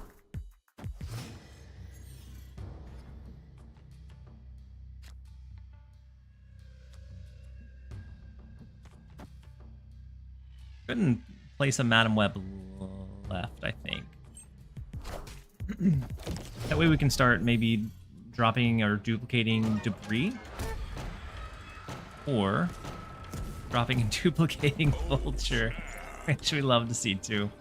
Vulture move, copy, Vulture move, copy. Take it. We'll take the quick win. And it is, we're about 6 minutes out of a another ad break, so I'm gonna run another game and then we'll do another quick ad break. I don't have to run to the restroom this time, which is, it's been a while since that's happened. After all of the like 20 hydrates in a row. But I'm out of snoozes, so I won't be able to snooze it or like put it off if we're in the middle of the game. So we'll have to play it a little bit safer to build them back up. And then Georgie giving me flashbacks of all the water we chugged.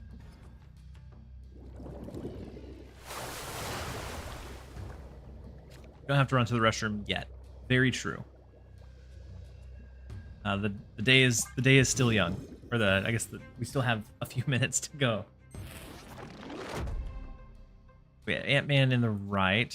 Miniaturized Lab is actually pretty rough for us. We ever hand them a debris?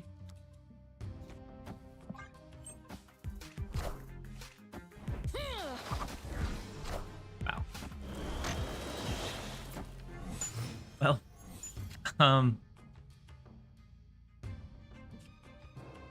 don't have to, but we can do Viper here. Now if they do debris back, we still have one space to pressure here. Ooh, Marvel Boy, okay.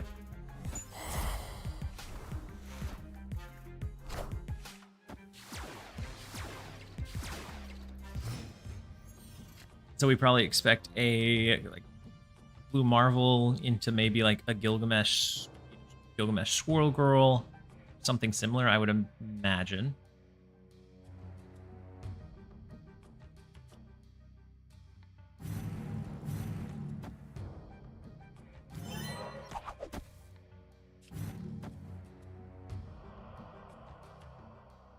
I don't think that's awful, right?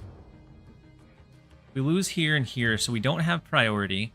We could set up a cannonball onto the Gilgamesh, probably left. We move the dagger back over here to win this lane. I don't like it. Zon Asher, you said, "Oh no, it's Mr. Simmons, my school grade teacher." Wait. Oh, what, with the glasses? Is that what you're talking about, Zon? Welcome in, Zon. Hopefully you're having a good one so far.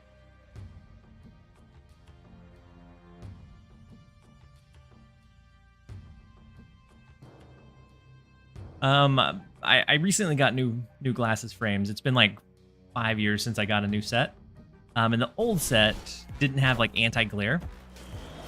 And so ended up being like awful to like sit in front of a screen because it would look like I was the protagonist of an anime.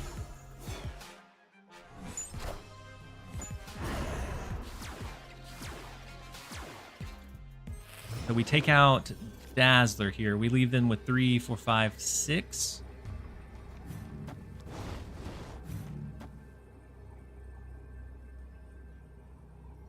The 10, 15. Even if they do Blue Marvel or whatever they end up doing, I think we're fine. They shouldn't be able to outscale the dagger here either.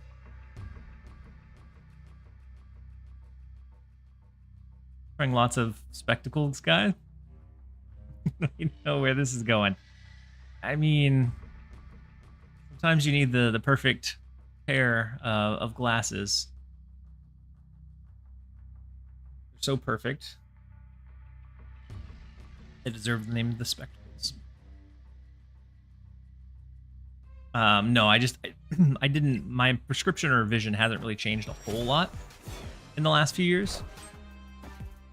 And so, like, I didn't want to get a new pair until I had to.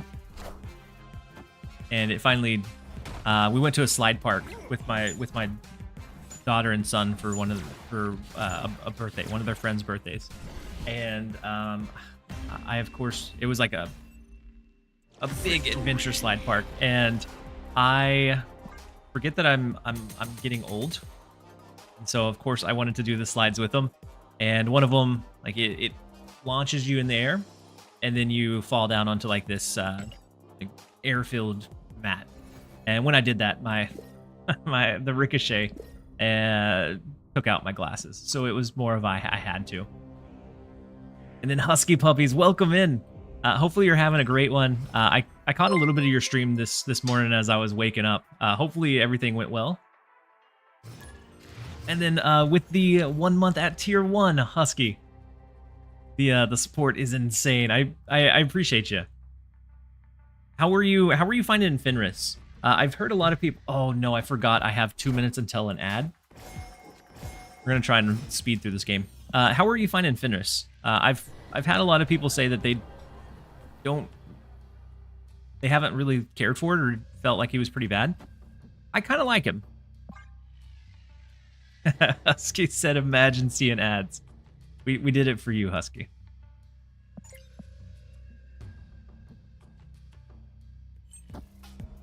Large slide glasses snapped. They didn't snap in half, but the nose bridge protectors, like, both broke.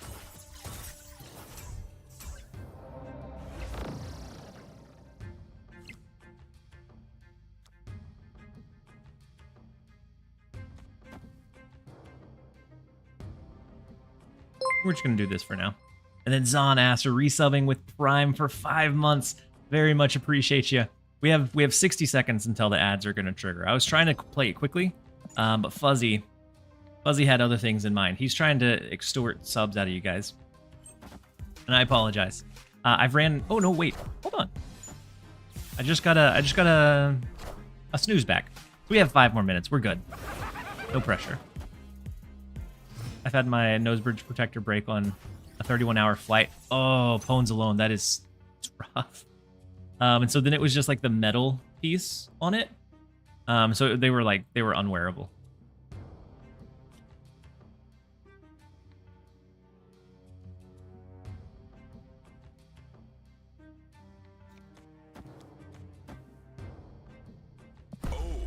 So much clutter, so little time. Let's go Titania Debris left. That's gonna leave one space here and here. I doubt they fill this lane. They might with the Green Goblin. But then we always have Vipers filling that secondary lane afterwards.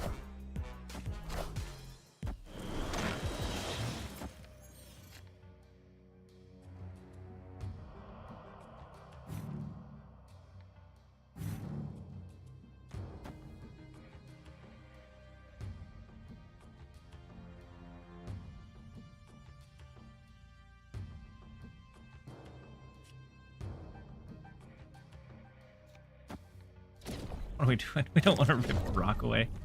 Husky, I've been struggling this morning. I don't know. I guess today it's 4 hours now. I've been on the struggle bus all day doing just like silly misplays left and right. I've had too many mishaps, so I always travel with a spare pair of contacts. Yeah. The problem with my contacts is it really irritates my eyes, especially if I'm like at screens for a majority of my day. So that's what I did when I was streaming. I just wore the contacts. Wait, they self-filled on turn number 5.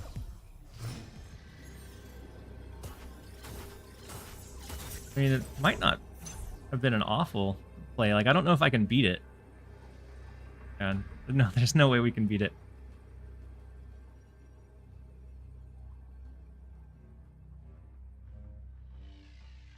Fortunately, no way we can beat it. We can win 1 lane. That's about it.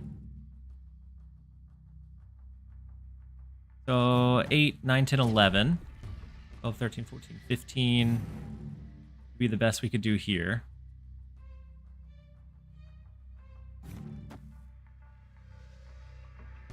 Four, 5, 6 brings it up to 11. Now we're just shy, like every way we look at it. Even if we don't try and overcome the 9 in the right from the Mockingbird.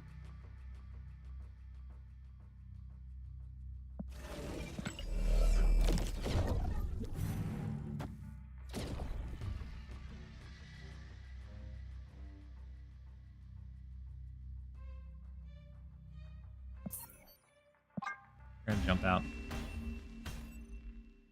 Escaped.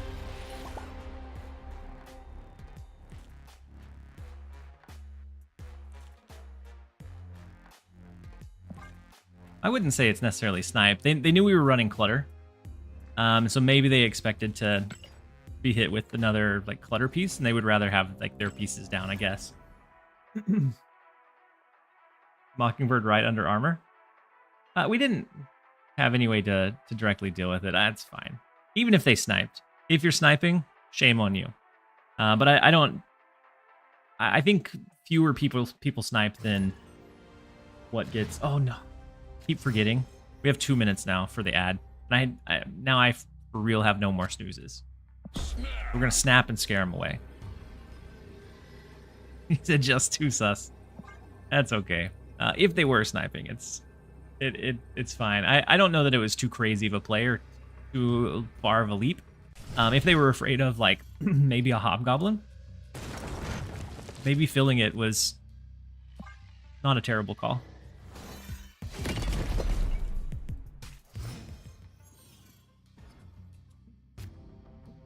Ooh, and you had to drive back one-eyed. Oh, Georgie, that is that is rough. I wouldn't wish that on anybody.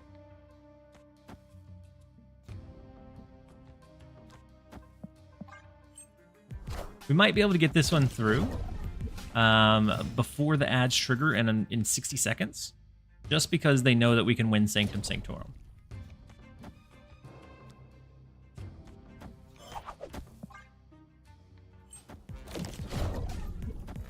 Do you think the player is the one using a pickaxe on... Wait. Do you think the players... Oh, the players are the one that using the... I guess I never thought about it, Jaguar. I don't know. We could be the ones that were using the pickaxes on the rocks.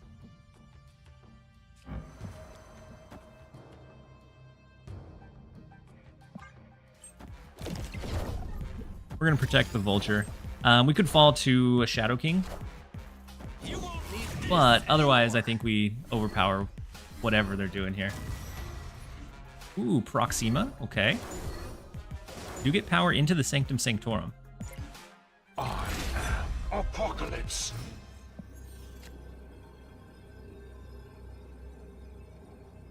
Ooh. Too much power, though?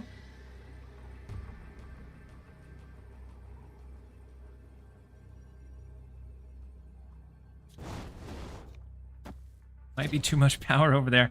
We might have to give up the Sanctum Sanctorum and hope for the best with a cannonball prayer.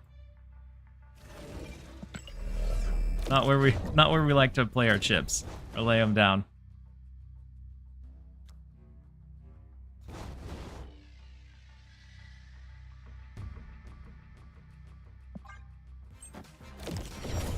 How you feeling? Stomach better? Stomach is feeling better, yeah. Quite a bit better today.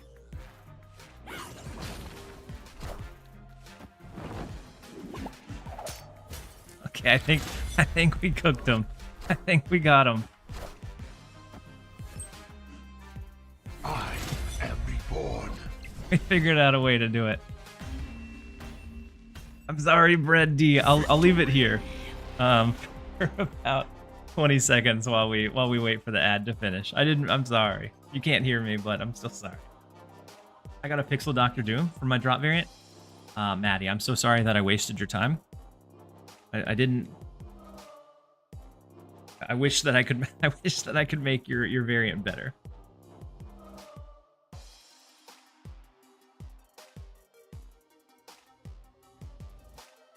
That was a really cool ending. I'm sure glad I subbed to TLSG to see it.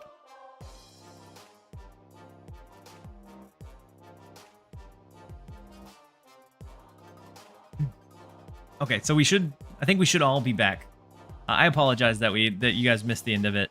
I always try to avoid that, but I'm been getting super distracted, and I apologize. So what we decided to do instead of fighting for this left lane, since we couldn't compete with the Proxima, was just to send their Dracula over into the Sanctum Sanctorum. There was the risk of it potentially going over here had they not capped this lane. And so we took the risk. We knew that we had a pretty big 36 power, for at least a pretty good pressure in that lane to potentially offset the Apocalypse pull anyways. Video on it later? Maybe. We might do a video on it later. I need to start like just recording the game so that we have the highlights if we decide to do a highlight video. I typically don't like to do it whenever there's a hot location, just because a lot of times, especially something like cloning bats, can like heavily skew the outcome with a particular deck. So like this one, we do really good with like the Iron Fist Vulture move from cloning bats. We do really well with the Green Goblin with the debris, and so it's not always like a true representation of like what you might always expect with the deck. So like I may run it again tomorrow, and if it continues to perform well, then we'd probably do a video. I'm sure glad Mr. Bezos paid for me to skip those ads, though. I mean, Mr. Bezos is nothing. I've heard nothing about Mr. Bezos besides that he is a very caring man. I used to work for Amazon. You guys didn't know.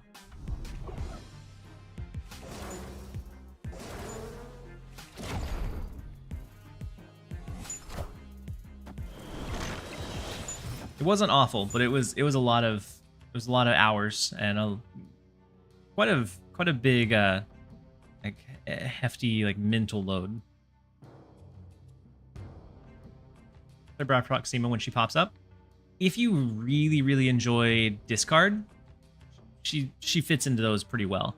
But I think a lot of discard. So if you're just going like the Scorn Apocalypse, I don't think you necessarily have to have Proxima. I think it's okay to be one of those cards that you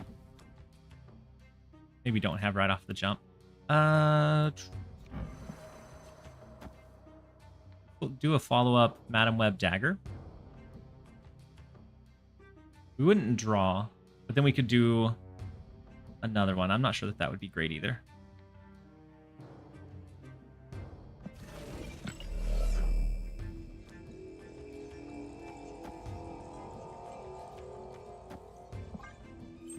What about Gore? Does he seem worth it? I feel like Gore, so just in general or in a general game, we have so many on reveals right now. Just with the state of ongoings being kind of less strong consistently, just because they have some pretty big like counterplay to them. Most of the cards that we play in the game now are on reveal. And so Gore, I think, in any given game is going to be a pretty substantial or pretty big card. And then if you do the enablers like Mr. Negative or any of the other cool things that we have cooked up with him or for him, I think Gorm has a chance to be a really impactful card. Like maybe scary impactful, honestly.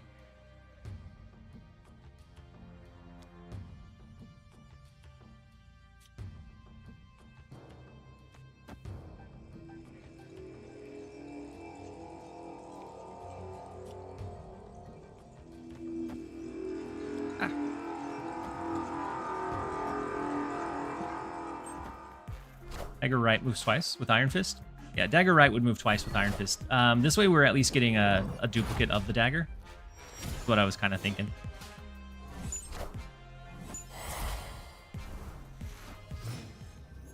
So no more room for their Fenris. We win left.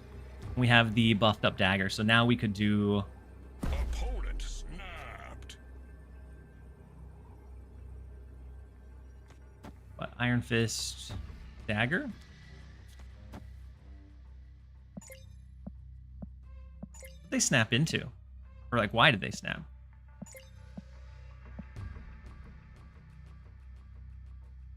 feel like that's the craziest snap I've seen tonight.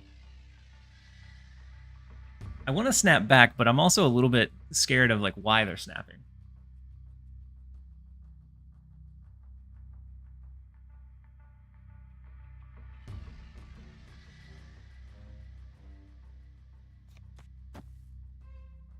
Kang snap. You have another gambit from the Vats? That is one heck of a gambit gamble, if so.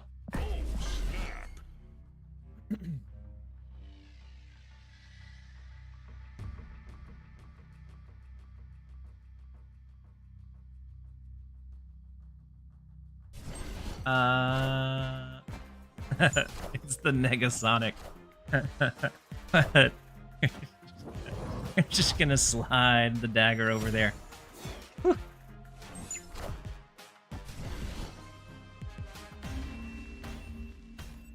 I think they forgot we hadn't played an Ant Maze.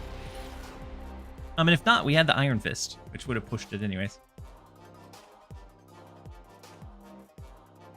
What a wild snap. We'll take it though. Sometimes we need those easy wins. I think they miscalculated or misjudged the Ant Maze. Now, had they played it, had they played the Negasonic right, knowing we had already blown through our Ghost Spider,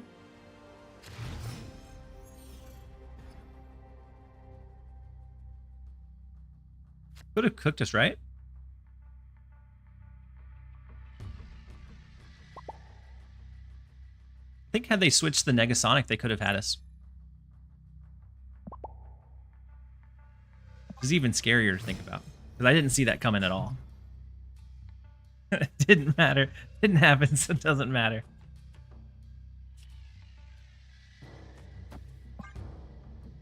What could have been wasn't. So we'll take the points and move on.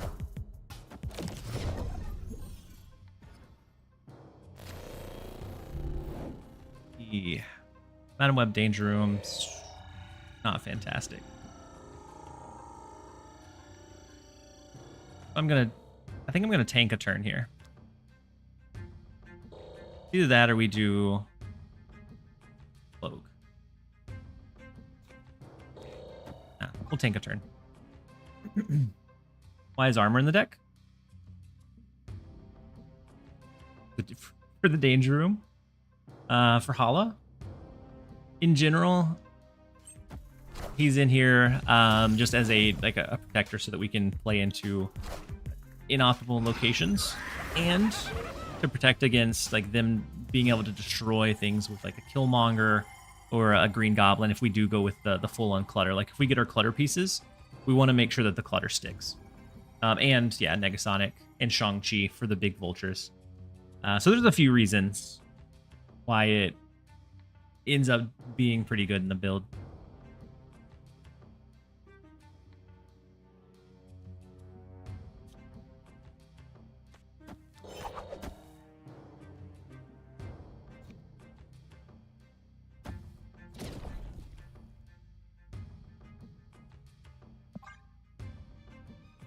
think we're gonna move the armor out so that they, I was hoping that they would play over there, hoping that the armor was intact, and then we'd just change it, but that didn't happen.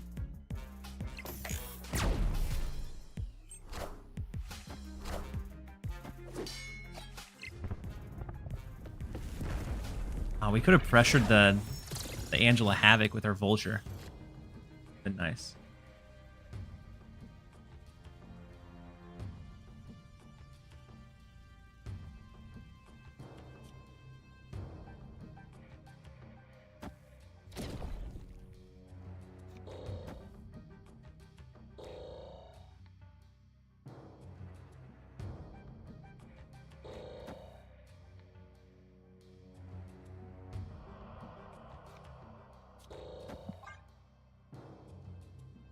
T4 Havoc? Yeah, T4 Havoc was crazy. Especially kind of risking it in Hala. What's your assessment of Fenris? I like Fenris. I think if you're ever going to be running like a Sarah Tech, I think he finds a permanent slot in those at that 2-cost range. Like 2-cost cards are really splashable, and they don't have to have like a crazy output or crazy value. Rest in peace. Rest in peace to Dagger.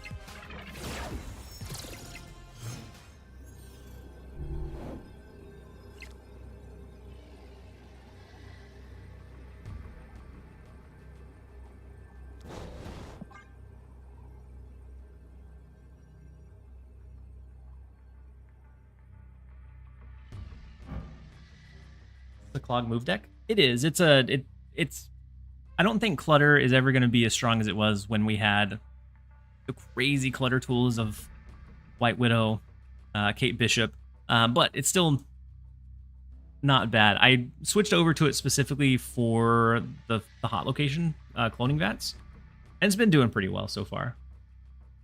But I like Fenris. I don't know if I finished my assessment or not. I like Fenris. I think he's a splashable card at 2-cost, and so if you think about running him with Gladiator, especially if you have like US Agent plus Gladiator, you can end up doing some pretty big things. No, not the Cannonball Destroy. Danger Room absolutely hates us.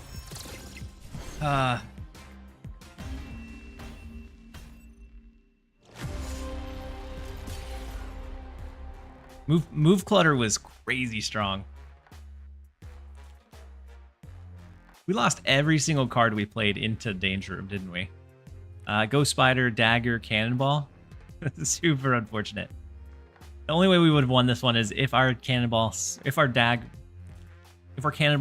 and their Sage got destroyed.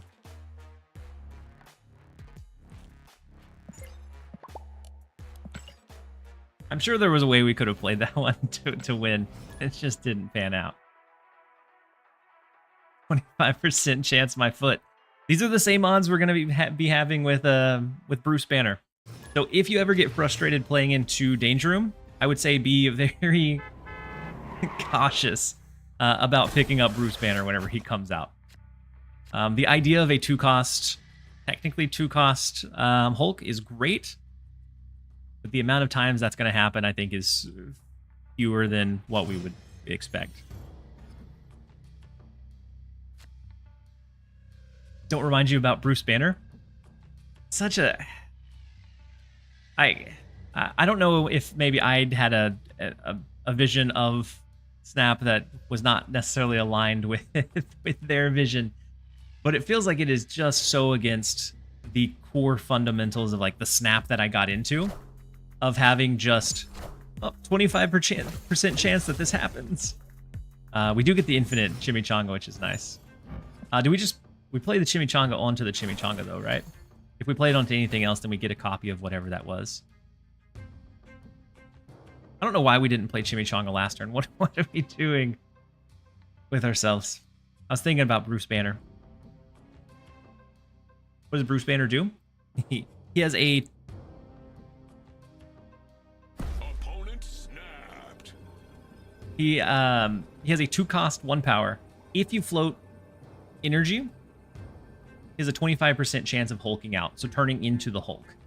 At cheapest, he's a 3 cost because you have to float in energy. But it's such a hard to snap optimally on, and that's what I'm fearful of. Is that it's not one that you can optimally know as the player. I have a really good outcome with this. I'm going to snap into it because I'm confident in my strong hand. It's going to turn into I'm gambling on an off chance of the 25% chance. It feels a lot harder to consistently get like high cube equity with those types of cards. Yeah. The bot will is updated really frequently, and so it captures those quite often. What are we doing?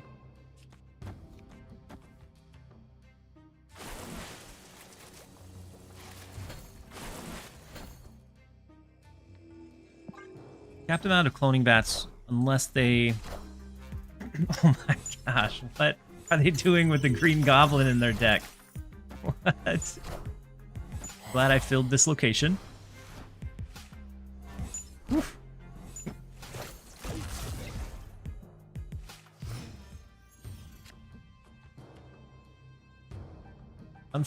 Unfortunate for them. Super fortunate for us. And so now we can kind of do the tail end of this, like this, maybe?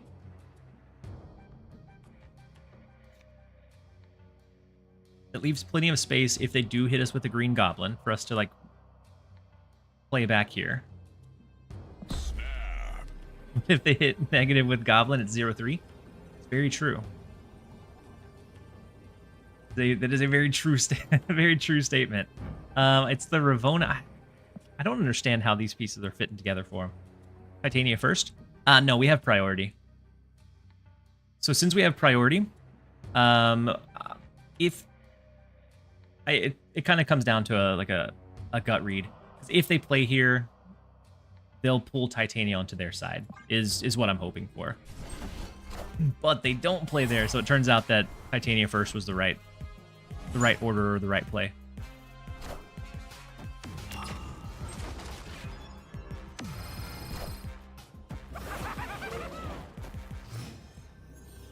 Man hit us with a Shuri green goblin.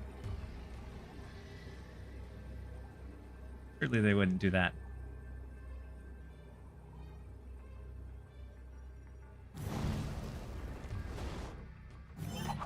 We can do one of those.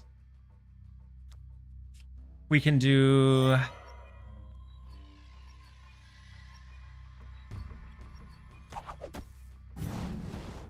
these? We don't win left if we do this, but we also don't send them Titania to potentially like offshoot our power. Go hard, right?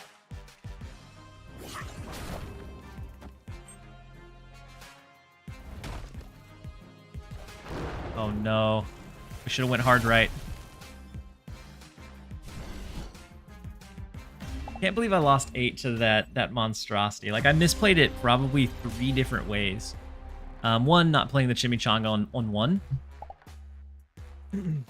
2, the turn after the Viper, the Titania.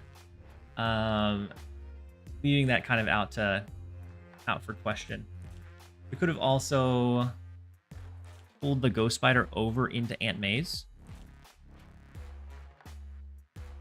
Right after we moved it from Aunt May's, we could have used Ghost Spider to pull it back. Man, that was such a winnable game. Why would they stay there? Unfortunate. That's super unfortunate. There were so many ways that won there. Like, just Cannonball left one. Just Cannonball right one. And they found the one that paid it off.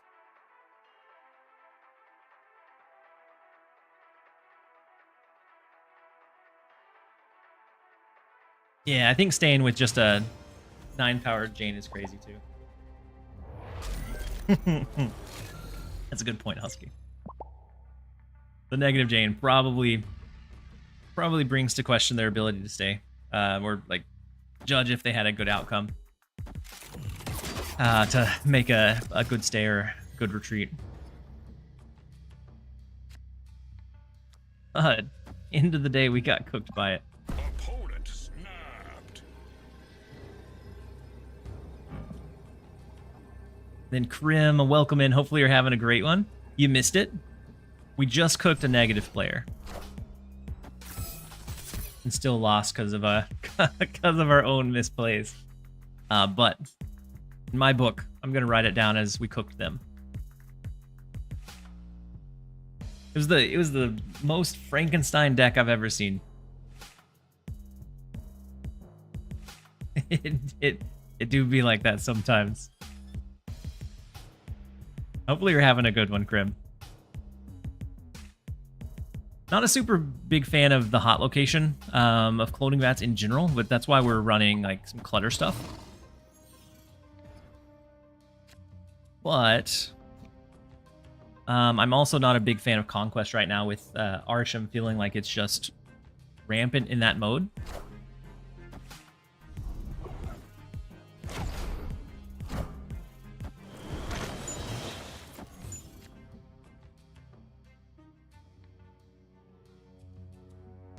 I assume they fill mid this turn.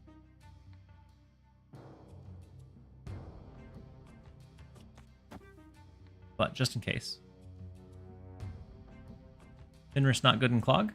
I don't like Fenris in Clog, no. I feel like leaning too heavily onto like that cannonball output. When leading up to 5, you're typically wanting to do your clutter stuff. Ends up feeling really awkward. Always nice seeing a Pixie avatar. Final Fantasy, welcome back.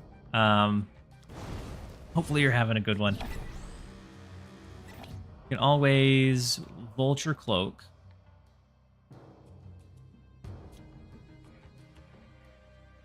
Always do one final hurrah in the left lane. There's no chance they don't play over here, though, right? I feel like we need to start generating some power on the board. Ultra left, cloak mid. Yeah, we can do that. Then we have the cannonball to pressure whatever's here. Because we don't have tempo. We don't have priority. We don't have priority. Whoa, they go ahead and go Cersei left? Get cooked by the goose, though. The goose is working us super hard in that left lane. And then I don't think they even realize it.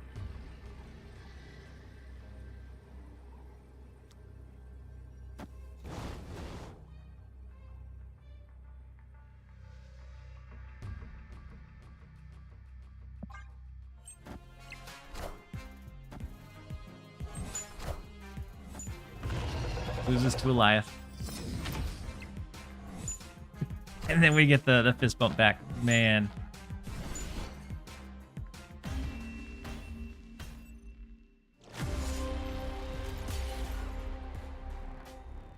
Vulnerable to Magneto. Also vulnerable to Eliath. Condolences. This may be a drop stream, but mystery variants and pixels aren't the only thing dropping. Our rank, RIP. We knew you well. For Skelly and Eliath at that, yeah. Yeah. I mean, a Wiccan deck, it's feasible that they have an Eliath like naturally built in. The Goose was great. We would have only been able to tie that left lane even with the Goose, though. Or even if Goose wasn't there, we could have played Cannonball. And so it still would have been a tough or tight location. Oh my, I missed ads again. So they're about to start. If you missed the most of this game, We're snapping because we have Asteroid M, we have Madam Web into like a Vulture, hopefully with cloning vats. So then we can copy the Vulture, move it over, clone it, and we're sitting on a lot of high power output. But ads are about to trigger, so I apologize. We'll have one more skip in another 30 minutes. And so I just need to stay on top of it.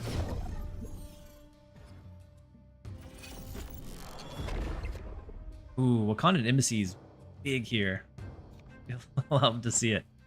An armor would be very welcomed in this matchup.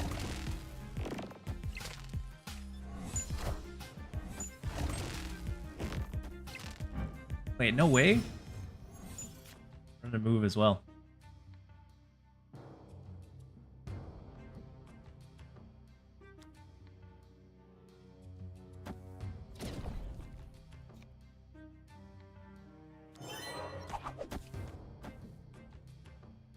Might get kind of interesting.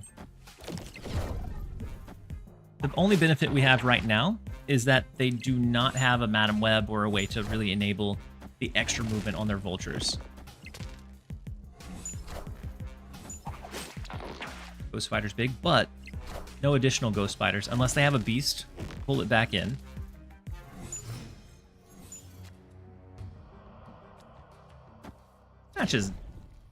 This match in particular is kind of nutty.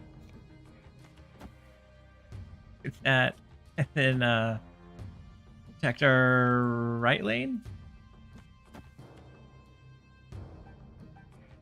Sad rope the turn. Only 45 seconds left.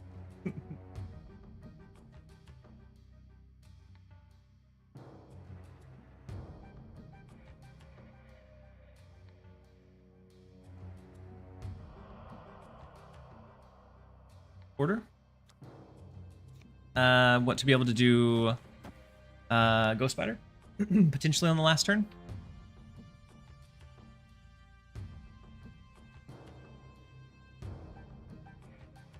Let's do this. I don't know that we even need the armor. The armor feels like maybe it's overkill, but we're back. Protect mid for an extra armor. We could, but since they're running movement of their own, I don't think they're going to have a Shang-Chi. So their Madam Web came late. Fine. Such a strange game. Okay.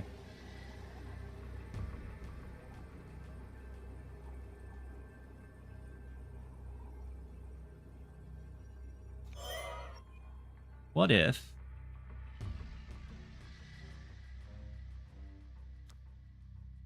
Do we ever do something like that? And just assume that they're going to play their next Vulture, it's going to pull over into the left? I guess we don't have to figure it out. This would give us another 2 moves onto this Vulture. I don't know. I'm guessing they didn't have a good finisher other than a 23 power Vulture to use.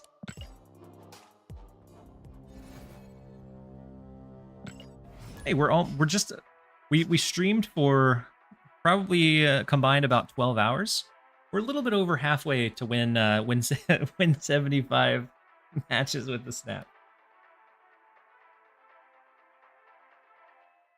Yeah, had they gotten Madam Web down earlier, then it would have been much closer, much harder to bring that one home.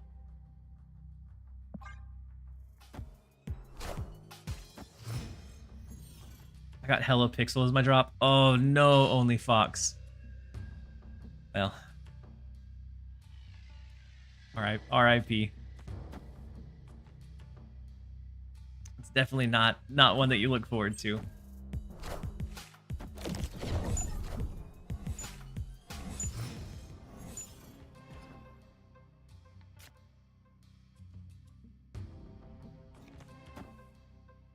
Vulture is much better here early than Dagger, so we're gonna go with that. Ideally, we can find a way to clutter them up with like Green Goblin, Debris. That way they can't. I guess they can always still do like a flip flop of the 2 cards, can't they?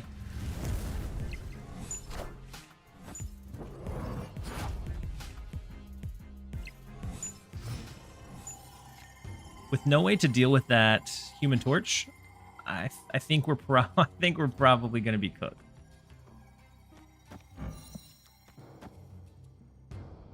Three, four, five. We wouldn't draw if we did this.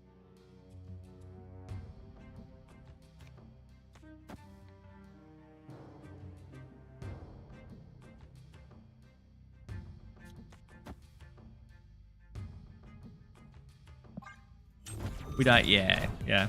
With them having double Madam Webs, like we could probably outclutter one, but with two, there's just nothing that we can do to bring this one back. Any Howard the Goat avatars? I don't think I've gotten any. Opponent snap. I was wondering when the snap was going to come in. Escaped.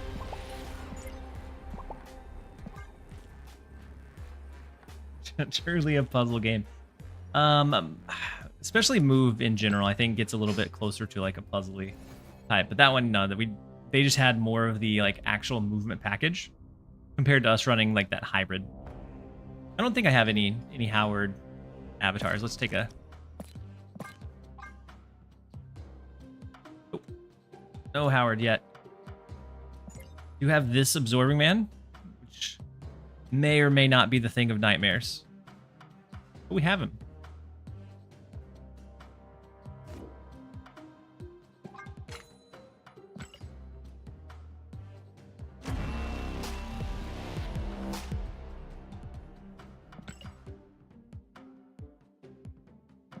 Two away from getting the reactions. Kind of nice. Oh. Husky puppies. Chosen nightmares.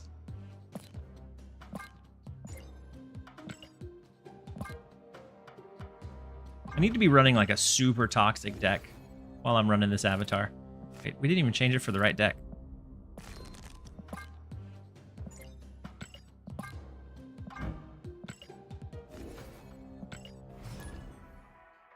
And then Carne said, no way, it's Husky. Yeah, Husky hangs out here sometimes. And then I hang out at Husky's chat sometimes.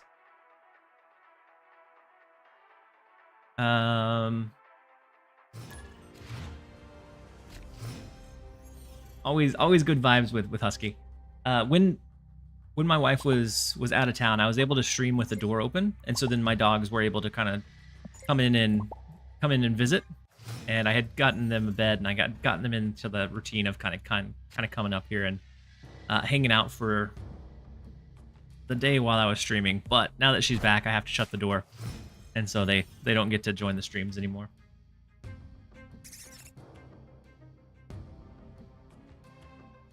We're up against the destroy deck. Any chance they don't destroy this lane this turn? Probably not. Like there's very rarely a situation where they wouldn't destroy on 3.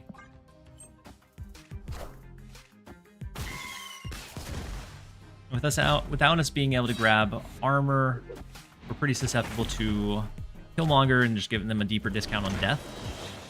And so if we see a snap come down, we probably retreat it. Unless we can just kind of get lucky and cap out one of their locations by surprise.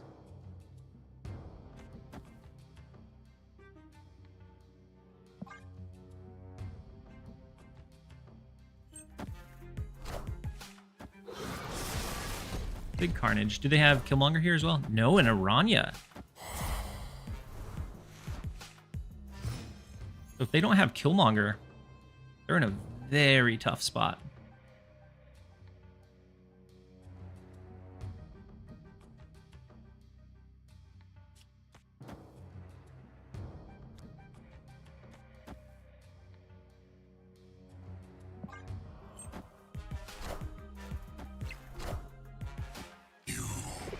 Venom. Okay. No Killmonger. What a game!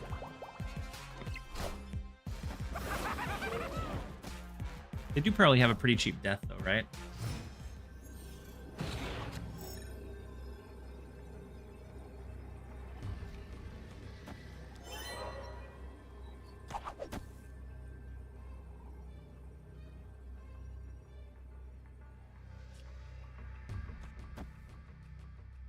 We need to use that middle space, otherwise we could protect it from Killmonger this turn. But I think this is what we go with. The double dagger move, we either move it to the left or to the right. But I think the left is going to be a little bit better for us. If they lose this one, it's because of the Nightmare avatar for sure.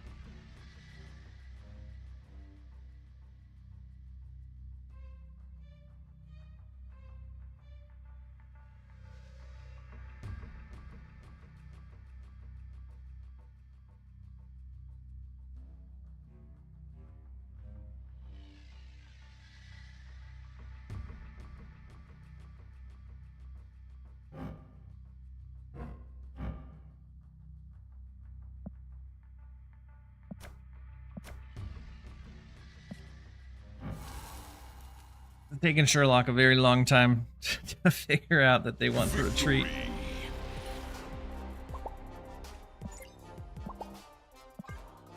You know, maybe I'm a bit too optimistic about the frequency that we see some of these things happen.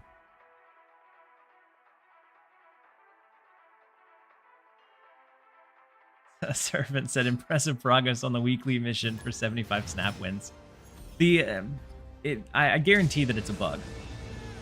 Super unfortunate because there was a bug with the past stuff a couple of weeks ago that you would hope was hammered out before they went on vacation. But I'm assuming, or I'm guessing, that it's not going to be fixed by the end of the month. The only silver lining to that is that we have Deadpool Diner opening tomorrow.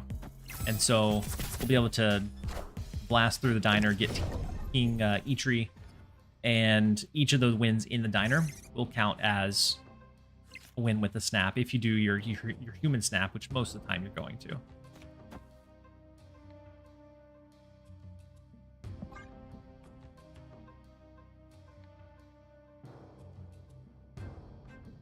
King Eitri seems very bad. I kind of like King Eitri. Draw a card from your deck that didn't start there. Kind of like it. I think it might slot into Thanos, because then you can pull out your, like, if you draw that over a stone on one, you can draw out some of your stones, and so you have a little bit more consistency on your thinning methods. And then you'll be able to sometimes pull out like your hammers on the same turn that, oh no, it's an activate. Oh god, I thought it was an on reveal. As an activate, it's a bit worse. Never mind. I think you're probably right. The activate changes my perception. I swore that it was an on reveal, but at activate turn 1, it's not going to do anything. It works better with as an activate with like the Hammer Bros. But is that really enough to be that big?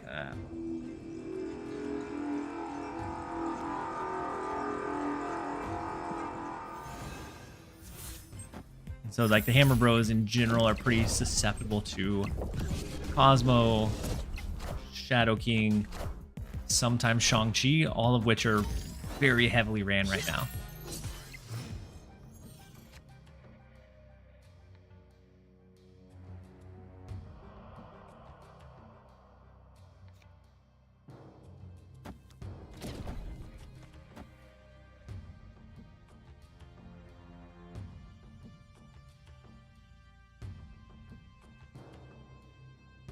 I think we come out of this one okay. I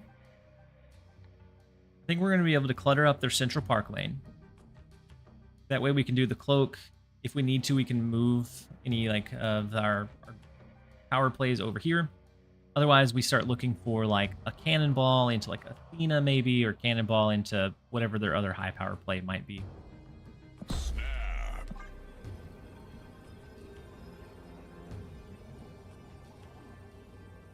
Everyone will play Korg or Rock Slide. True. That's, I mean, like right when it's coming out, if we're seeing a lot of the Hammer Bros, yeah, I think we'll see a lot of like the Korg, Iron Man. Korg Rock Slide stuff.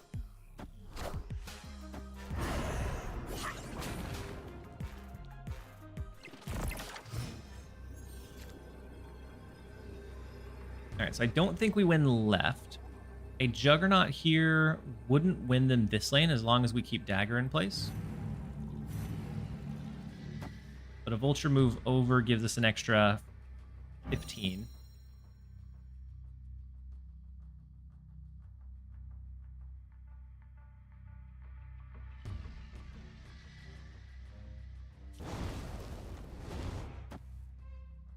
And if they don't go Juggernaut and they go something like Iron Man or whatever else, Cannonball should be able to save us here.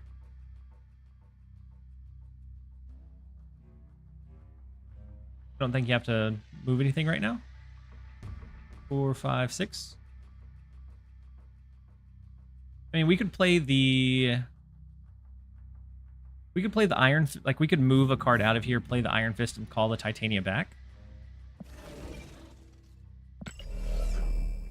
It would be like move swirl. Oh my god. No. No. No. Okay, so move this. I am. Oh, Iron we gotta. Man. Come on. And then it's like this and this. It'd be fine.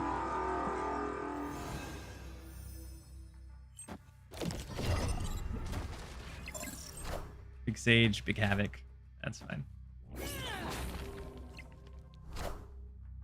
Yeah, Claw could have been. Wait, no! What are we doing? We threw.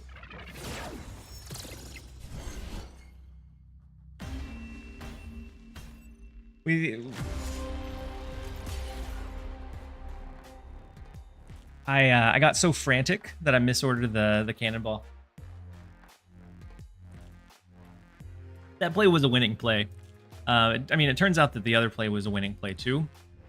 But I got so frazzled by the crash into the, like, because I had taken a while on that turn already, into trying to get it back onto the board that we misordered the Cannonball Iron Fist.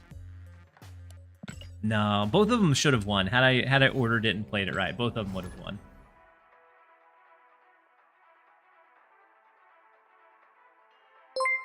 Prince Kaida, thank you so much for the resub with your Prime for 3 months. Yeah, that's kind of how I'm feeling as well. Schwag said, I'm banning all. Everybody's banned. So I'm super bamboozled by all of the people that are now, yo, Woody. I feel like Woody probably wouldn't do the Enchantress Hard Eyes at me, so this one may be one of the imposters. And then Lanumi said, I'm so tempted to shell out whatever amount of gold I need to do the Arsham Point Morph Tired emotes combo. I'm sick of facing them. Yeah. Yeah, they've... Anytime the meta's kind of in a weird spot, we see an uptick of Arsham. Fake Woody? His collection level is... Ooh, wait. We know Woody's collection level now? To know if it's a fake one or not?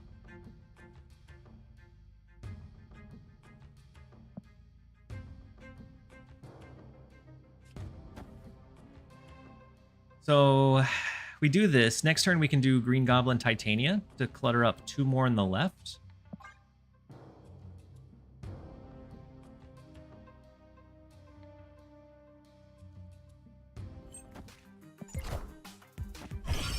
Oh, it's Butt Squad.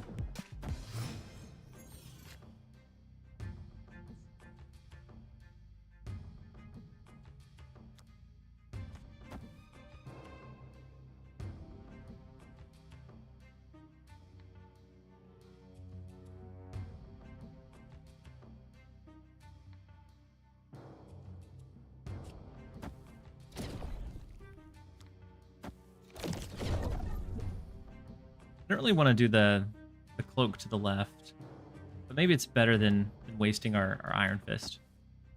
We'll do this for now.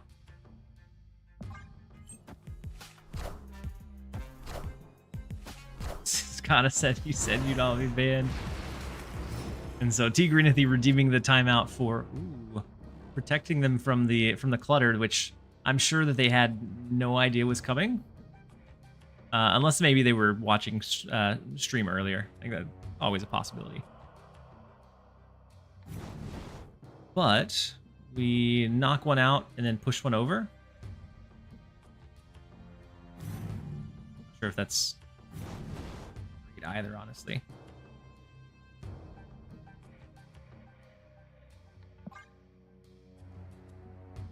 Oh no, T Greenithy got the timeout. You Iron Fist a goblin after it's crossed over. You can Ghost Spider a goblin after it's crossed over. But Iron Fist you have to do preemptively or ahead of time.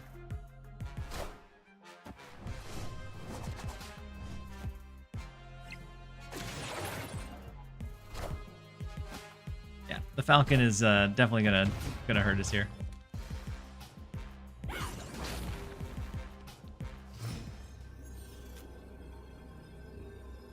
Oh, and we can't retreat. Oh. Oh. It's one of those days. Yikes.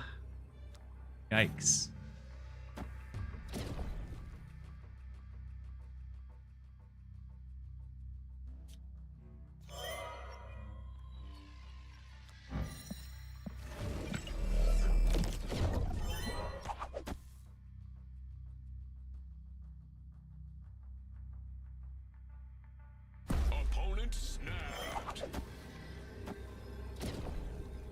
Rude butt squad.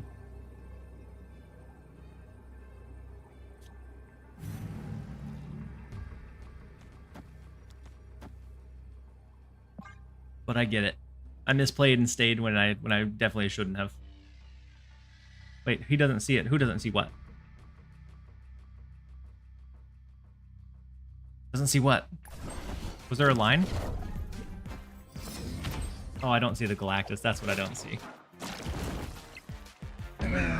That is in fact what I don't see.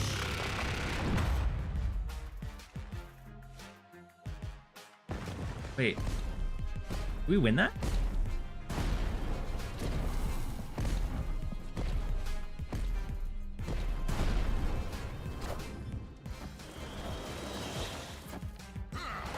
No!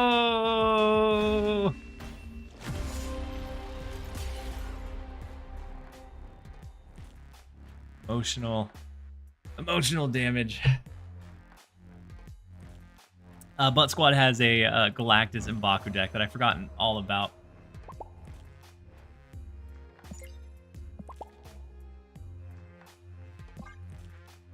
From the top rope. All right, we're gonna run to a quick ad break. Give my rank a little bit of a reprieve. Recollect myself. I'm gonna run to the restroom and I'll be right back.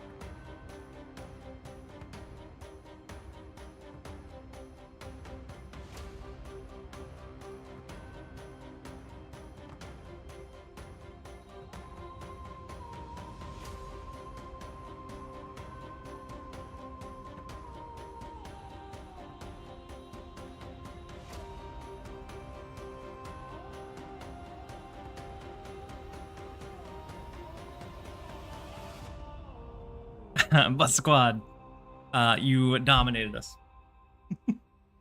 I didn't see the Galactus coming at all. I'm playing pretty poorly today. My anticipation is not up. But very good game, Butt Squad. You always love to see a you always love to see a M'Baku that makes a difference, because he so very rarely does. And then Myth Dragons, how's your day been? It's been interesting. We've had some decent games, and then we go on a spree of having just some awful games. Then we go on a spree of having some good ones again. Opponent snapped. And so it's been a very interesting day for sure.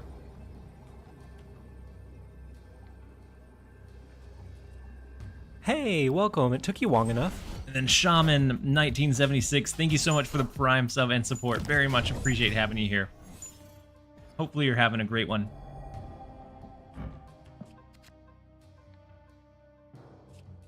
Hulkbuster's a little bit scary. Go ahead and try and clutter them up a bit.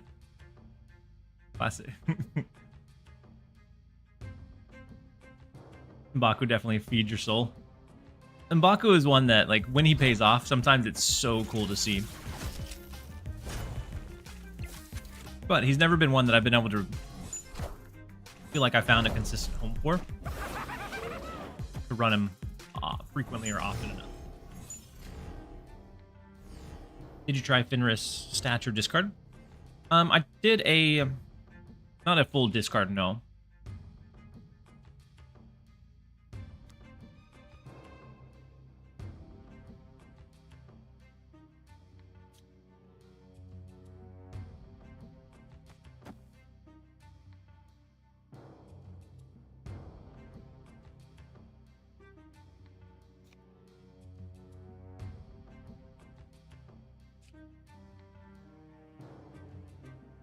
Kind of wish we had priority here.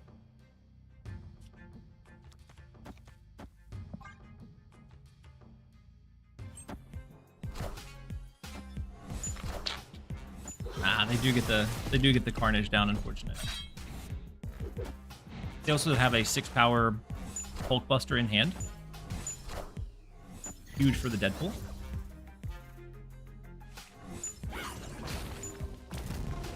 I don't play him because I think he's good. It just makes me happy. Yeah, seeing or being able to have one that pays off, I think would be super satisfying.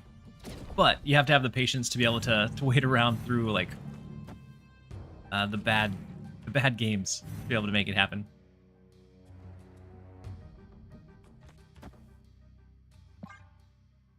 Only bad thing is they have a 8-power Carnage in hand too. With Hulkbuster and Carnage. They're pretty buffed up here.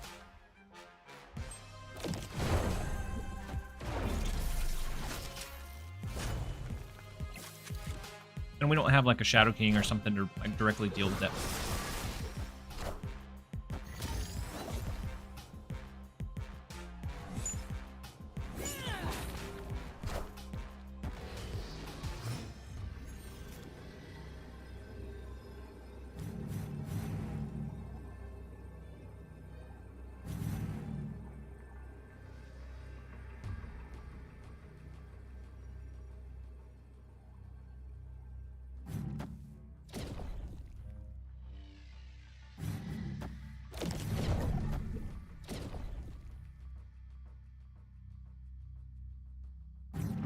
I don't think there's a way we win this one. They've used both their buffed up cards, but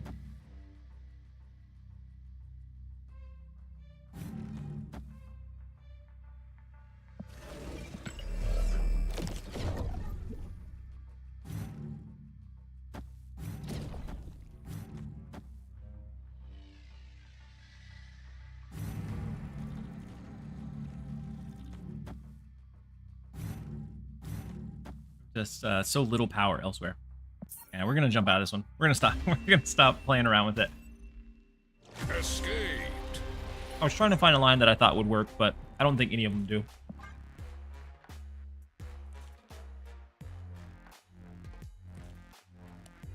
He has a banging song? Splat, does he really? Talking about M'Baku, right? Haven't watched Arcane. So me and my wife watched Arcane season 1 when it released, when season 1 released, but it's been so long that we wanted to rewatch season 1. The problem is that it takes us forever. And so we're about 2 episodes away from the end of season 1, and then we're going to start season 2. I'm looking forward to it, though. So I think it's going to be really, really good. Oh, snap.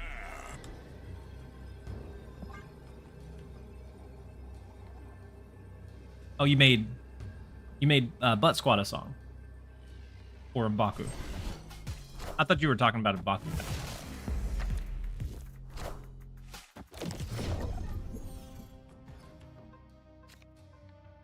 When you have a baby, a movie becomes a series. It does. And especially something like Arcane, where I'm not 100% sure that it, like, what scene is going to come on isn't going to be inappropriate for her. So, like, if she, stops playing with her toys and, like, comes into the, because we're watching on, like, one of our phones, and we're sharing a headset while my daughter's either, like, doing some solo playtime, so, like, coloring or playing with her toys. But if she stops, we, of course, have to stop the show as well. Let's do Iron Fist Vulture. Push over into this one. But I don't know that we're going to get a full fill in Necrotia. Although,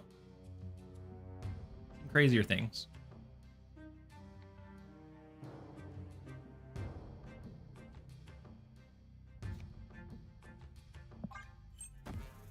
Oh, you said both actually? Really? So Jessica Jones, if they play here, next turn they're not going to get a... They're not going to get the bonus. So all we have to do at that point is throw a Viper their way and we win.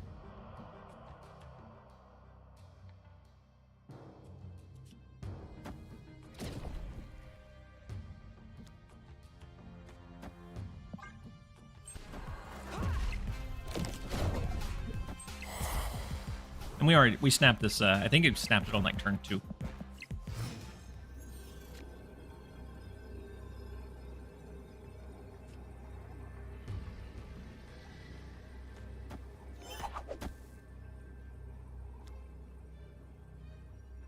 We do find the retreat. Victory. We'll gladly take it. Unibot on the YouTube side said, I hope Annihilus makes a comeback. I never really cared for Annihilus. Like, either... I didn't really care if I was playing against him. I didn't really enjoy playing him that much. I know there were a lot of people that did. But that was about the time I stopped enjoying Clutter.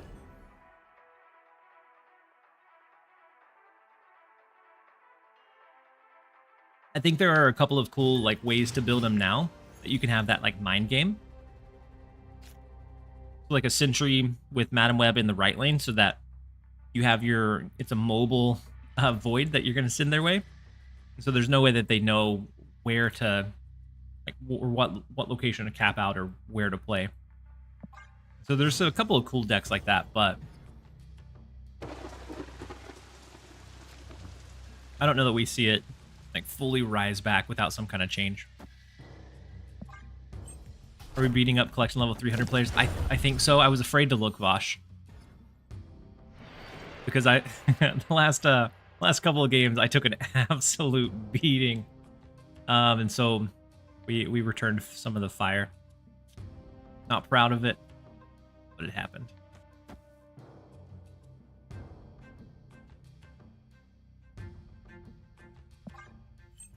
I think if they unnerfed him, he would be too strong. Unnerfed him as in, like, move over 0 or negative power cards, right? I don't know. They said he was weaker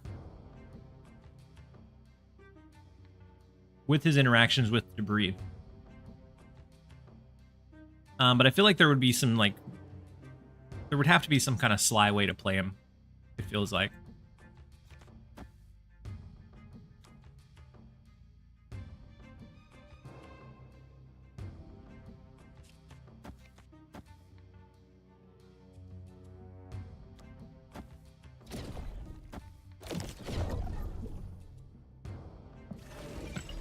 Opponent snapped.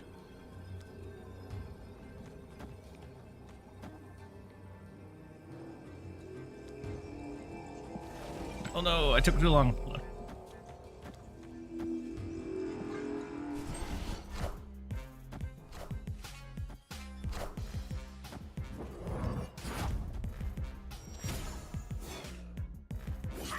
So we know they're running like a Scar Surtur. They're gonna have a lot of really big high power output.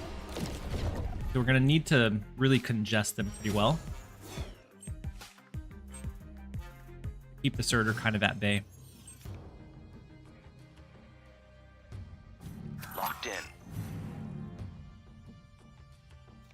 But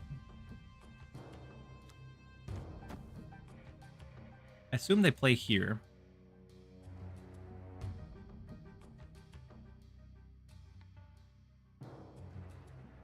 Just the Green Goblin doesn't feel great. Could reduce a potential Surtur by moving the Crossbones over into Fisk Tower. It goes below 10 for a potential Scar.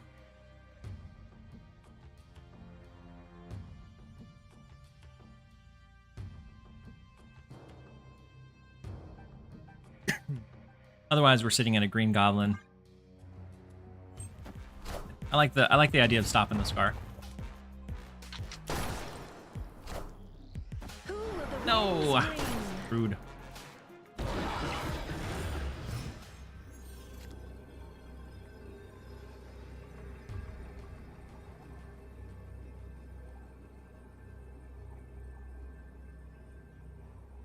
So they can still play 2.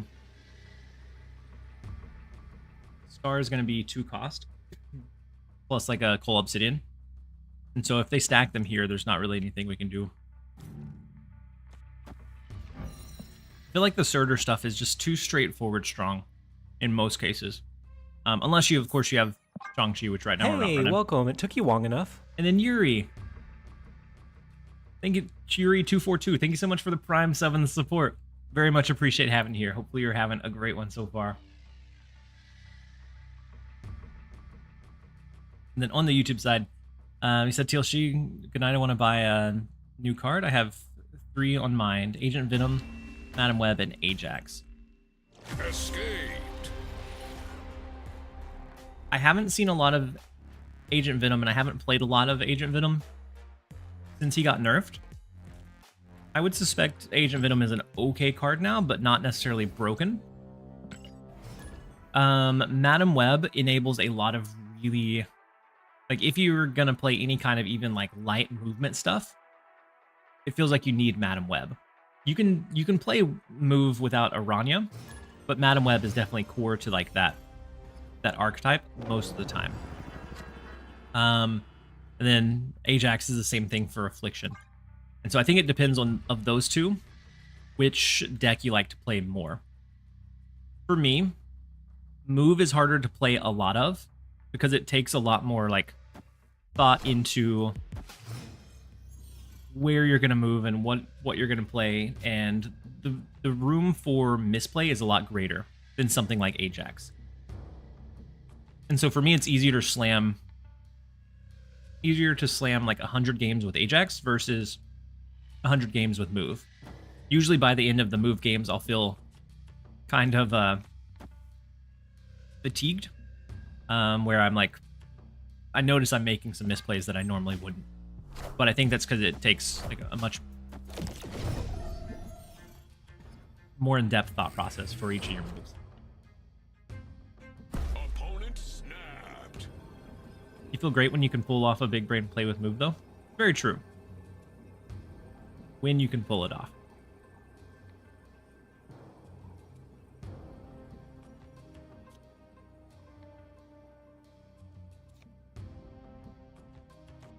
I wish we had our clutter stuff here. That would help us against the double Wiccan that they're gonna throw down on us. I also wish we had like an Iron Fist. Be able to buff up the Vulture as we move it out of cloning vats. But I don't think we can sit around and wait for it. You have a Red Guardian, right? Yeah. What's this deck about? Ours?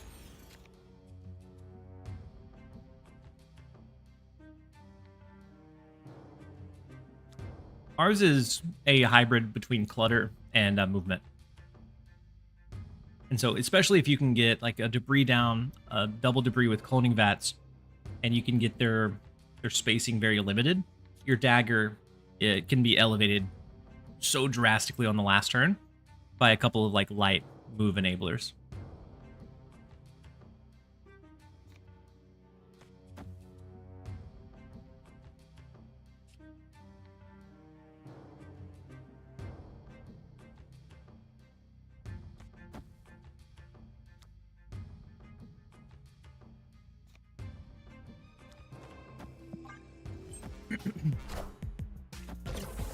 Good balance, werewolf, and move are just exhausting. A lot of times, yeah.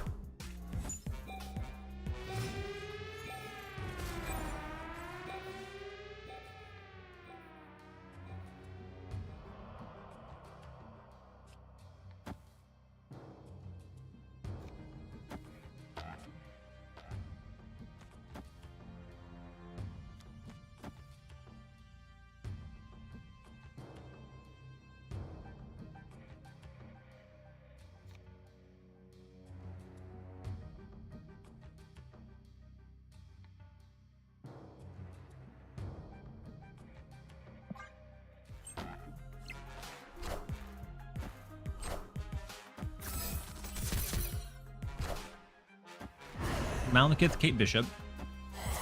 Could be could be Ajax that we're playing against.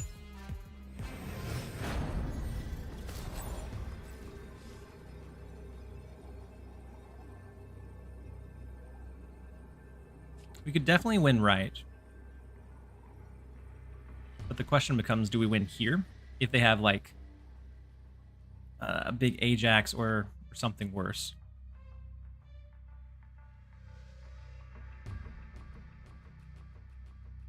I guess we're also we fall really susceptible to Magneto as well, and Eliath. Eliath is kind of scary. With them running Malekith, I'm not sure if they have it.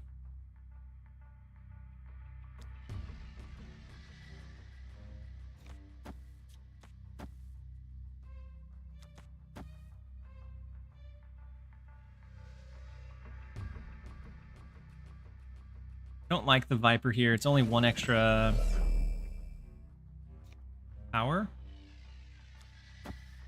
versus like the armor.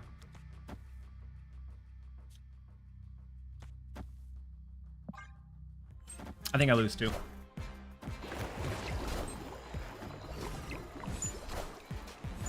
Big loot cage. Depending on what that card is, right? A hazmat.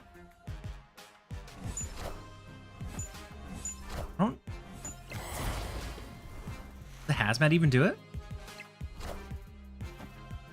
No, it's just copy. Oh, we still don't win the right lane. Oh no, this is a big copycat. Lose it by 1. Not the lane I thought we were gonna lose. I thought we won this one hands down, but we did not. And they knew they had it calculated too, because they knew they had the big copycat.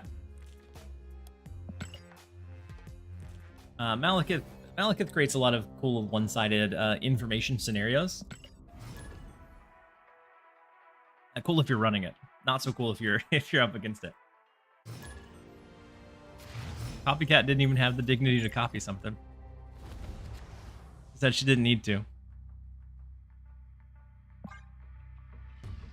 We have Iron Fist Vulture, so if Cloning Vats comes up, we have another potential like silly game on our hands.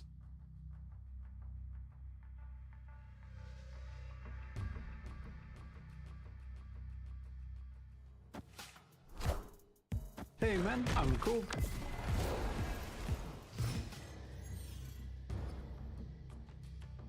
There's some super weird Malekith interactions. So there was a lot of bugs too, which is the biggest reason why I didn't buy it right off the bat, because I didn't know what kind of card I was getting. I didn't know what was intentional and what was gonna be fixed. I think a lot of, if not all of the bugs were updated on last Thursday's patch though, or last Thursday's over the air.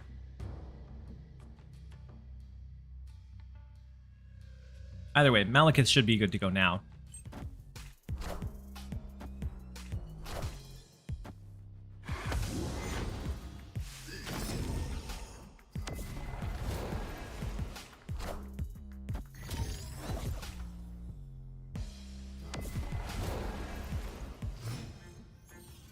Whole section for Malekith, yeah, there were a lot of unfortunate bugs with Malekith.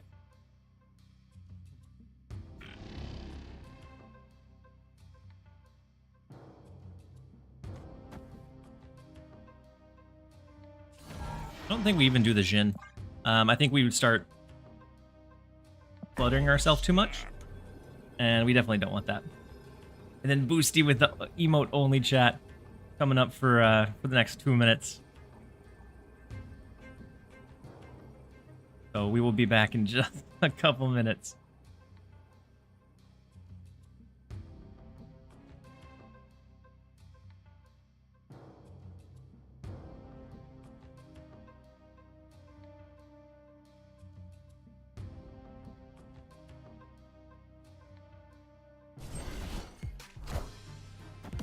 Big Cassandra Nova, unfortunately. Very, very big Cassandra.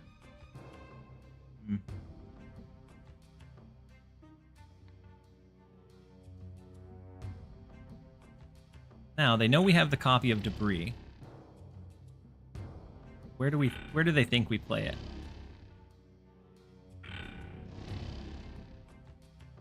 Because if we do something like this, and they play Cassandra here, we almost guarantee ourselves a loss.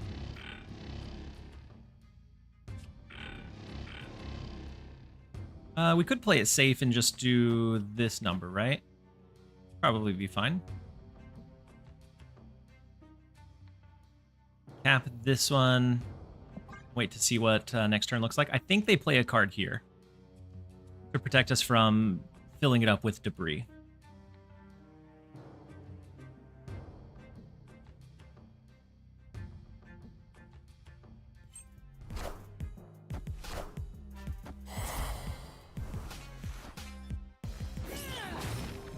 That they did nothing. Not what I would have expected. Okay.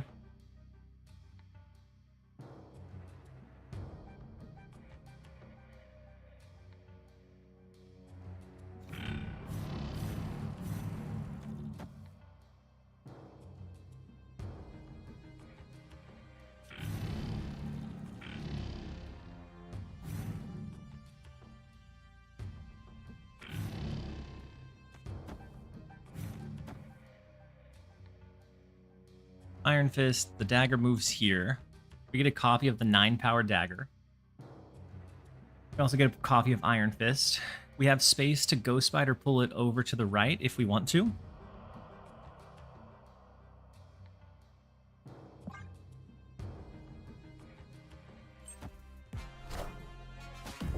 Big Cassandra comes down in the left now, just to make sure.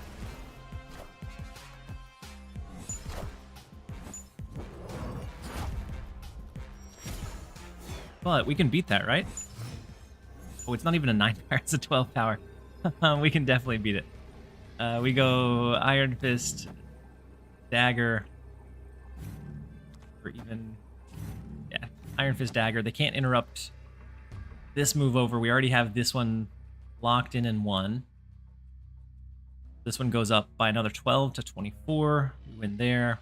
And I think we just fill in this location with like low-cost stuff.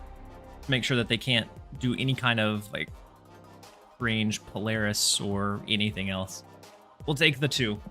And we're going to release you guys from the emote only chat now. And it's time for a quick set of ads.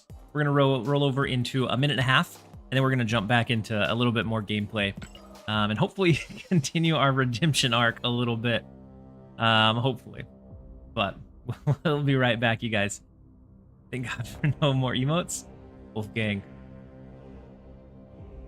I'm glad that you're free. We'll be right back, you guys.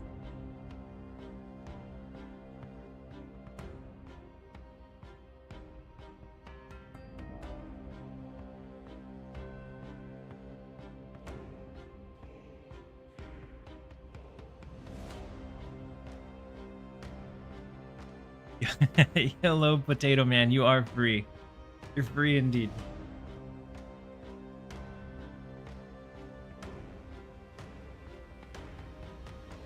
We'll wait just a little bit before jumping over into another match.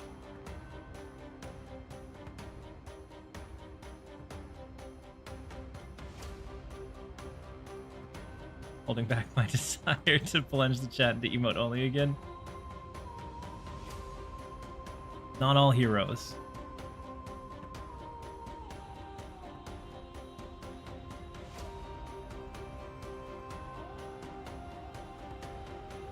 My meeting in time to have missed emote only. It is a little sad, Georgie. Look, we've been. This is nuts. I know that Deadpool Diner is going to help this out a lot, but it's crazy that it ever got even accidentally pushed this way. We're almost 2/3 of the way, and we streamed for 2 full days.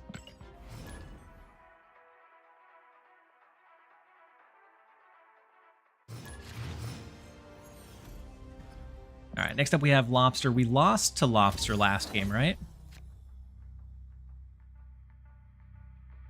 I think the last time we faced off against him, we lost. Wonder if it was the same mission slot as Move 75. And I don't know. It feels like maybe. But either way, super unfortunate.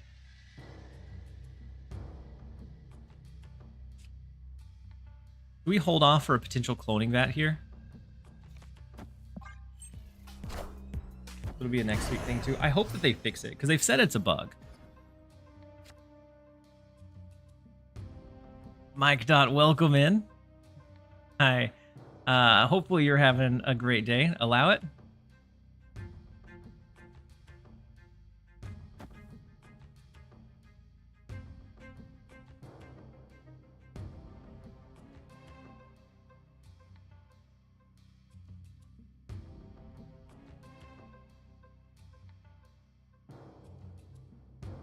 We'll allow it today for you, Mike. Allow it today.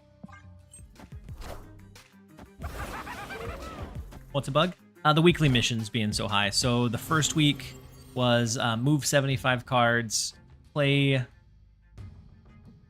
100 4-cost cards. Something like absolutely kind of absurd. And then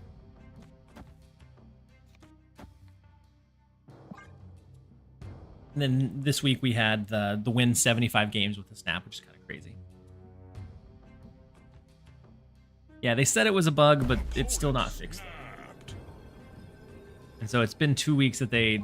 I would imagine it's not too difficult to make the changes, but we also had at the end of last season a what felt like a kind of.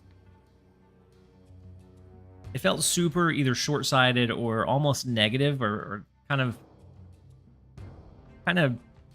it felt bad for them to have thrown it as the last one. The last season mission was win 12 missions, so if you were playing actively, you barely had 12 missions to potentially be able to pull into at that point. And so like you had to be waiting for the reset, or you were still going to potentially be able to miss it.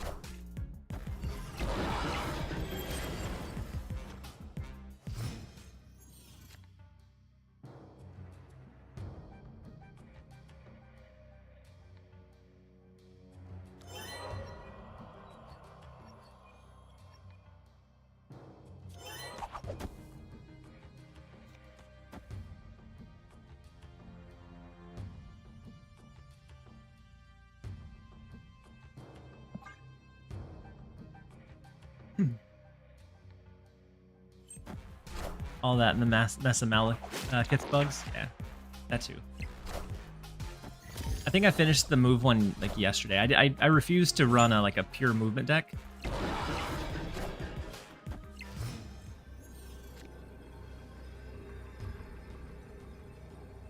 What? What in the world is what in the world is Lobster doing here?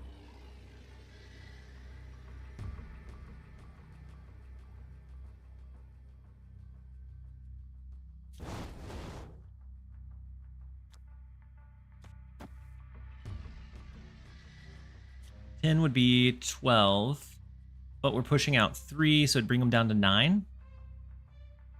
Victory. I greatly dislike move decks. Yeah, so for the longest time, all I ran was like maybe had a Jeff in certain builds. Otherwise, I was waiting for like locations that moved our cards, or sometimes like a Juggernaut. But no, I was right there with you. And so, if don't go way out on a limb and try to push for to win games with the snap, because we have Deadpool's Diner releasing tomorrow. And each of those games, as long as you snap or your opponent actually snaps, like not the automated snaps, then it should count towards the mission. Lobster did cook.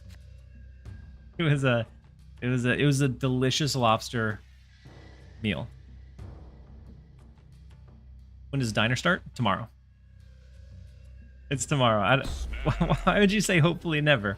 Like if you don't want to play it, you don't have to. That's the beauty of it. Snapback has me scared.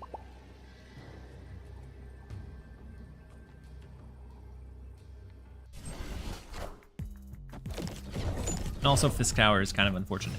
Ooh, it's a negative deck. Okay. Well, the only thing to do against a negative deck is to fill their entire board with debris rocks. Next turn, we'll probably throw Viper over into the left. I assume we see Mr. Negative mid. Cracks.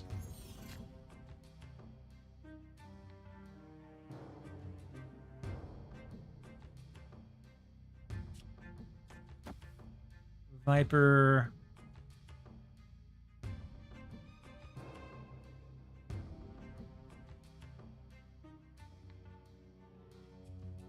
I don't think they play a card into either of these locations. I'm just going to let Viper resolve how Viper needs to resolve here.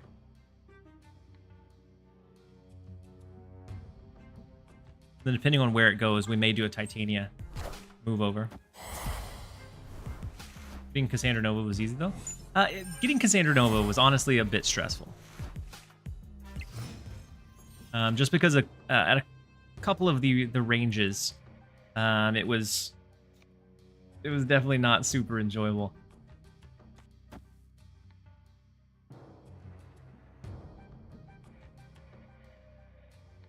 So we go first. We leave them. I assume that they play a card this turn.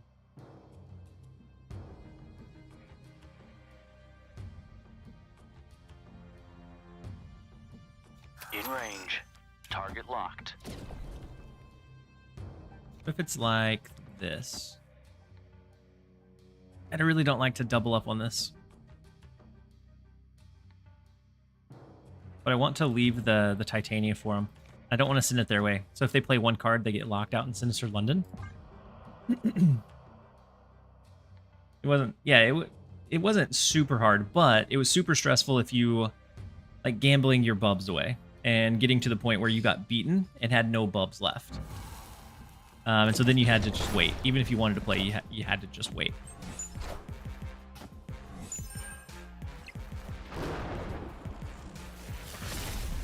Oh no. Well. I am Iron Man. We cooked ourselves. Oh, I thought we'd be, I don't know. We needed an extra space. What are we doing? We're throwing these games. Escape. We played it a bit more patiently, a bit more directed with like a Viper, gotten a little bit more lucky with like a Green Goblin a turn earlier. I think it would have been okay. Diner out today? No, it should be tomorrow. I would assume tomorrow at reset. Very surprised they did an Iron Man left. What was better than that? I think they probably did an Iron Man left. Probably to avoid... I feel like we're going against people with super good perception today. I would assume to avoid the Titania. And to avoid like getting capped out in that duplicate lane. Would just be my gut justification for it. Thanks for the chibi entrancers I'll never use. Hey, never say never. There have been so many cards that I still don't use.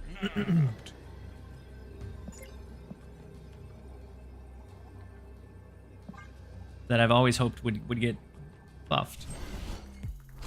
So one day Uatu is going to be usable.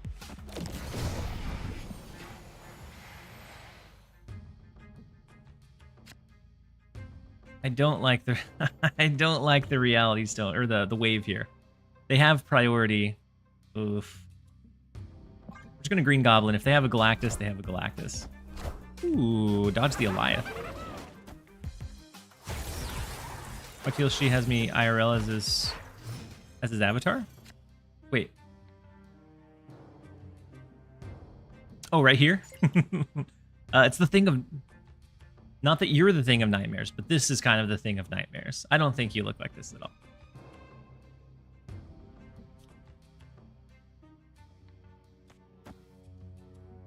Let's now go Vulture.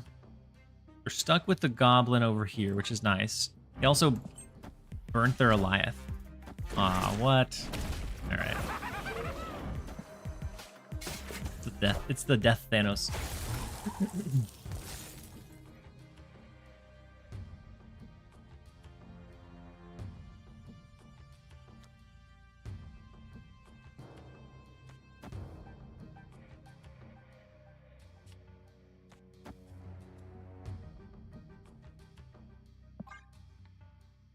Maybe we can lock in the right lane with the debris play. Oh well. Thanos over there. I'm not sure we wanted to lock it in. Batu is gonna need a mode with 6 locations. I think they just need to rework him. I don't think he works as they originally wanted him to or designed. Like it just doesn't add enough value. I don't think. So 9, 10, 11, 12. No, we can't touch this one. We're taking a beating.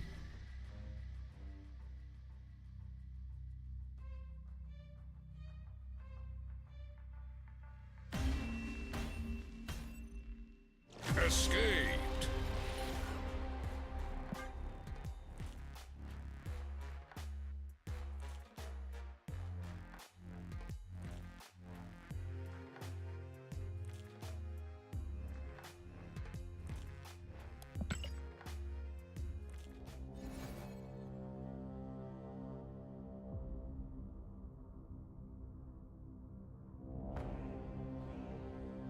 I saw this deck pop up and it looks kind of fun.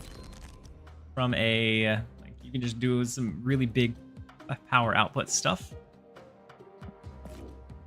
Very much a, like, we're gonna do our type of thing and no counters involved whatsoever. I think it's kind of interesting. So for the cloning vats, if you hit Pixie, then you could play your cheaper Pixied cards. Otherwise, like a Sunspot a couple of times. You have Moon Girl for a double up, Hope Summers for that extra energy to skip into free She-Hulk. I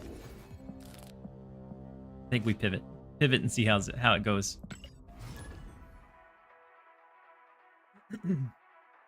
Ronin gameplay? Ronin gameplay might not be terrible. There's like one particular Ronin deck right now that I think is probably the best Ronin's ever been. That's with Malekith, because then you can pull out your like Maximus, you can pull out your Master Mold, so that it triggers on like the tail end of the game.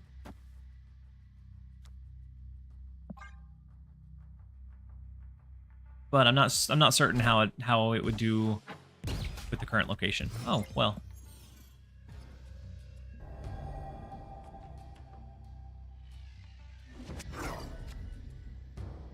I'm all for Wiccan and Scarlet Spider gameplay. I like Wiccan. Scarlet Spider, unfortunately, doesn't feel like it does enough a lot of the time.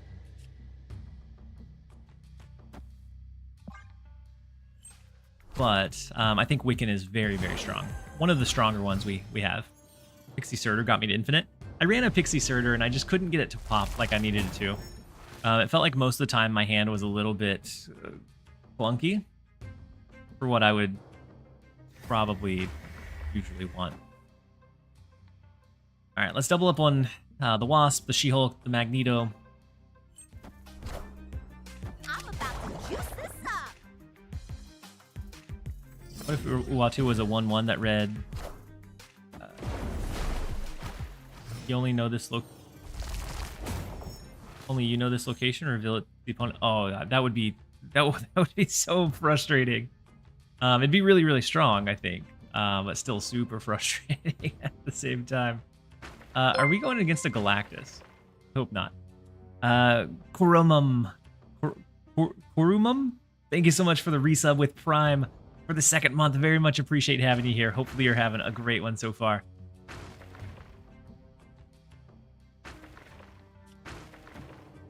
No, it's an Agatha deck.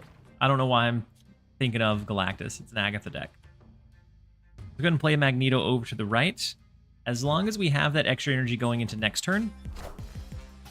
We won't have that extra energy going into next turn. The future. We will, because of Crown City. And so we can skip. We have the 2 free She-Hulks. We have the ability to do like another Magneto. Let's go ahead and play a Wasp. So that we have the ability to draw on the final turn. Add Moon Girl, Quinjet, and Mobius. Our poor Wasp never stood a chance.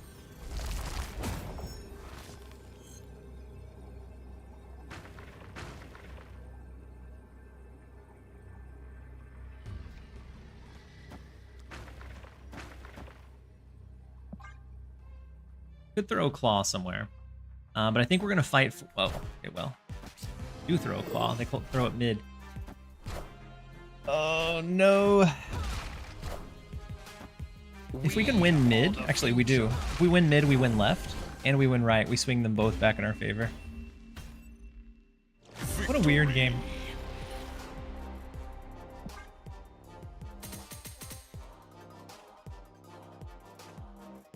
If we get comic accurate Uatu, should be 0 cost and can see everything being played on both sides.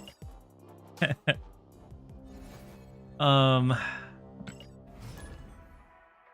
would be wild. I hope they never do that. I want to play Uatu, but not at that cost.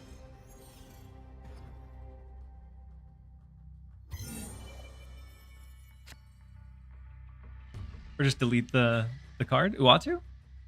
I like Uatu. I like him as a character. He just, in the game right now, his kit is... It doesn't add any kind of value for you. Ooh, Elysium is beautiful. You love to see it. We're going to be able to double up on the She-Hulk for sure.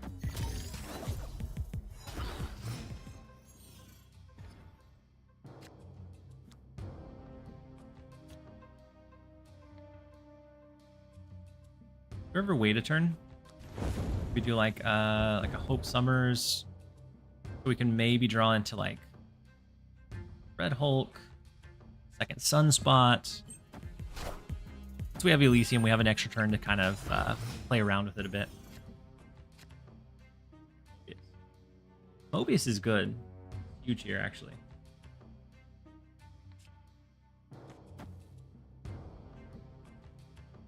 I don't think we'll get a free She-Hulk, but they're not going to have the 1 discount going into the final turn.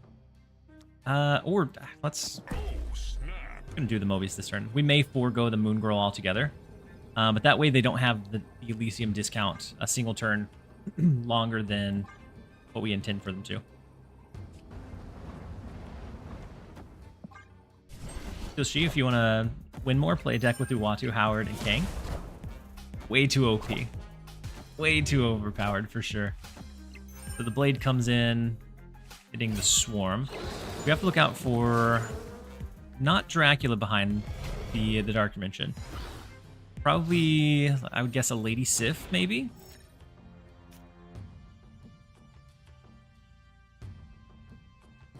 They played it on 3. Well, it could be Dracula because they played it on 3 with the Elysium discount.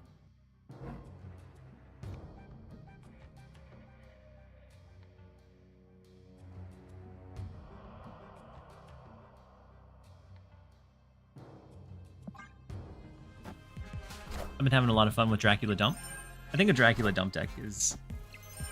Dracula Dump is in a finally, for the first time, a halfway, like, viable spot, which I think is a really cool space for it to be.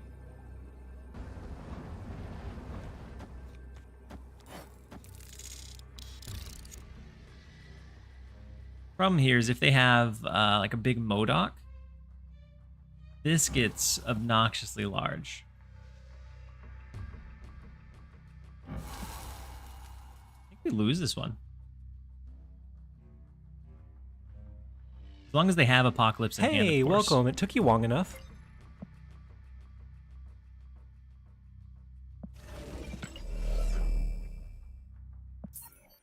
I'll give him that one.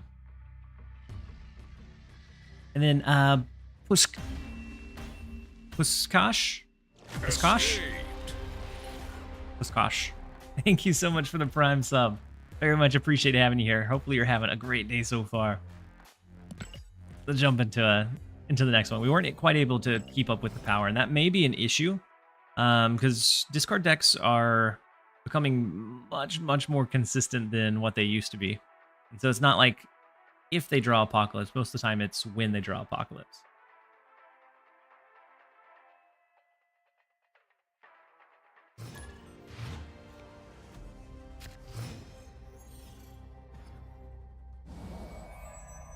Or only the opponents. It could be okay, but I think it may go against his, like, can't interfere or shouldn't interfere type of sense of, or, like, I guess character. Like, his character in most of the part isn't meant to interact. Like, he can see, but he can't really interfere. I feel like if it's your cards can't be affected here, it would probably count as interfering.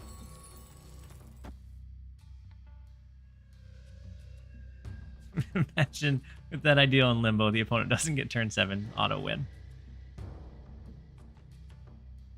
It would be wild if it worked that way. Probably perform worse with discard than any other archetype. Really? Because this card is pretty straightforward, and right now, especially with Scorn, MODOK, like Apocalypse, like your kind of standard, it's incredibly consistent. Has a pretty high power output. It doesn't hold up against like super greedy stuff. Rest in peace, Mobius. Rest in peace.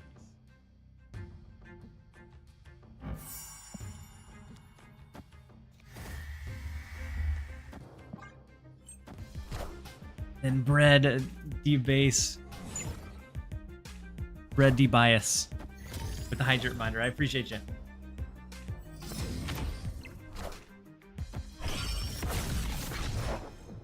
Big Fastos.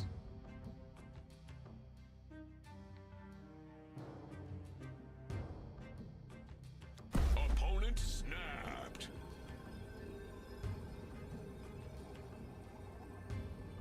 I don't think we're in a great spot. We have a Shadow King mid. Nico goes down quite a bit.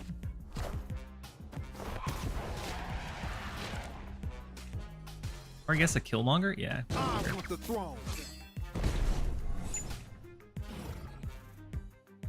Yeah, the destroy version seems like it's what's the flavor today. I don't necessarily care so much for the destroy version, but that seems to be what's floating around. And Pixie absolutely just massacred us too.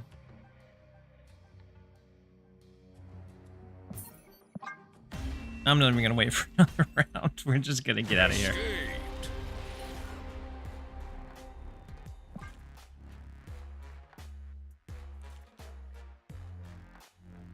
Gonna hate when Mobius is 6 cost. Yeah, Mobius being 6 cost was rough, but the armor and Nico not stacking was also definitely rough. Because had we protected that Nico mid, we could have been pressuring that lane pretty well, and we just needed like one lucky pull somewhere else.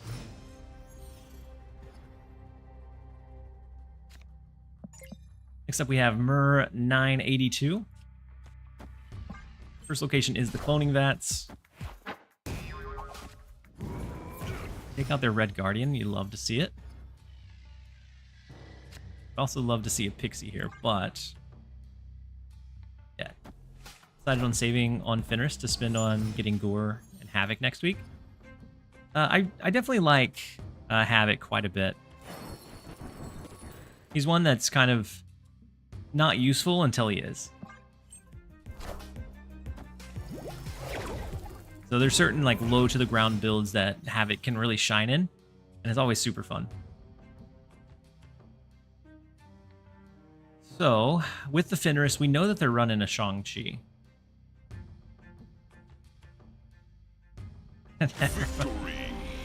Never mind, they didn't want to deal with it.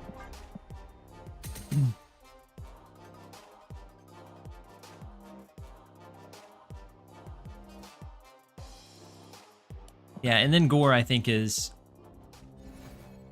Gore could end up being more trouble than it's worth. But honestly, I feel like in a negative deck, in maybe a few other builds that look to maybe cheat out his ability, I feel like Gore is going to be very, very interesting. Because with Snap, we already have so many on reveals. And so typically in a given game, I'm playing about 5 on reveals without even like necessarily trying. So then the opponent would play about that many as well typically. So you're going to be seeing about 10 to give a bonus to him. Gore and negative and bounce is going to be insane. How would he interact with bounce? Because it's every... Would a on reveal card played more than once count more than once?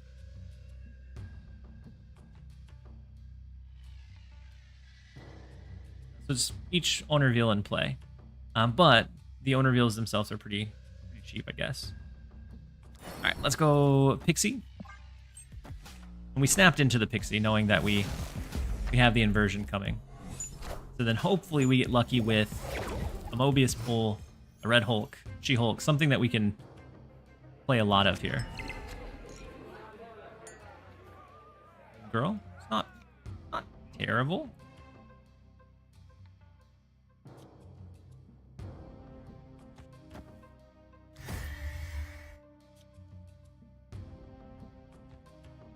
But right now I don't have anything huge that I want to duplicate, so I think we're just going to skip here. Opening for Havoc and Legion just seems like a waste of resources. Havoc being the kind of lower cost one, I think. Probably, or like the lower series one. But he is fun to use from time to time. Like I feel like using a key specifically on him might be a bit much, but I think if you happen to pull him, he's not an awful include in your decks. So we're looking to do a last turn Magneto into bar with no name to pull Surtur, and then pull whatever else we need to. But to do that, we would have to have something high enough power that could compete in these lanes, and I don't know that we have it.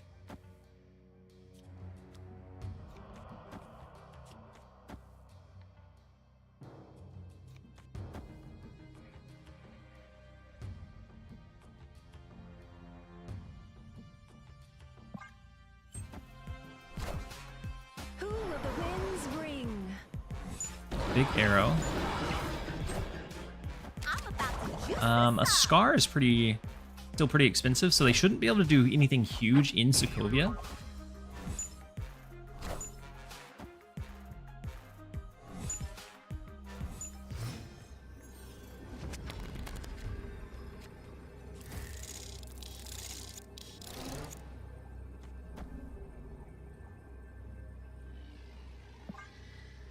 We're gonna see.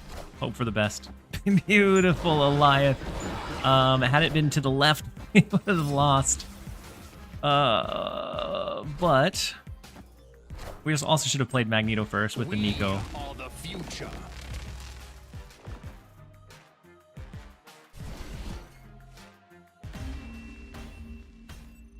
Yeesh. Victory.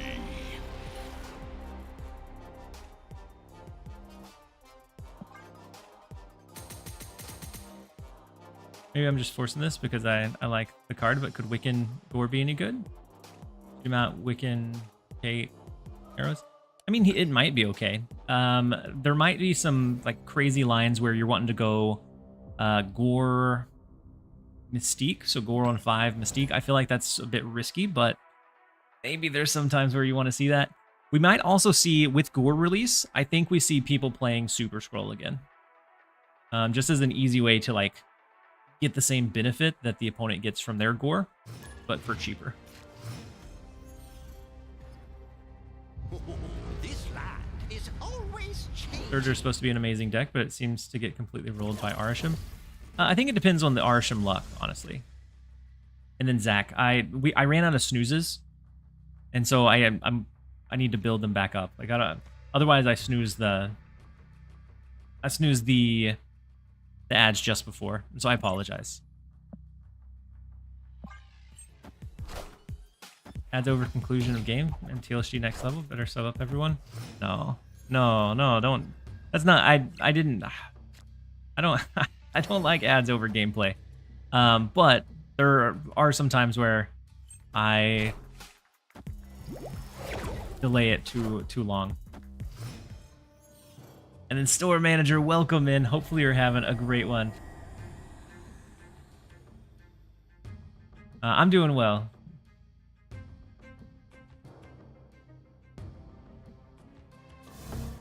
Ooh.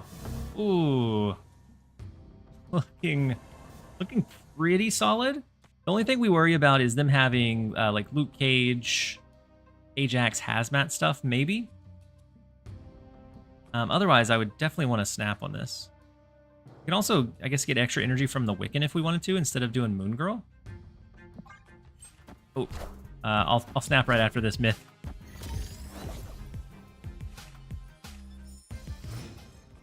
I'm doing okay snap-wise. Still down like 200 SP since the other day. Yeah. I took most of last week off from snap, and partially because I was sick. And the other part, I was playing Pokemon Pocket. It doesn't feel like the games there are quite as engaging, but I do enjoy playing. It's very much lower stress because like the outcomes that happen, you're able to account for most of them. It feels like we are at some points getting into just like a lot of big stuff's gonna happen. Whoever gets the lucky side of it might win in some of these outcomes, especially with cards like Bruce Banner being designed. It's so tough to snap or stay efficiently on a 25% chance outcome. I mean, technically you always stay on it if the opponent has it, because the odds are it doesn't transform. But I've been having a horrible week, so you're spot on, Mike. Ah, hopefully things turn around. I'm sorry to hear that, Stormy.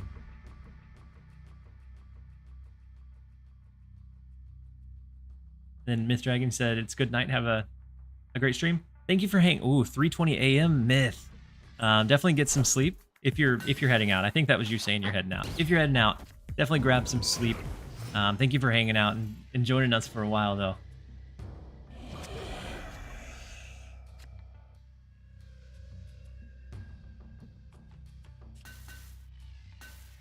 Go ahead and hold off on the Nico. We'll do Mobius next. I just realized right now Wong is bald in the default art. I thought he had a flat top. Weird kind of haircut. but it's his hand. Yeah, that's his hand. You thought he had you thought he had a flat top? That would be wild for Wong.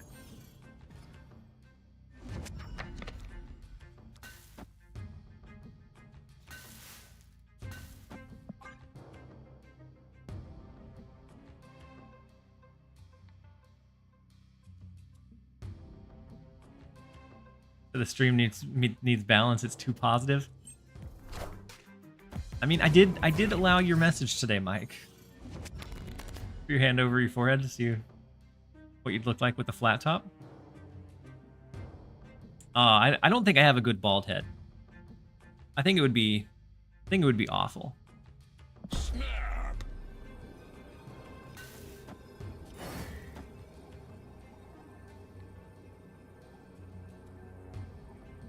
We're gonna Nico, destroy the Pixie, draw into 2 of our Pixied cards. I guess we have most of our big stuff in hand already. So probably a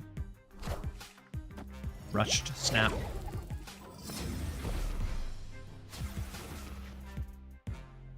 Who cost She-Hulk is big.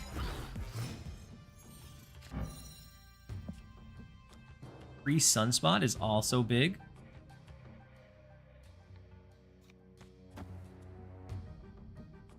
Okay, I didn't want to see the rest of it play out.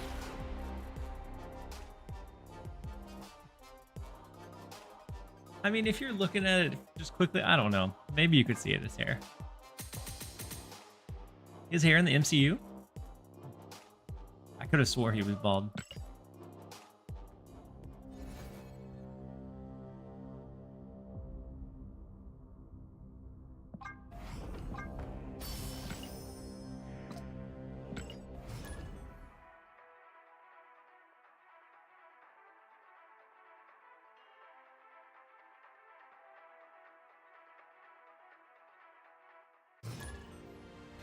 No, Fireball, you're okay.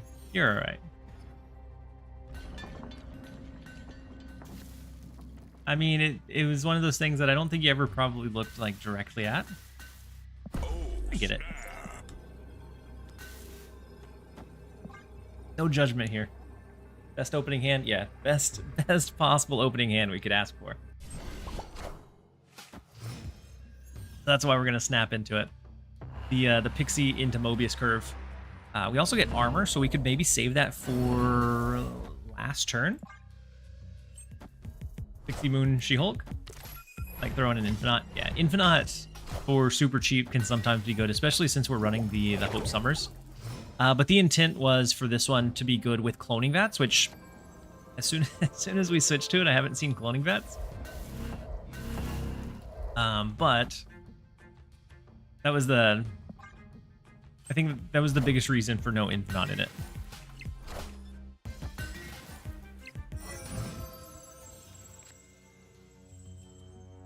Hulk's good. But no need to rush any of it out. Let's skip, get some Sunspot. Wasp, Act. Oh no, we're gonna lose our She-Hulk too. Well, Black Bolt. Well, maybe there was a right reason to rush it out. Okay.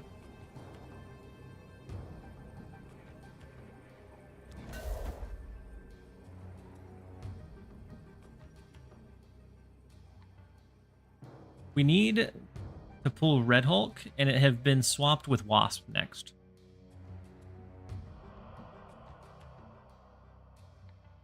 That is what we're hoping for. Then Krim, last break at work, been lurking. Krim, I'm glad that your work day is almost over. Hopefully I helped it go by just maybe a little bit faster. This was not what we were hoping to pull.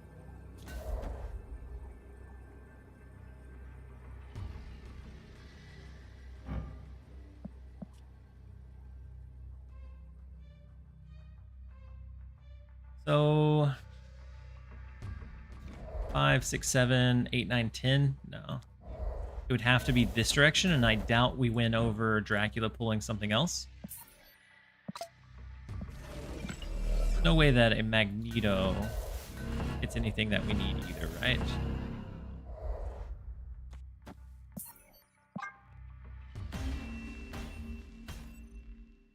Escape. All the outs. This one right here was big. This one, the Black Bolt was huge, especially in Valhalla. Like, I would always snap that opening hand the same way. But Valhalla with the Black Bolt generated by Agent Coulson, and then Shadow King to offset it, so we can't potentially outscale this right lane either. Rough. It was a rough one. But such is Arsham. I knew the risks whenever we snapped into an Arsham deck. But I was hoping we would get better pixie pulls.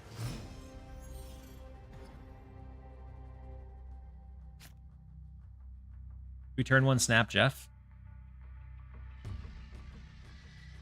Turn one snap, Jeff.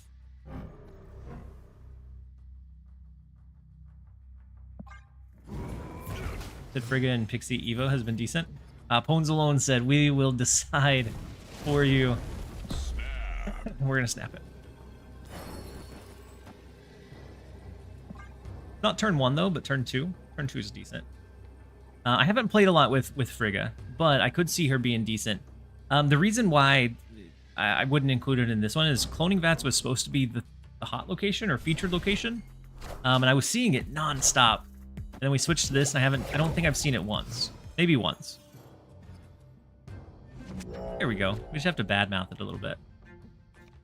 So now, ooh. I bet Jeff is running a Mr. Negative deck, isn't he? But with Mobius, Mr. Negative isn't going to give the stuff for free.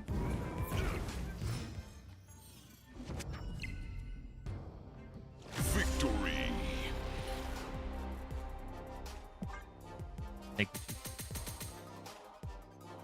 I love when you play other streamers to watch both sides of the game. I do like from a viewer perspective, I like being able to have that side by side. I think it's a really cool thing that we're able to do. I don't get to do it all that often because most of the time I'm just lurking in the back of chats, but he said not so much that game, yeah.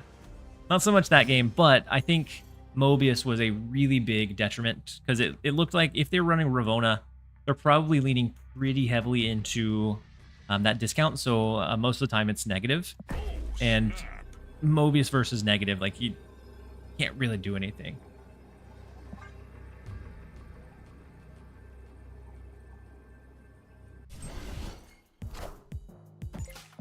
So Kindle has the Thanos deck, but they get a lot of good outcome from this Quantum Tunnel. I'm hoping we can get some good outcomes or good flips as well. Wait, why didn't I play the Wasp last turn? What are we doing? Looks like he's on viewer decks. It has Anti-Venom Iron Man Cook. Ooh, no Mr. Negative though?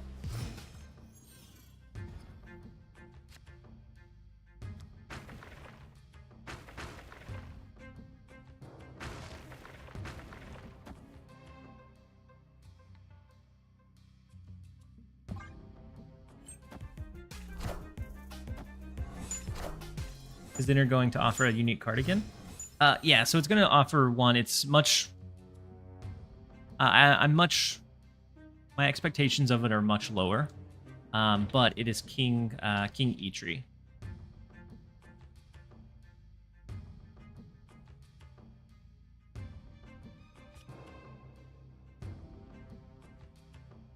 So inside of the deck, there's not really a whole lot of great cards to hit now. All of our big stuff got flipped out.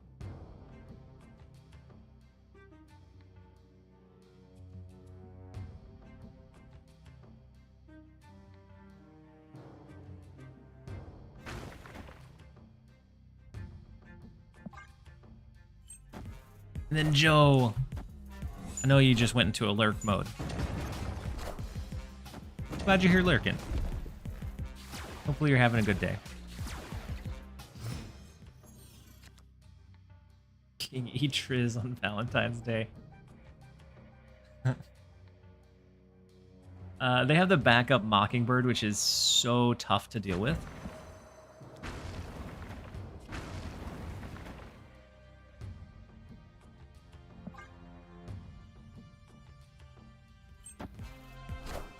That's okay.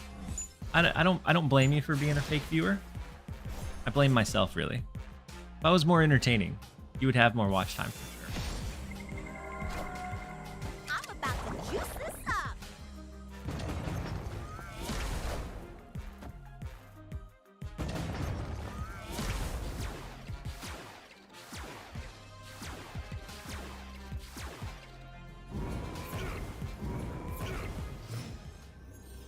Double Marvel Boy is is treacherous.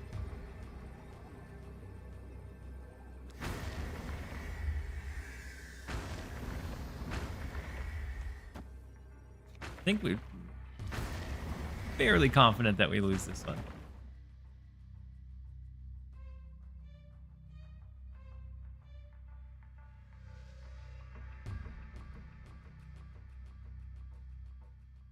I tweeted at you with my Twitch drop variant. So sad. Oh no, Krim. Is it that bad? I wish they would have at least given us a... Wait, I don't see an at.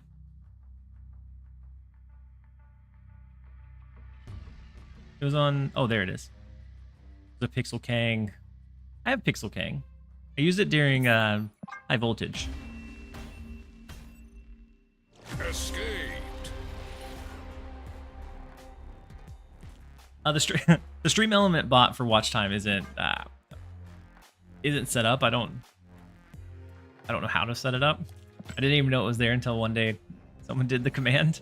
And so everybody's a fake viewer technically. Everyone here is a fake viewer. Then Silverwood with the posture check. I appreciate you.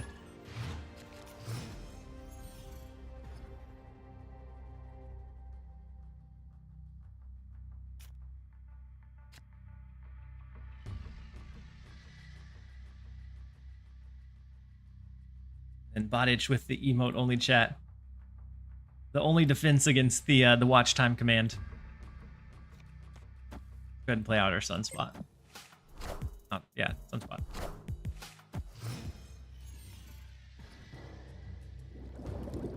We'll be back in a couple of minutes.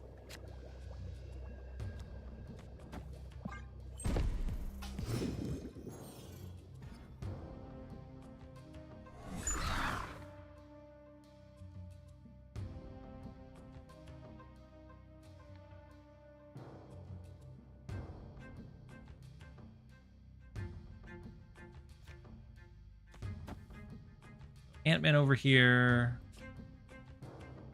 I'm gonna go ahead and play Mobius into Lemuria.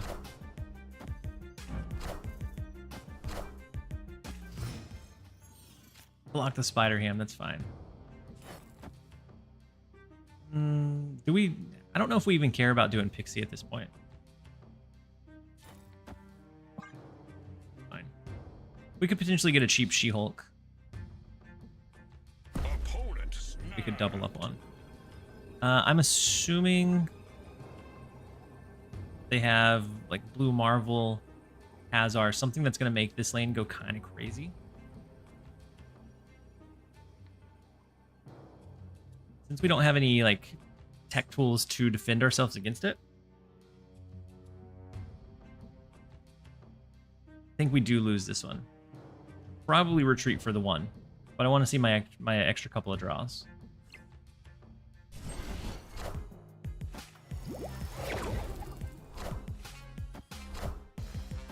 No, it's a Spectrum deck.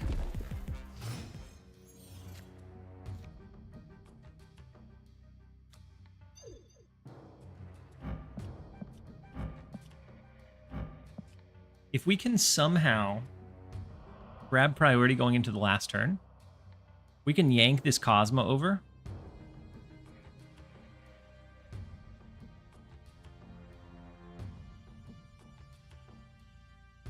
Their Spectrum wouldn't trigger.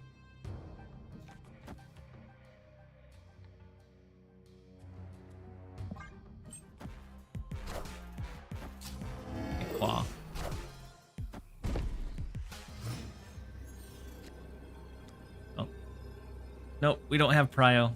Otherwise, Magneto to pull the Cosmo over would have been fine, but not quite able to get there. Escaped.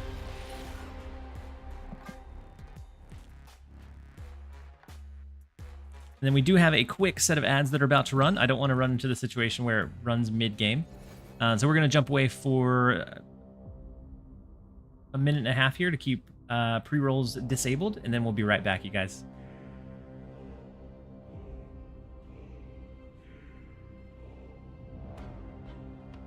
Oh, I didn't even turn off. We're going to turn off emote only chat. I apologize. You guys that are here can chat now.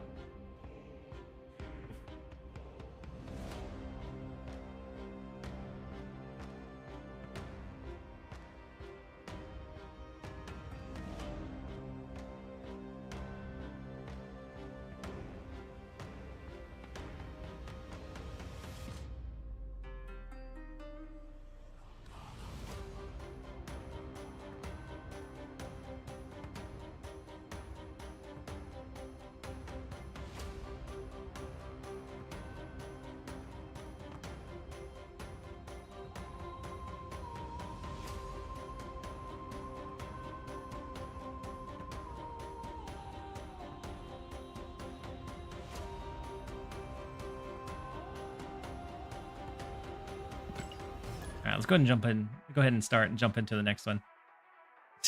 Mike said, "Turn it back on." No, you guys are free. You're free from the emote only chat. They can't make you go back.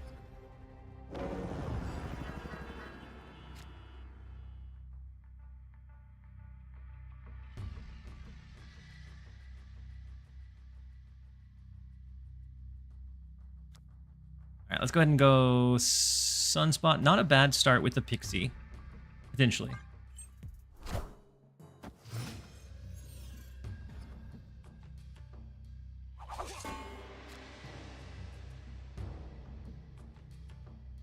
Emote straight to ads. My bad.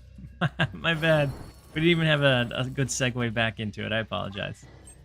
Go ahead and play the Pixie. We're at the mercy of Mobius not being super expensive if we draw him. We also don't get anything big for free, but okay. Hey, Mobius was nice at a 2 cost.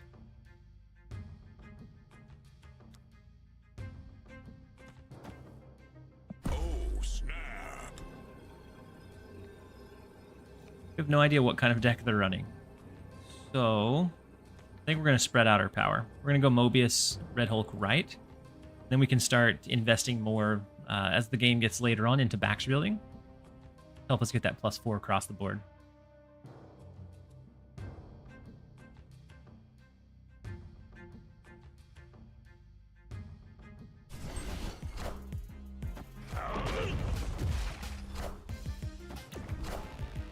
We go Spider-Man.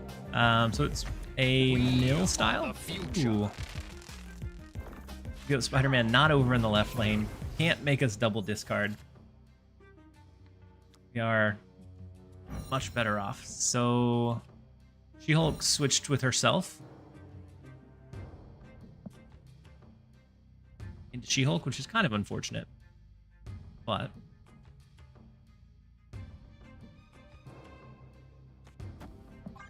go Moon Girl for it. Moon Girl to double up on it. We'll skip next turn. Figure out what to do from there. Oh no, they're gonna have a big Fenris shift. They're gonna have a Shang-Chi.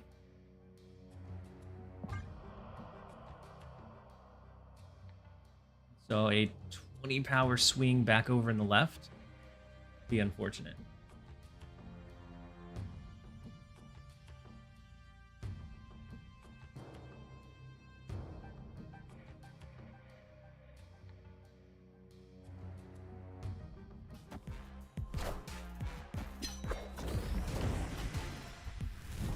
Maybe they don't have Shang-Chi yet. They're just digging for it. We need an armor right here.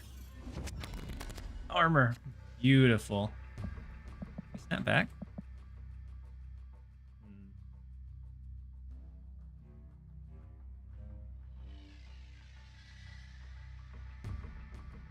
We definitely throw it this turn, don't we?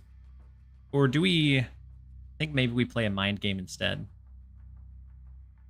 We just absorb with Sunspot. We keep priority. Hope that they don't. Hope that they don't Shang-Chi the Red Hulk. 1/6.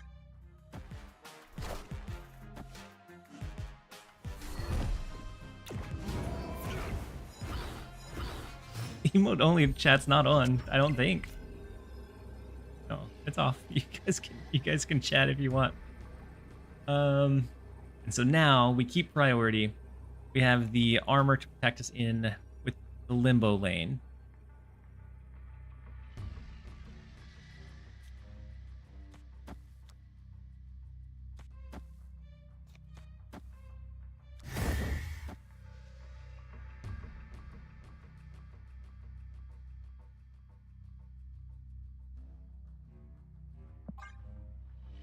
Go ahead and do this.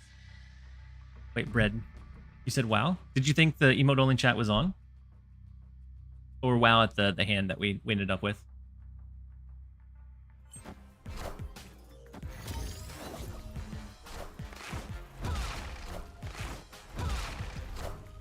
Did they throw Shang-Chi left? Shadow King? Power must be controlled.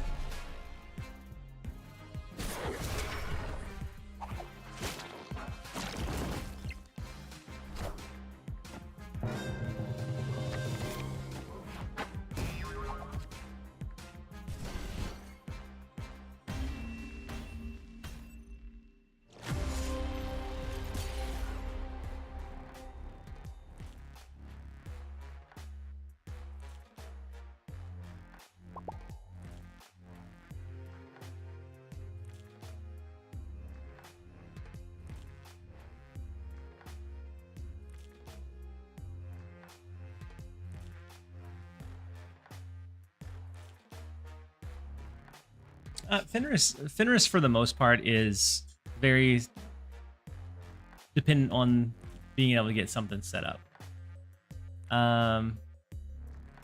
Like the opponent running something or leaving something hanging or something lingering. It's very dependent on it.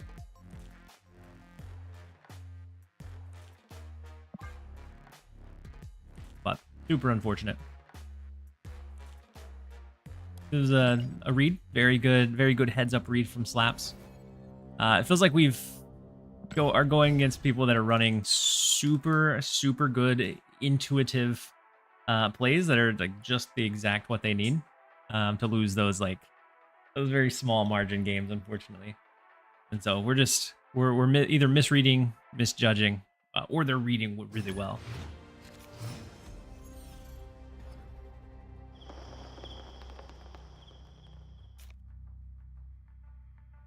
And pals, GG's. GG's indeed.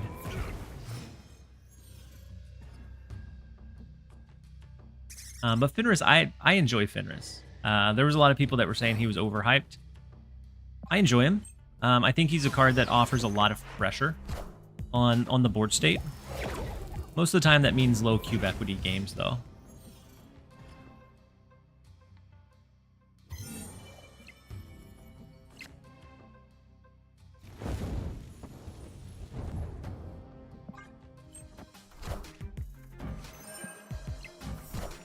Wasp traded with itself.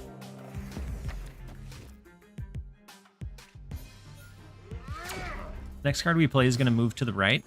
So we probably like a Mobius over here. Actually, we have all of our big stuff in hand. So the Pixie, the Pixie didn't do anything for us. The only hope that we could have would be that we threatened it. But I don't think that's going to happen.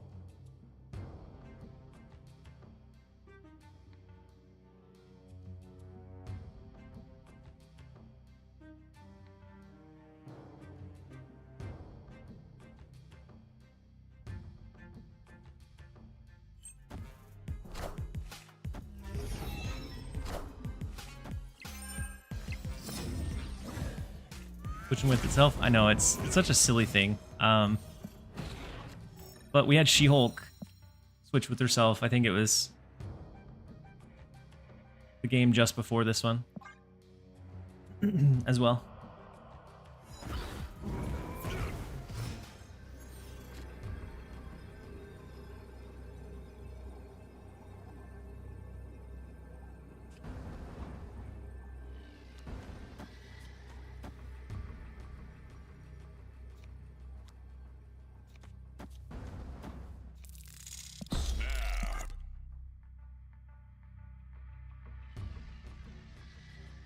Legacy didn't do much for us, but the threat of it probably did. Have you seen the Fenris deck that is discard your destroyer? I ran into it one time. Wasp first in case of Negasonic. Good call. I always forget to do that ordering. I haven't seen the exact makeup of it, but I faced off against it one time. And I think I could have beaten it because we were able to, even with the Sandman that the opponent played, we were able to get 3 into the Fenris lane, so they wouldn't have been able to hit it with a Viper. And resummon the Destroyer, but I freaked out and got nervous and ran.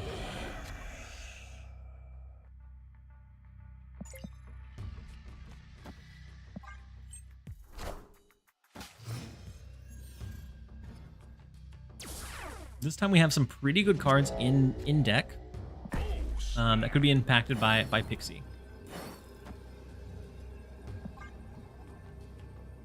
We have all 3 of our high end, so our Red Hulk, Magneto, She-Hulk. And I swear I was seeing cloning bats like almost every game. We switched to this and it absolutely went away.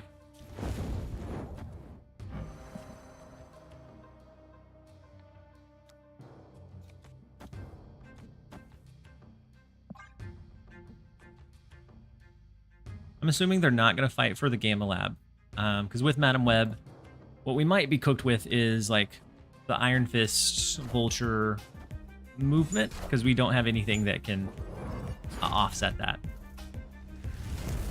Yeah.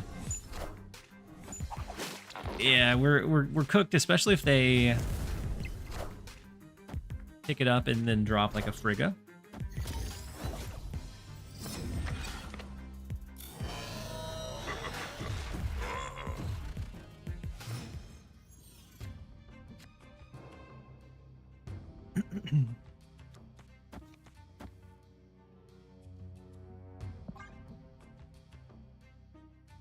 We're probably spent, but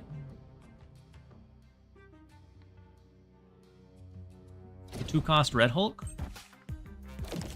we might be able to survive. Probably not. Ooh, especially they pull this up with a beast, throw in a 32 power Human Torch. Yeah, no. No? No beast, okay.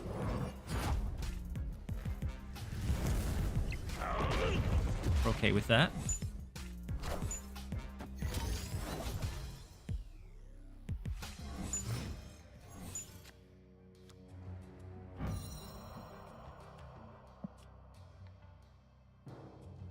Okay with this too.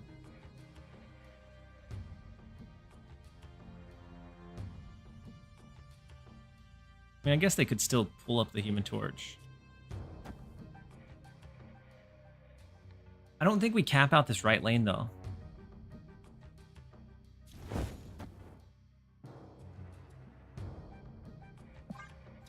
think we saved the free She-Hulk as a surprise.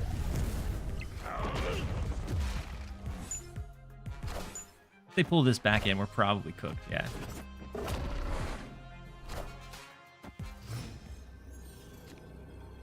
One was 32 power. They have an Iron Fist, so 64.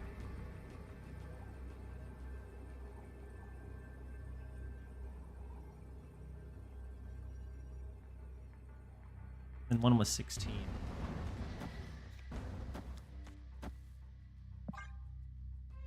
We're gonna see what happens. If they just do the big 32 here and they don't move him, then we would lose with this.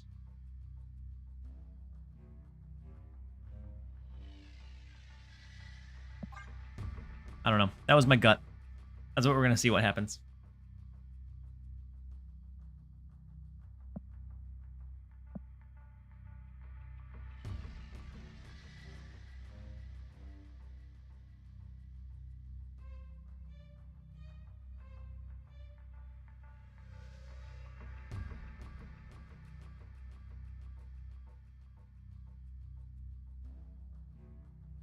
Dagger can move. Yeah, Dagger could move to the right or into mid. But I think a lot of it comes down to like where where they position their big power, we probably lose this one, but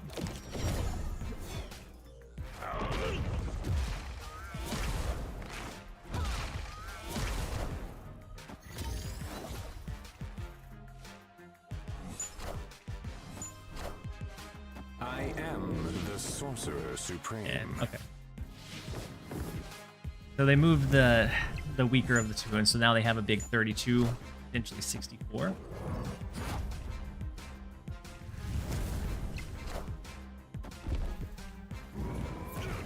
If we throw in the extra one over to the right, we could have won. But it just came down to like, where were they gonna, what two were they gonna fight for? To know where to throw Red Hulk.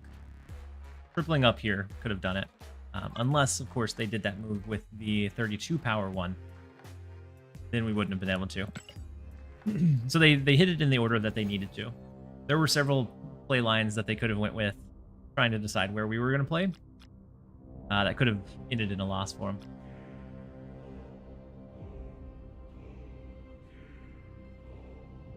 But we're going to trash this deck. It's doing nothing but losing now.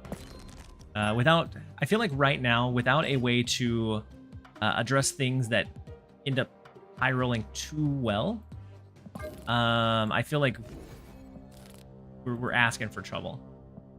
And so, like a Killmonger, a Shang-Chi, a Shadow King, I feel like those are almost necessary with the crazy state that our meta's at.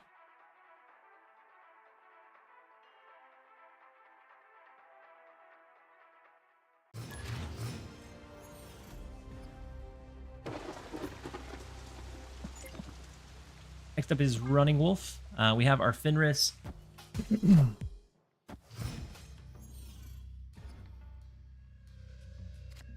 See the cloning vats. So, go and work on milling as many of theirs as we can. As the move player there, you're always going to go down to the wire trying to plan it out. Yeah. Yeah, no, as the move player, there's so many like lines that you're thinking through. Which is one of the reasons why it's kind of tough to be a movement player. I should have been fighting for the raft. I don't know what we were doing. We gave them a free resource to use in the cloning vats. We shipped this one. Because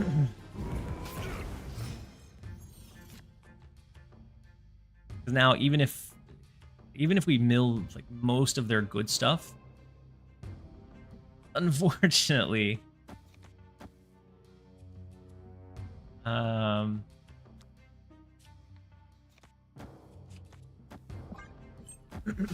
unfortunately, they have a free resource to use every turn. Unless it's something bad like Arnhem Zola, which we'll find out really fast. Said, well, main tech card just got a series backup. Tech meta, yeah. Yeah, the tech meta is definitely here. And here's Shang-Chi too. Big. That was a big one. Not one that I wanted to see necessarily, but big nonetheless, because we could have destroyed and revived. 5, 6. Goes to 7. We don't really need to draw another card, I suppose.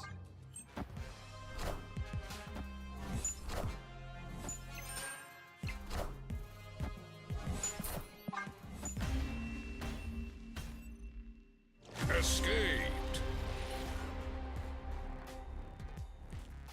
And Timothy, yeah, no, I don't think that last one was odd. I think there's been a couple today that definitely were odd plays. That one is truly a gut read of like when you're moving all of those pieces, like where you're gonna move that big one to. So like, do you double up on the 32? Do you double up on the 16? And what lane do you want to direct those into? And so there's a lot of things to think through as a movement deck, which is one of the reasons I like the deck. Very, very strong. I don't like running it for extended periods of time because I get tired, like mentally tired from doing the calculations on it.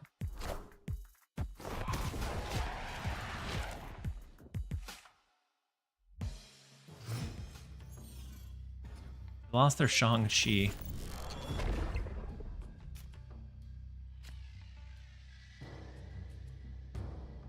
almost anything we flip into is an upside. Snap. I'm gonna go ahead and rotate the Shadow King.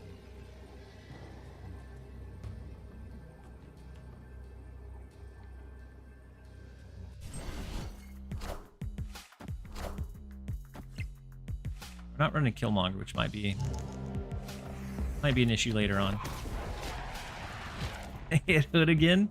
So another demon. Unfortunate.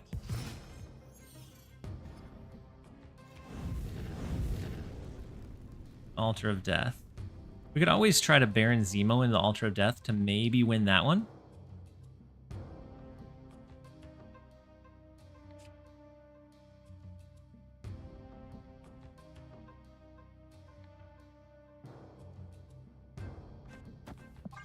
So I'm going to leave the Altar of Death. I think we have an okay shot of maybe fighting him for it. Knowing we can at least land some cards there with the Baron Zemo.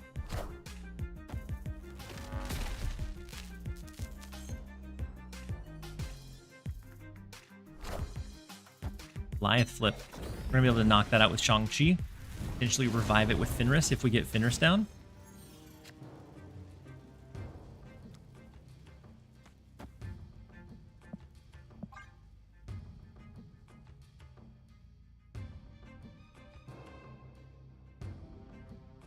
Wait, uh-oh.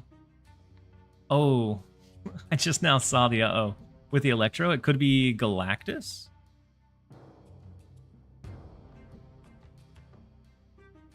Galactus could be bad. They don't have the energy this turn, but next turn, potentially. The turn 6 would be an interesting way to throw Galactus into the Altar of Death, so that it kind of surprises us with an end of game.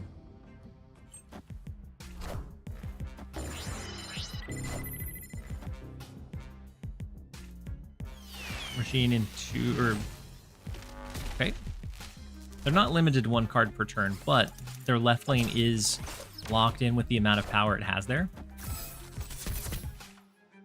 We need Baron Zemo. Looks more like the Husky deck. I don't know if I've seen the Husky deck. What was the Husky deck running?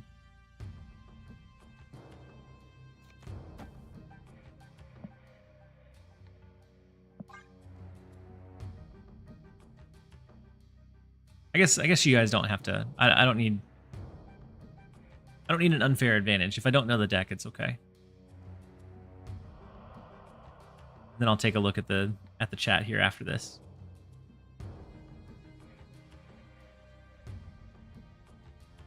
If I know Husky, it's something pretty interesting. There was a while he was running, what was it, Cersei Misery? Lady Deathstrike. Ripping over into the Altar of Death, okay.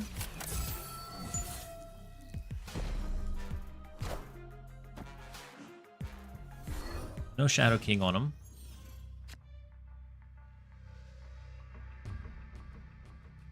Once we Shang-Chi, it leaves him with 5, 6, 7, 8, 9. So whatever we flip into would be enough to win this one.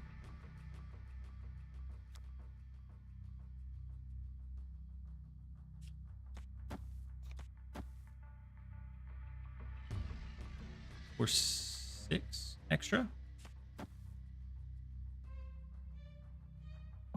Just in case we draw on the Red Hulk.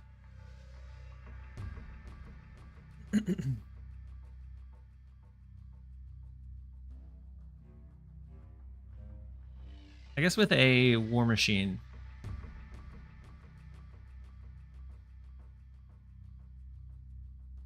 Infinite could be rough. Since we're wanting to... Hold on. Since we need to Shang-Chi, and we could potentially have to Shang-Chi or be put in a position to Shang-Chi and Infinite, what if instead of Shang-Chi here, do this? We have 2 flips to potentially pull Fenris. If we pull Fenris, then we should be able to revive whatever it is. Baron Zemo wouldn't cap out this location, so we would be okay. Red Hulk would also be okay.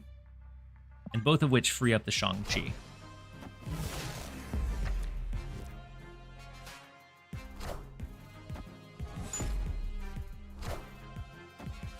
The Red Hulk left, that's fine. Oh, wow. So Red Hulk and Fenris. And we now have priority. Oh, no! Uh-oh.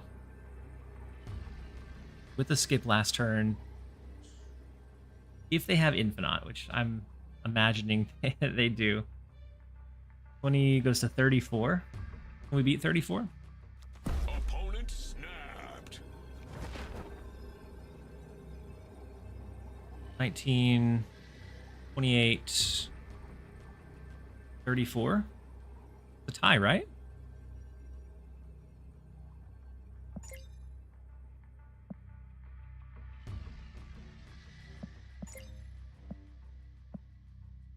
And 19, 25, so 34. Unless they have a 1-cost card, which we took their last demon. They could have a 1-cost card that I don't know about.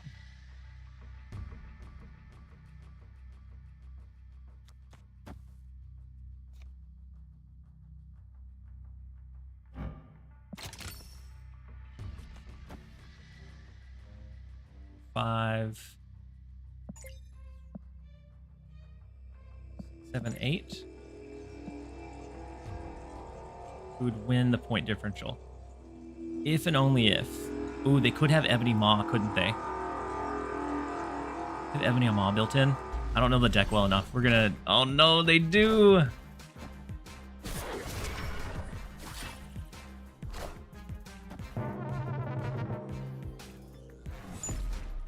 Hello, can you understand me?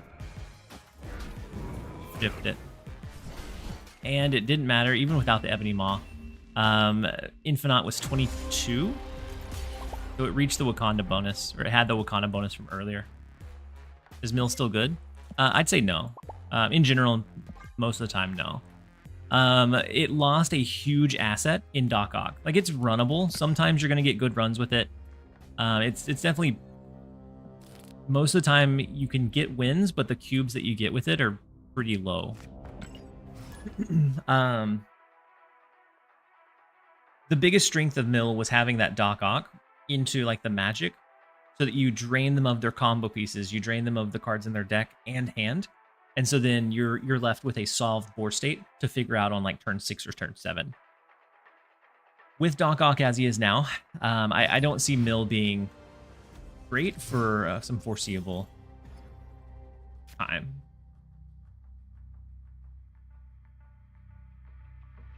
Yeah, Doc Ock. I definitely agree. Doc Ock needed to change. Doc Ock. we were in desperate need of the Doc Ock change, because it was super frustrating to ever get hit with the Doc Ock. But in the process, it did take down Mill very drastically.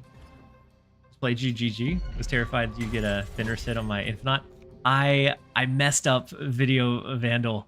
I messed up and grabbed priority on that last one. I had a Shang-Chi in hand, and I knew you had the Infinite. I just went a little bit too hard on the rotation and grabbed priority on accident. Very good game. I thought we could, if you didn't have a 1-cost to use alongside Infinite, maybe we could tie mid and go to a point differential or a tiebreaker, but that was not the case. Can't say I enjoy losing, but it was well played, and you definitely deserved it. Ooh, a big buff onto Gladiator, as well as Killmonger, which is nice. So I think maybe we Fenris US Agent. That way next turn when we do Gladiator, it doesn't matter what we pull. It's most likely going to get destroyed. Snap. Mill is crazy now. My opponent did Baron Zemo and hit my Destroyer, because it was the only card in my deck. I mean, Did it destroy his locations? I feel like that'd be such a bad pool.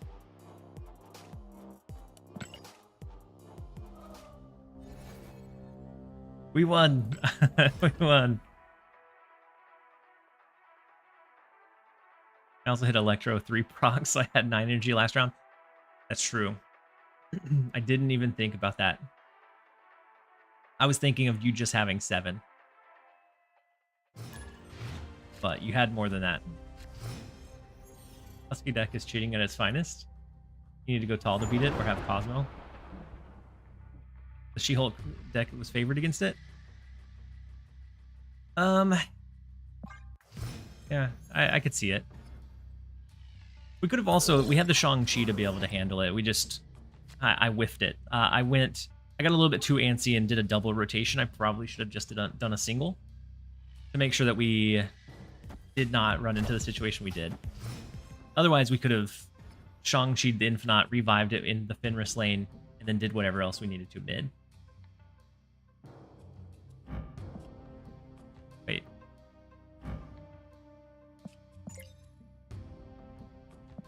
Why'd they play the Swarm? Oh, because of Sandbar, maybe? But they didn't know that Sandbar was here. I shouldn't have known that Sandbar was here.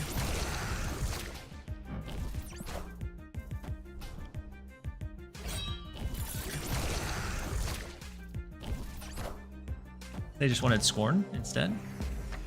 You won't need this anymore. Mobius, good. Dracula, huge. Meek. And Scorn again, of course. But they lost a lot of their upside on a potential like big MODOK.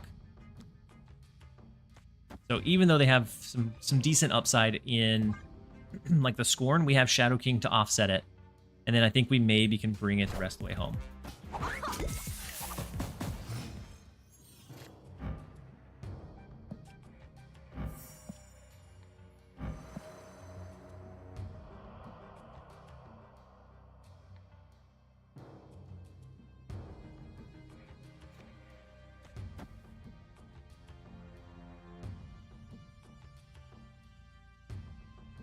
Snap.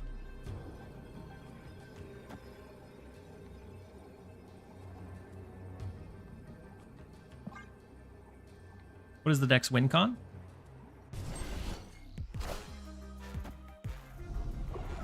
Counter something, revive something, or hit monkey. So one card left in hand, so Scorn. So it's going to depend on what they draw here.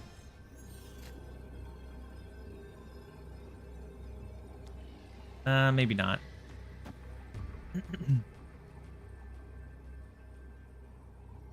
No matter what they draw, Scorn over here would swing this one, and so then we're competing for all 3. We can't bring it back.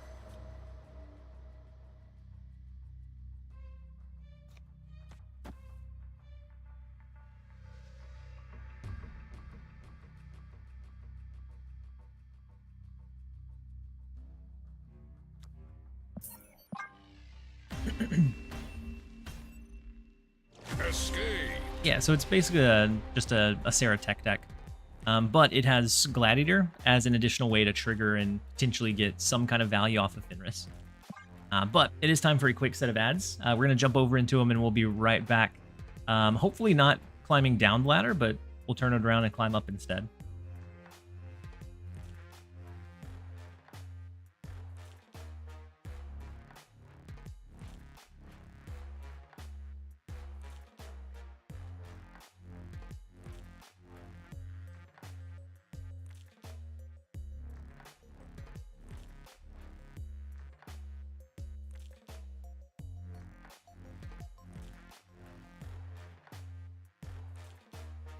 Yeah, if I'm running Zemo, and that was a little bit ago faded, but if I'm running Zemo against like discard or destroy, we're definitely hesitant on running Zemo or like dropping it because we know the potential bad flips or bad outcomes that we could get.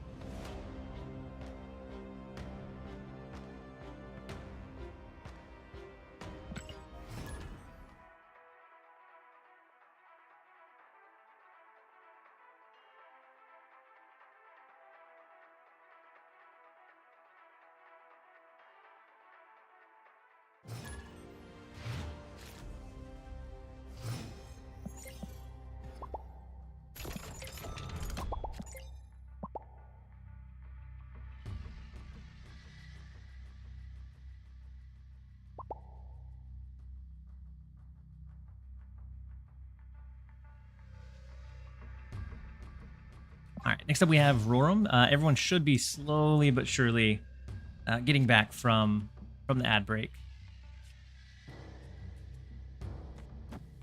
Let's go Fenris. The clubhouse.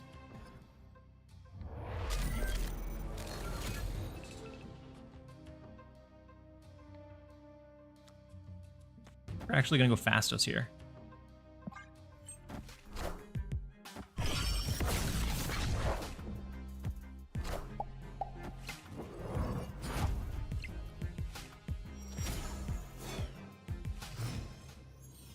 Probably a pretty heavy like Madam Web movement deck. Potentially even all in on Madam Web movement.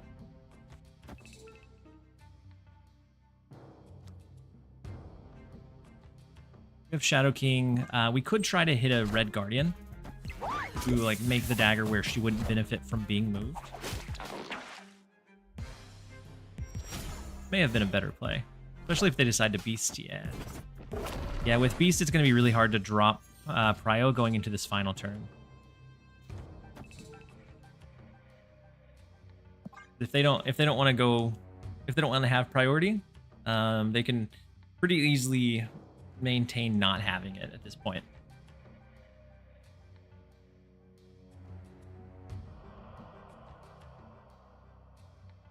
Opponent snapped.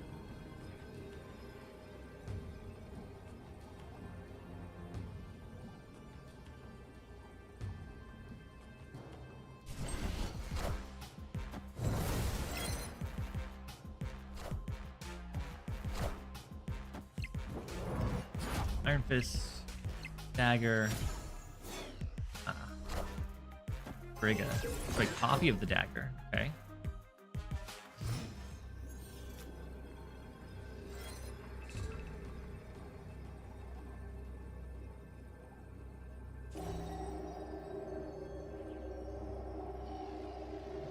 They do have priority.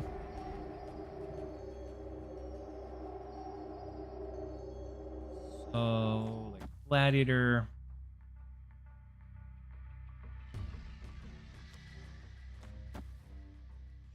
Shadow King.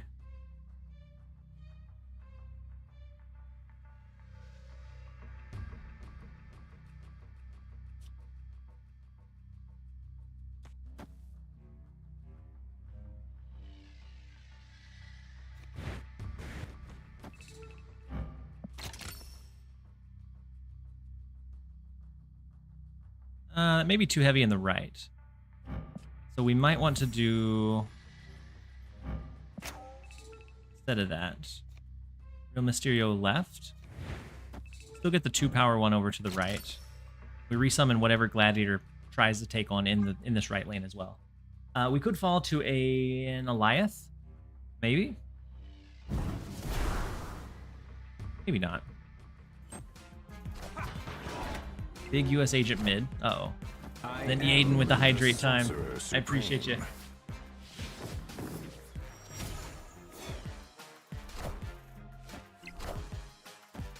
Uh-oh.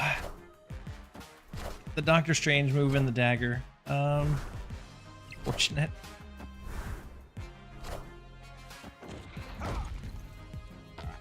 So, knowing what we know now, it would have been better to go the Red Guardian instead of Gwynpool and 4 to stop the dagger from scaling before it started moving. That was the downhill turning point.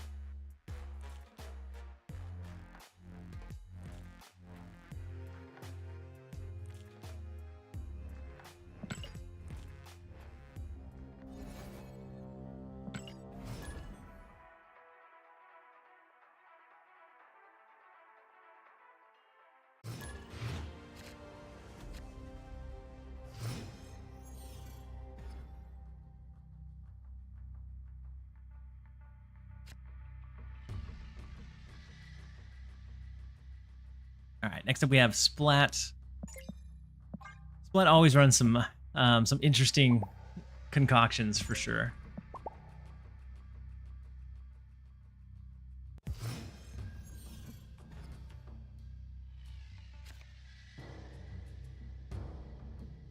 I I am raging about no Pixel Frigga. we figured you were. Very good game, Rorum.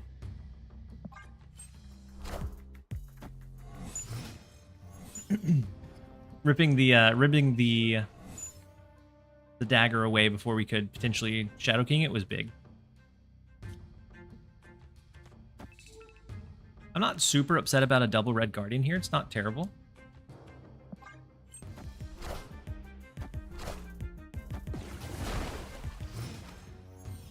How's Fenris? I like Fenris. I think Fenris is... He's decent. He applies some decent board pressure. So that makes it a little bit awkward for some play lines some of the time. And since we can't typically rely purely on... Oh no. Oh no. We lose here. Splat is running the Splat deck. So last turn, just a huge dump of pretty impactful high power stuff, typically. So Sarah's gonna stack on top of the wave here. No. Not what I thought from Splat.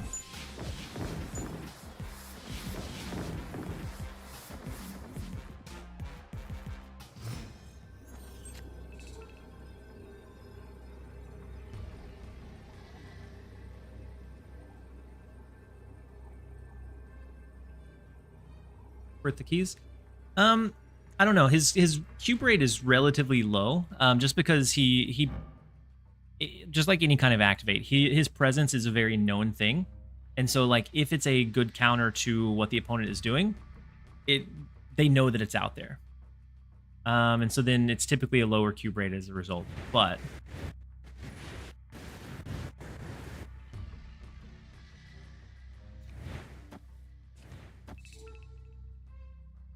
I don't think we win this one. Even though they didn't get a good outcome. With whatever this was. I don't think we can match against it.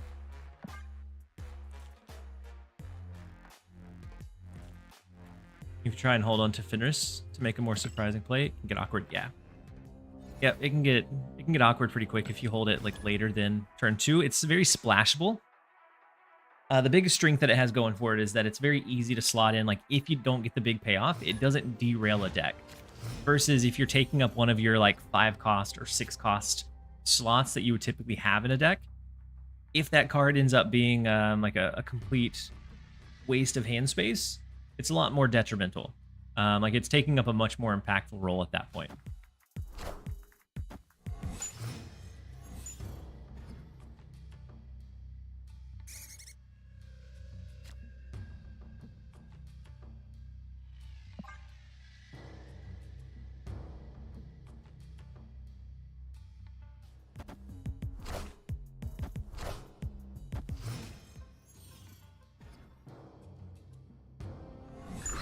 My 3-year-old Lucky Charm got me Fenris with 1 key. She's 8.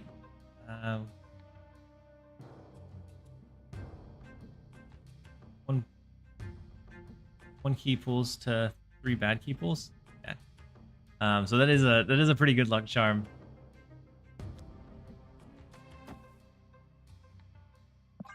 I ended up spending 4 on Fenris. Central Park always on time for destroy decks. Yeah. Maybe we can find a Shang-Chi in our deck somewhere. Would be the biggest hope at this point.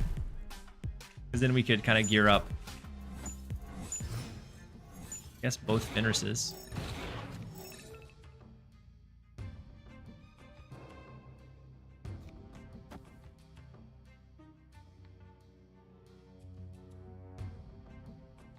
So if we're going to play the second Fenris, we need to play it now.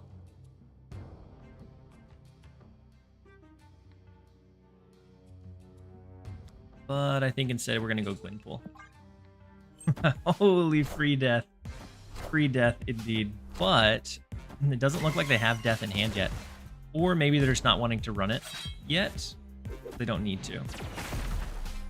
Would have gotten a good chuckle if X23 and Wolverine bounced to the left. Would have been nice. But instead, did neither of those things.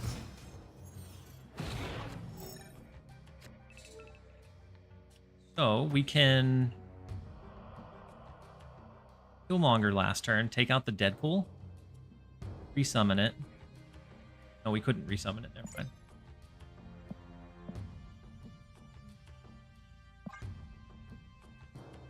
We can go Killmonger and Shang-Chi if we draw it. Find it in our deck. That gives you energy at this point. At this at this point.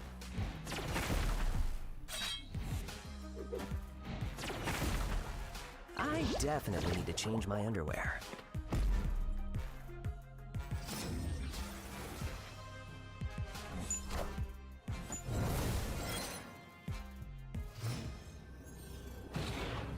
They have priority. Oh, Shang-Chi. We have Shadow King. Might be decently okay. But not against a potential null. They have like a gazillion energy here.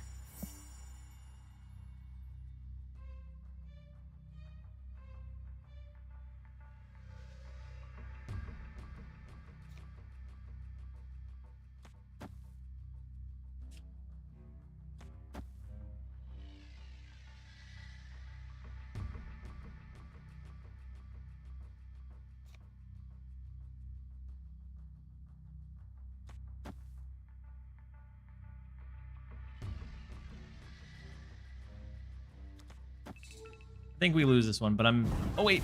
We could at least Fenris and pull something back in. Oof. Ooh. Yeah, big null. Not much we can do against the null here. But Killmonger knocks out the Deadpool.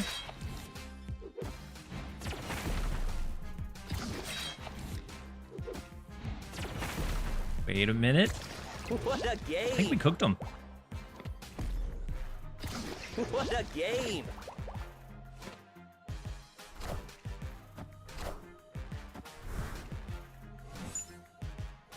Poor guy. He had the beautiful setup too. Yeah, the X-23s couldn't go mid because of the Deadpool here.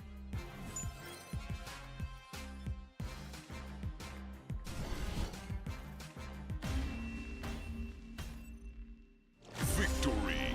Didn't quite beat a null, but we'll take 2 cubes. Sometimes we take luck.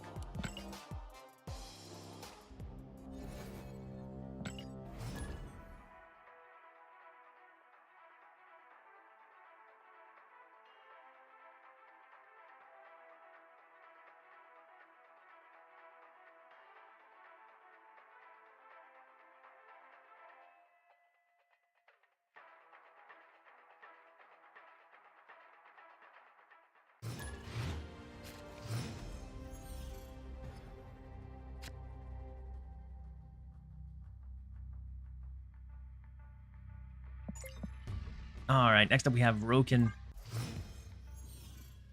Yeah, had the dream set up, but the draw did not pay off for him.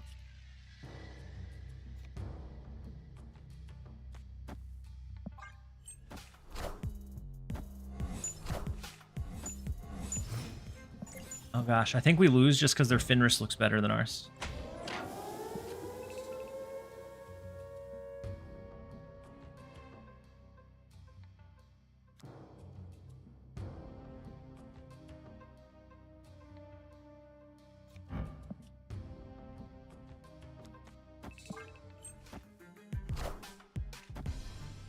Ooh, it's a discard Fenris.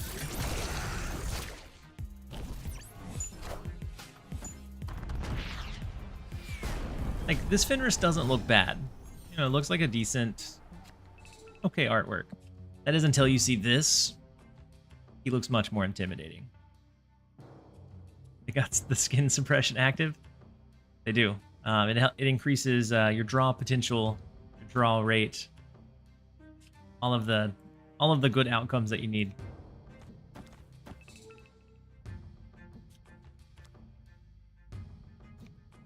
Someone said Dracula's always at the end of the game.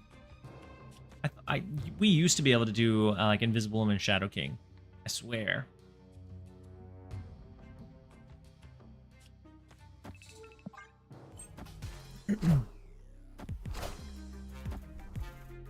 It's wolf versus wolf. Oh no, ours is wolf versus the Fenris wolf. Yeah, ours is just like a dainty wolf at this point. He's the real deal. He's the real one.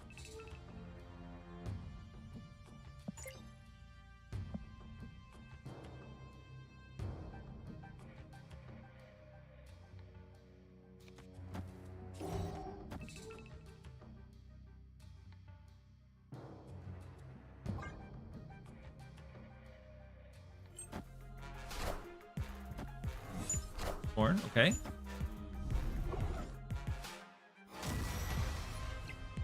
Damn it, Proxima hitting the US agent. We do knock out their Morbius though, which is nice. A touch too late though.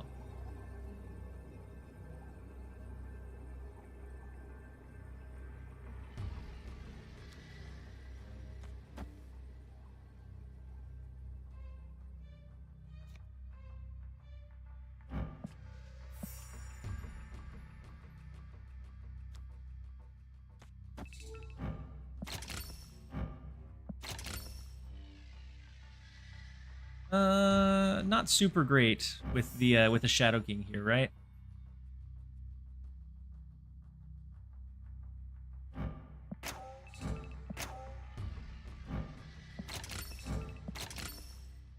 Then it just goes down to a base of 2.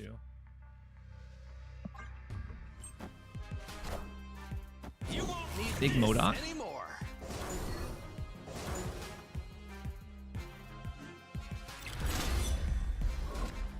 I don't have any way to bring it back though, right?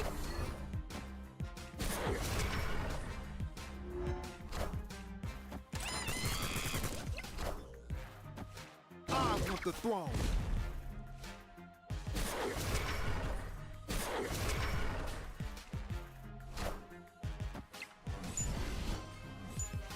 Oh no, we lose.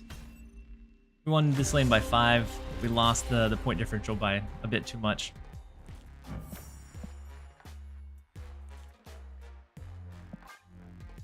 I wish Fenris pulled the card to a random location.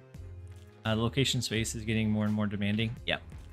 Yeah, I've been cooked by Arrow more times than I think I can count today.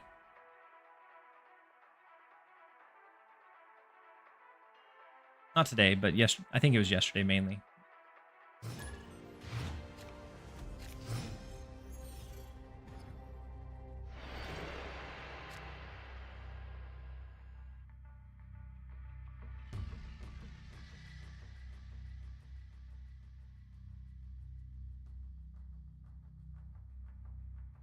Hey, we're going against Dexter.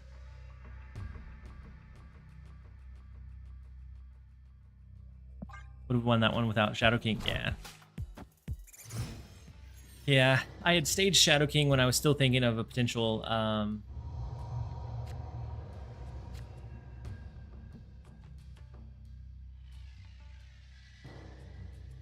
was still thinking of a potential Dracula play.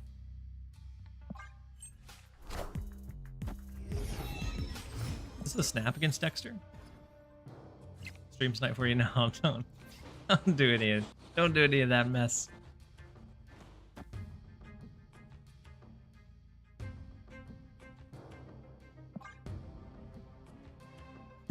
No, you can pull up both, but don't feed me information.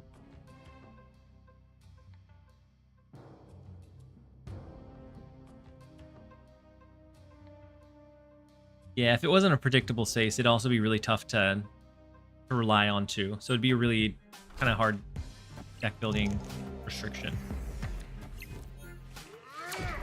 No Fenris for us. US Agent's going to be pretty bad for us in the right lane too.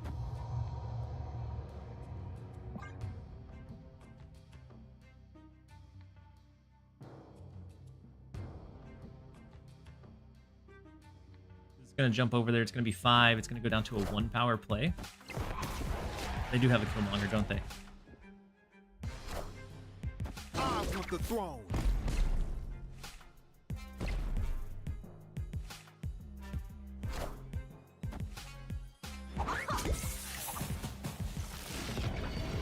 Death?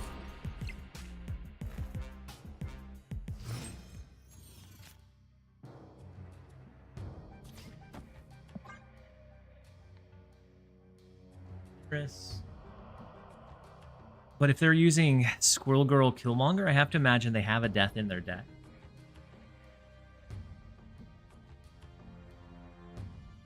Maybe specifically for cloning vets, trying to get the like cheap like replay of the free death. Feels like it would be leaving itself out to risk, and I don't feel like Dexter would play that often. His death though.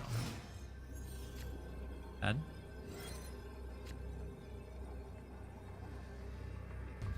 We win mid. Right now, from us, they would be able to get our Fenris, which is not huge.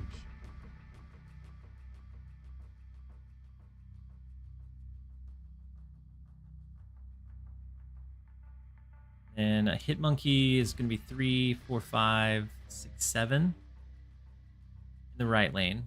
I guess it'd be 6. This win pool goes down by 4 more once US Agent reveals.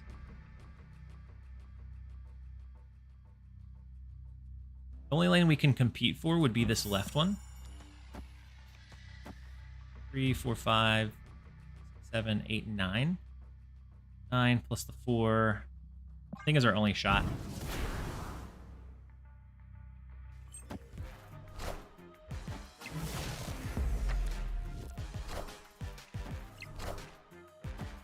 Ooh, Baron pulling our Red Guardian. It's a good Baron Zemo pool. Power must be controlled. You can still do it with the Hit Monkey though.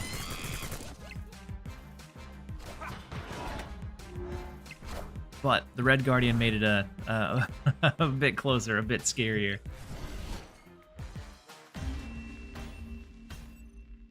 Victory. Hey, I got a shout out from Dexter. We always seem to kind of trade off wins. I think the last time I played him, we played twice within like an hour. Beat him the first time, he beat me the second time. And then it's always kind of like a back and forth. No, Chewbacca. I feel like he may have a higher win rate against me than I have against him. But it's always very close. We have a lot of back and forth matches. Feed the rivalry? No. No. Don't do that.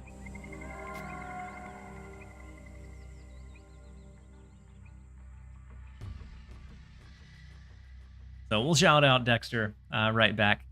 If you guys didn't know, Dexter, he's kind of a small-time streamer looking to make it big. Probably the biggest of the Marvel Snap streamers, if we're honest.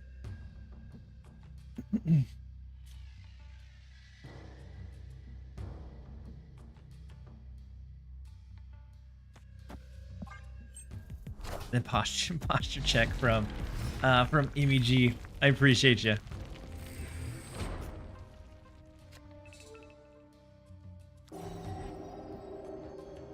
Gonna run a gladiator left. The Black Knight, we may need to have a Shadow King. Be able to face off against whatever they're wanting to like re-summon. Moon Knight, scary.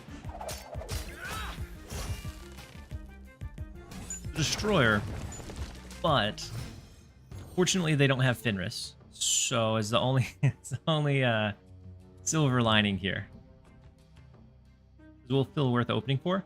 I like Wolf, but a lot of people are kind of down on it. Like it offers a lot of kind of pressure, but it offers a lot of board pressure, but it also is fairly telegraphed, and they know we're going to be trying to run some kind of counter tool. We're going to be trying to run some kind of big something here. Do we ever activate Fenris now? Revive the destroyer without it destroying anything.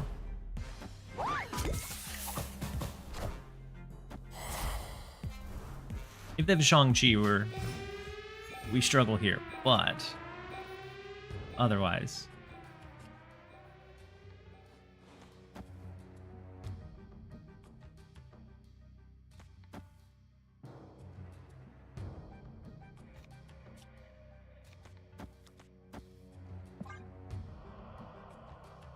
I feel like some people definitely overhyped him as like gonna go in every deck. He's gonna be the best thing for like stopping everything. I think if it was hyped up to that degree, I don't stay involved in a lot of the hype stuff, but if it was hyped up to that degree, definitely you were probably wrong. As far as like a good value card, he's a 2-cost card that can sometimes threaten some insane power in his lane. I think he's a splashable card. He doesn't like break any deck wide open, but he breaks certain matchups wide open, which I think is where their strengths will lie. We're gonna jump over into a quick ad break, and then we'll be right back. I'm gonna run to the restroom, and then we'll be back, you guys.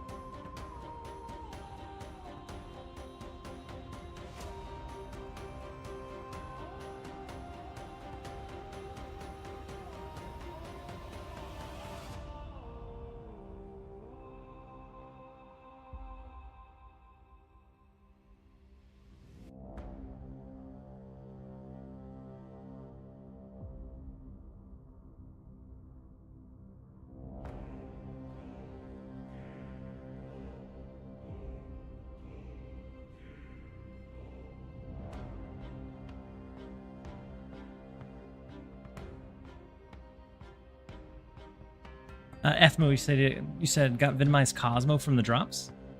Very nice. I'm glad to hear that somebody was able to pull a good one.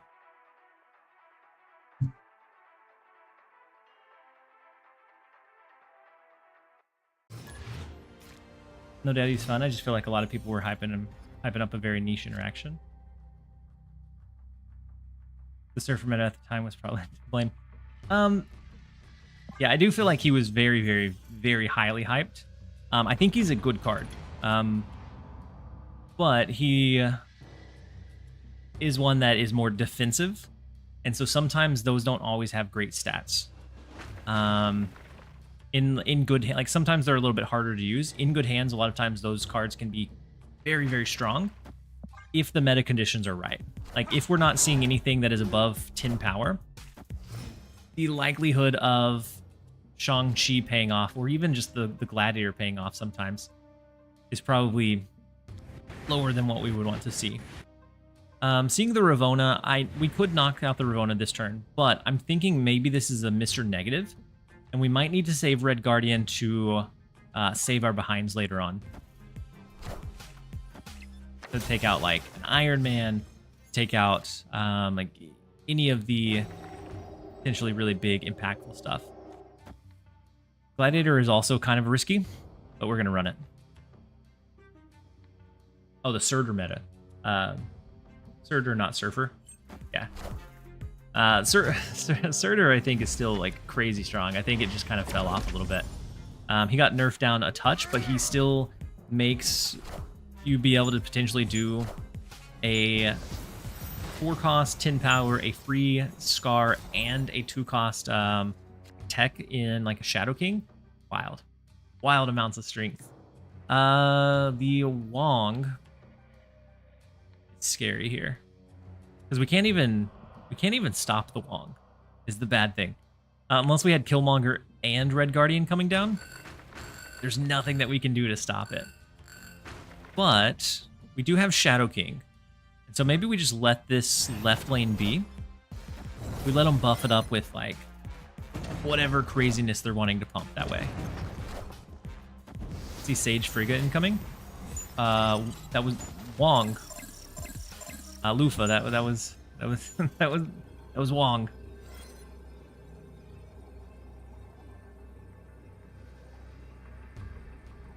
Shadow King plus Red Guardian. What, last turn?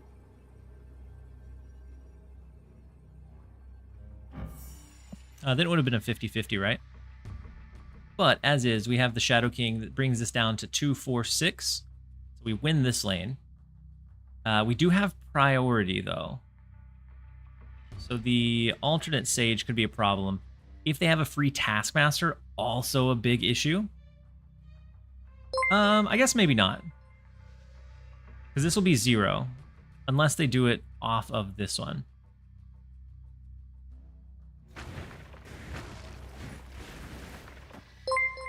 And then Tiasu Twitch, thank you so much for resubbing with your Prime for 4 months.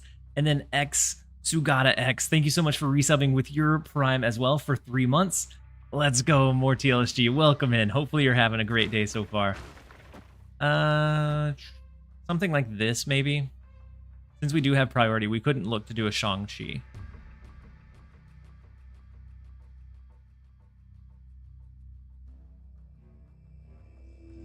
But I feel like maybe we need to spread that out into 2 lanes, because if they have that Sage that comes down,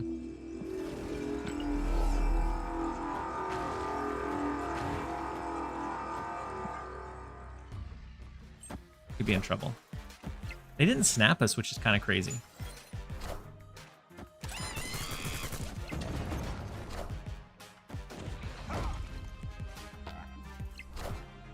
They do have Wong Sage, don't they? Wong? Sage? Did they have Taskmaster too? Yeah. Yeah, they got some good inverted resources.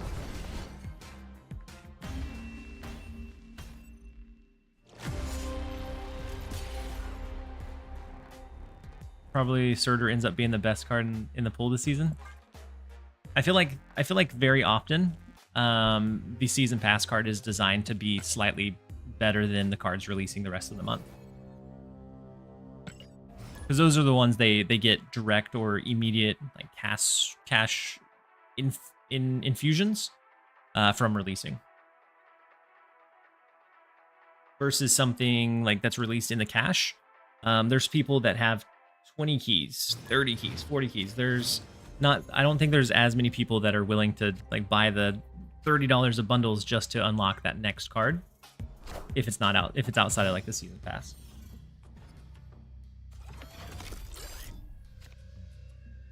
The Shang-Chi, we had priority, so Shang-Chi wouldn't have worked unless we had Invisible down.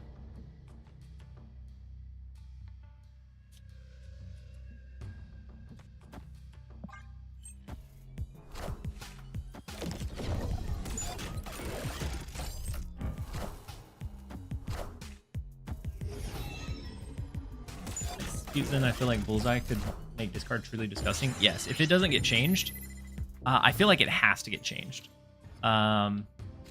Bullseye is crazy. Feels like it's crazy. But it is a 4-cost card. But being able to like hold onto like your swarms and your extra small stuff, and then activate that at the end of the game feels wild. Because you could potentially impact, what, 7? Yeah, the free swarms, and then immediately being able to do Scorn.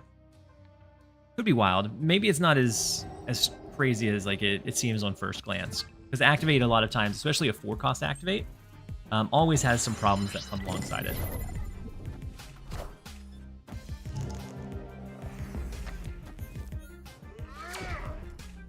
Good. Now all we have to worry about, I guess not all, one of the things that we now have to worry about is Vulture and Human Torch. We do have the Killmonger to take out like a Human Torch that gets scaled up, as long as it's not the bounce variety, which with War Machine, I think it's probably not the bounce variety.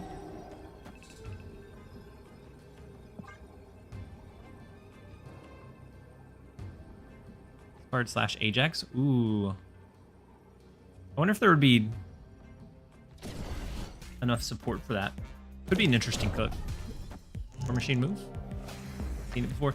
I saw a War Machine move used to be really big with the Storm at free cost, War Machine, and then Legion, but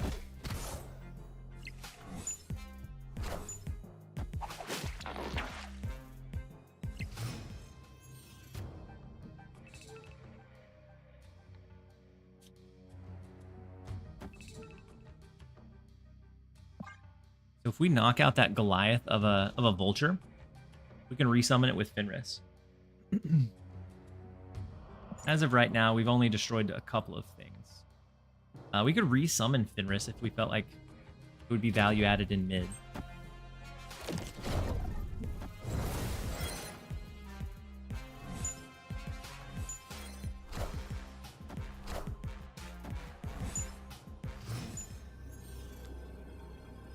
Without a Cosmo, they could Goliath left.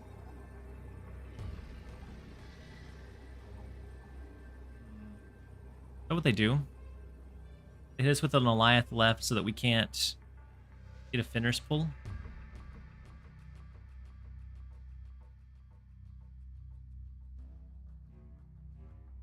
I'm honestly halfway tempted to Shang-Chi mid.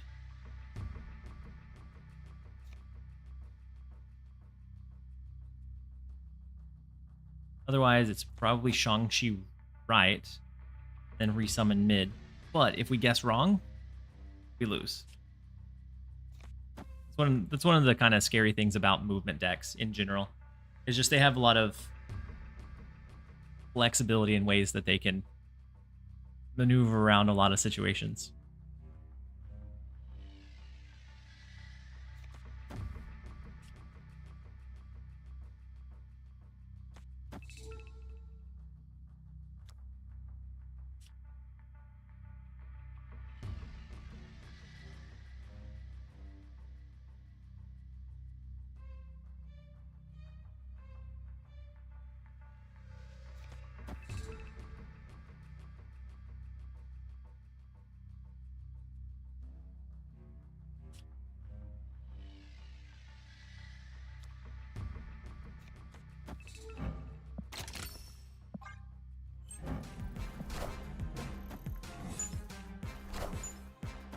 Oh, if you Shang at mid, you can't revive with Fenris. That's very true. But it turns out we don't need to. No! No!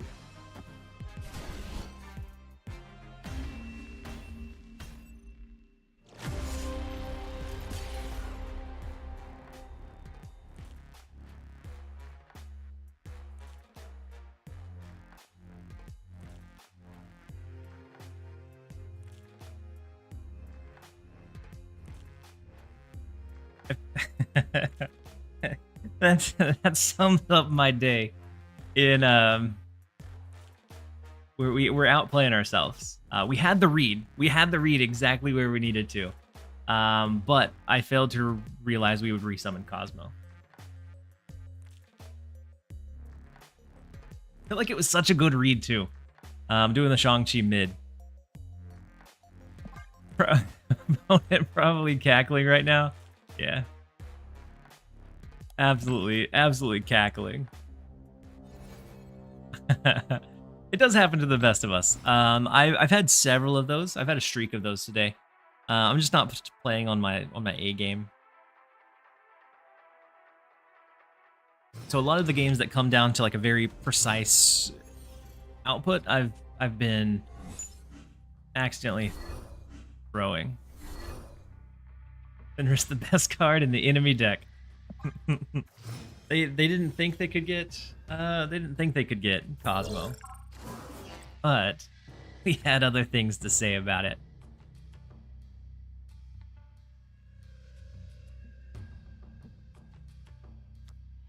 All right, let's go Invisible and then drop here.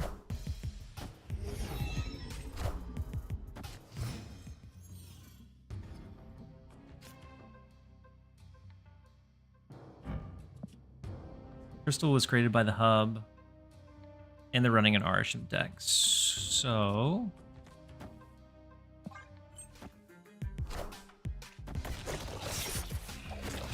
ooh, anti-venom with cloning vats is some interesting synergy.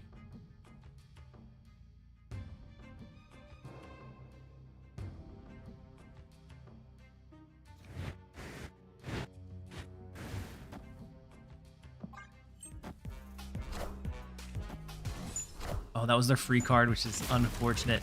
They are going to make us discard a lot here. Blob, their Nick Fury.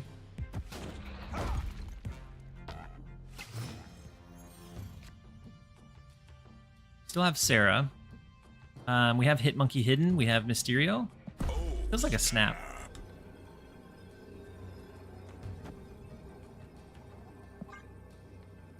Reminds me of all the times I've played ongoing into Echo. I've done that a fair amount too.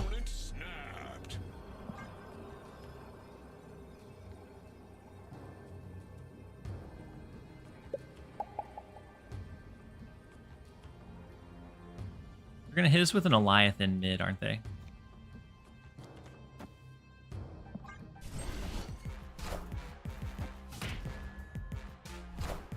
Big last turn Eliath mid.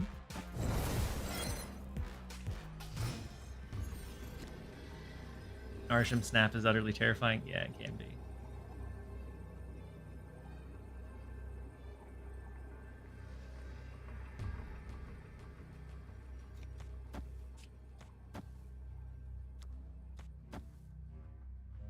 So this would be 2, 4, 6, 8, 10. 12, 13. If they don't do Arisham. This would be 6 to 10, 14 to 17. Ooh.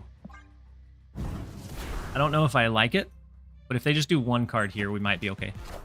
Oh no, Mockingbird. Wait, Mockingbird Loki? We're okay with that, yeah? I feel like the double emote onto the Invisible Woman was them trying to bluff, yeah.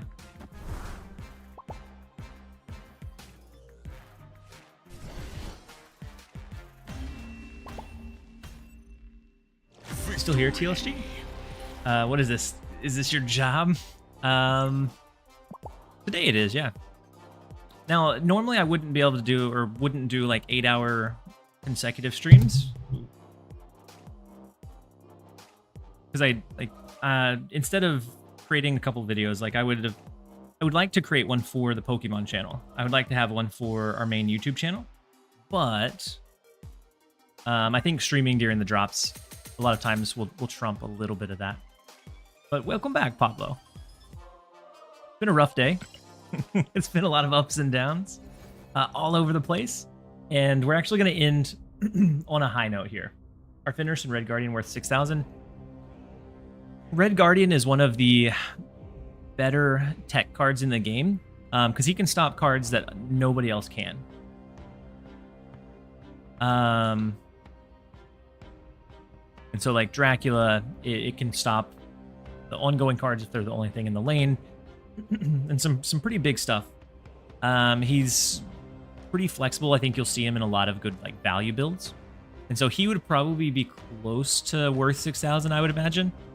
Fenris is decent. I like Fenris a lot. Very fun to play, especially in like tandem or in combination with like Gladiator, Shang-Chi.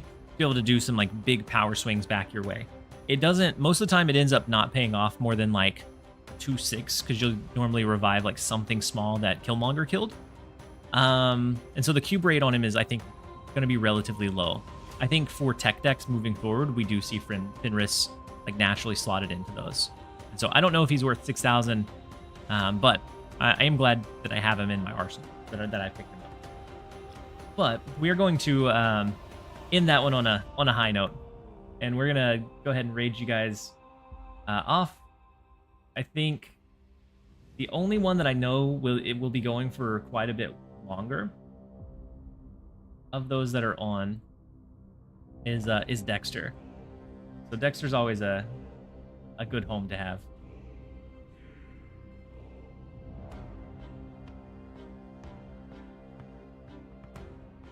So let's go ahead and set up the raid for you guys. Glad I got to catch some gameplay with you. Have a good night. Thank you so much, Lufa. We will be back tomorrow or tonight. I may be back for an overnight stream. I'm still playing around with it depending on how tired I get and when my daughter goes to sleep. But if not, then we'll be back tomorrow, like during the daytime, for Deadpool Diners launch.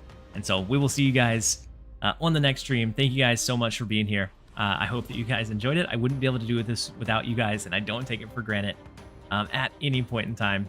And so hopefully you guys have a great rest of your night. We will see you around very, very soon.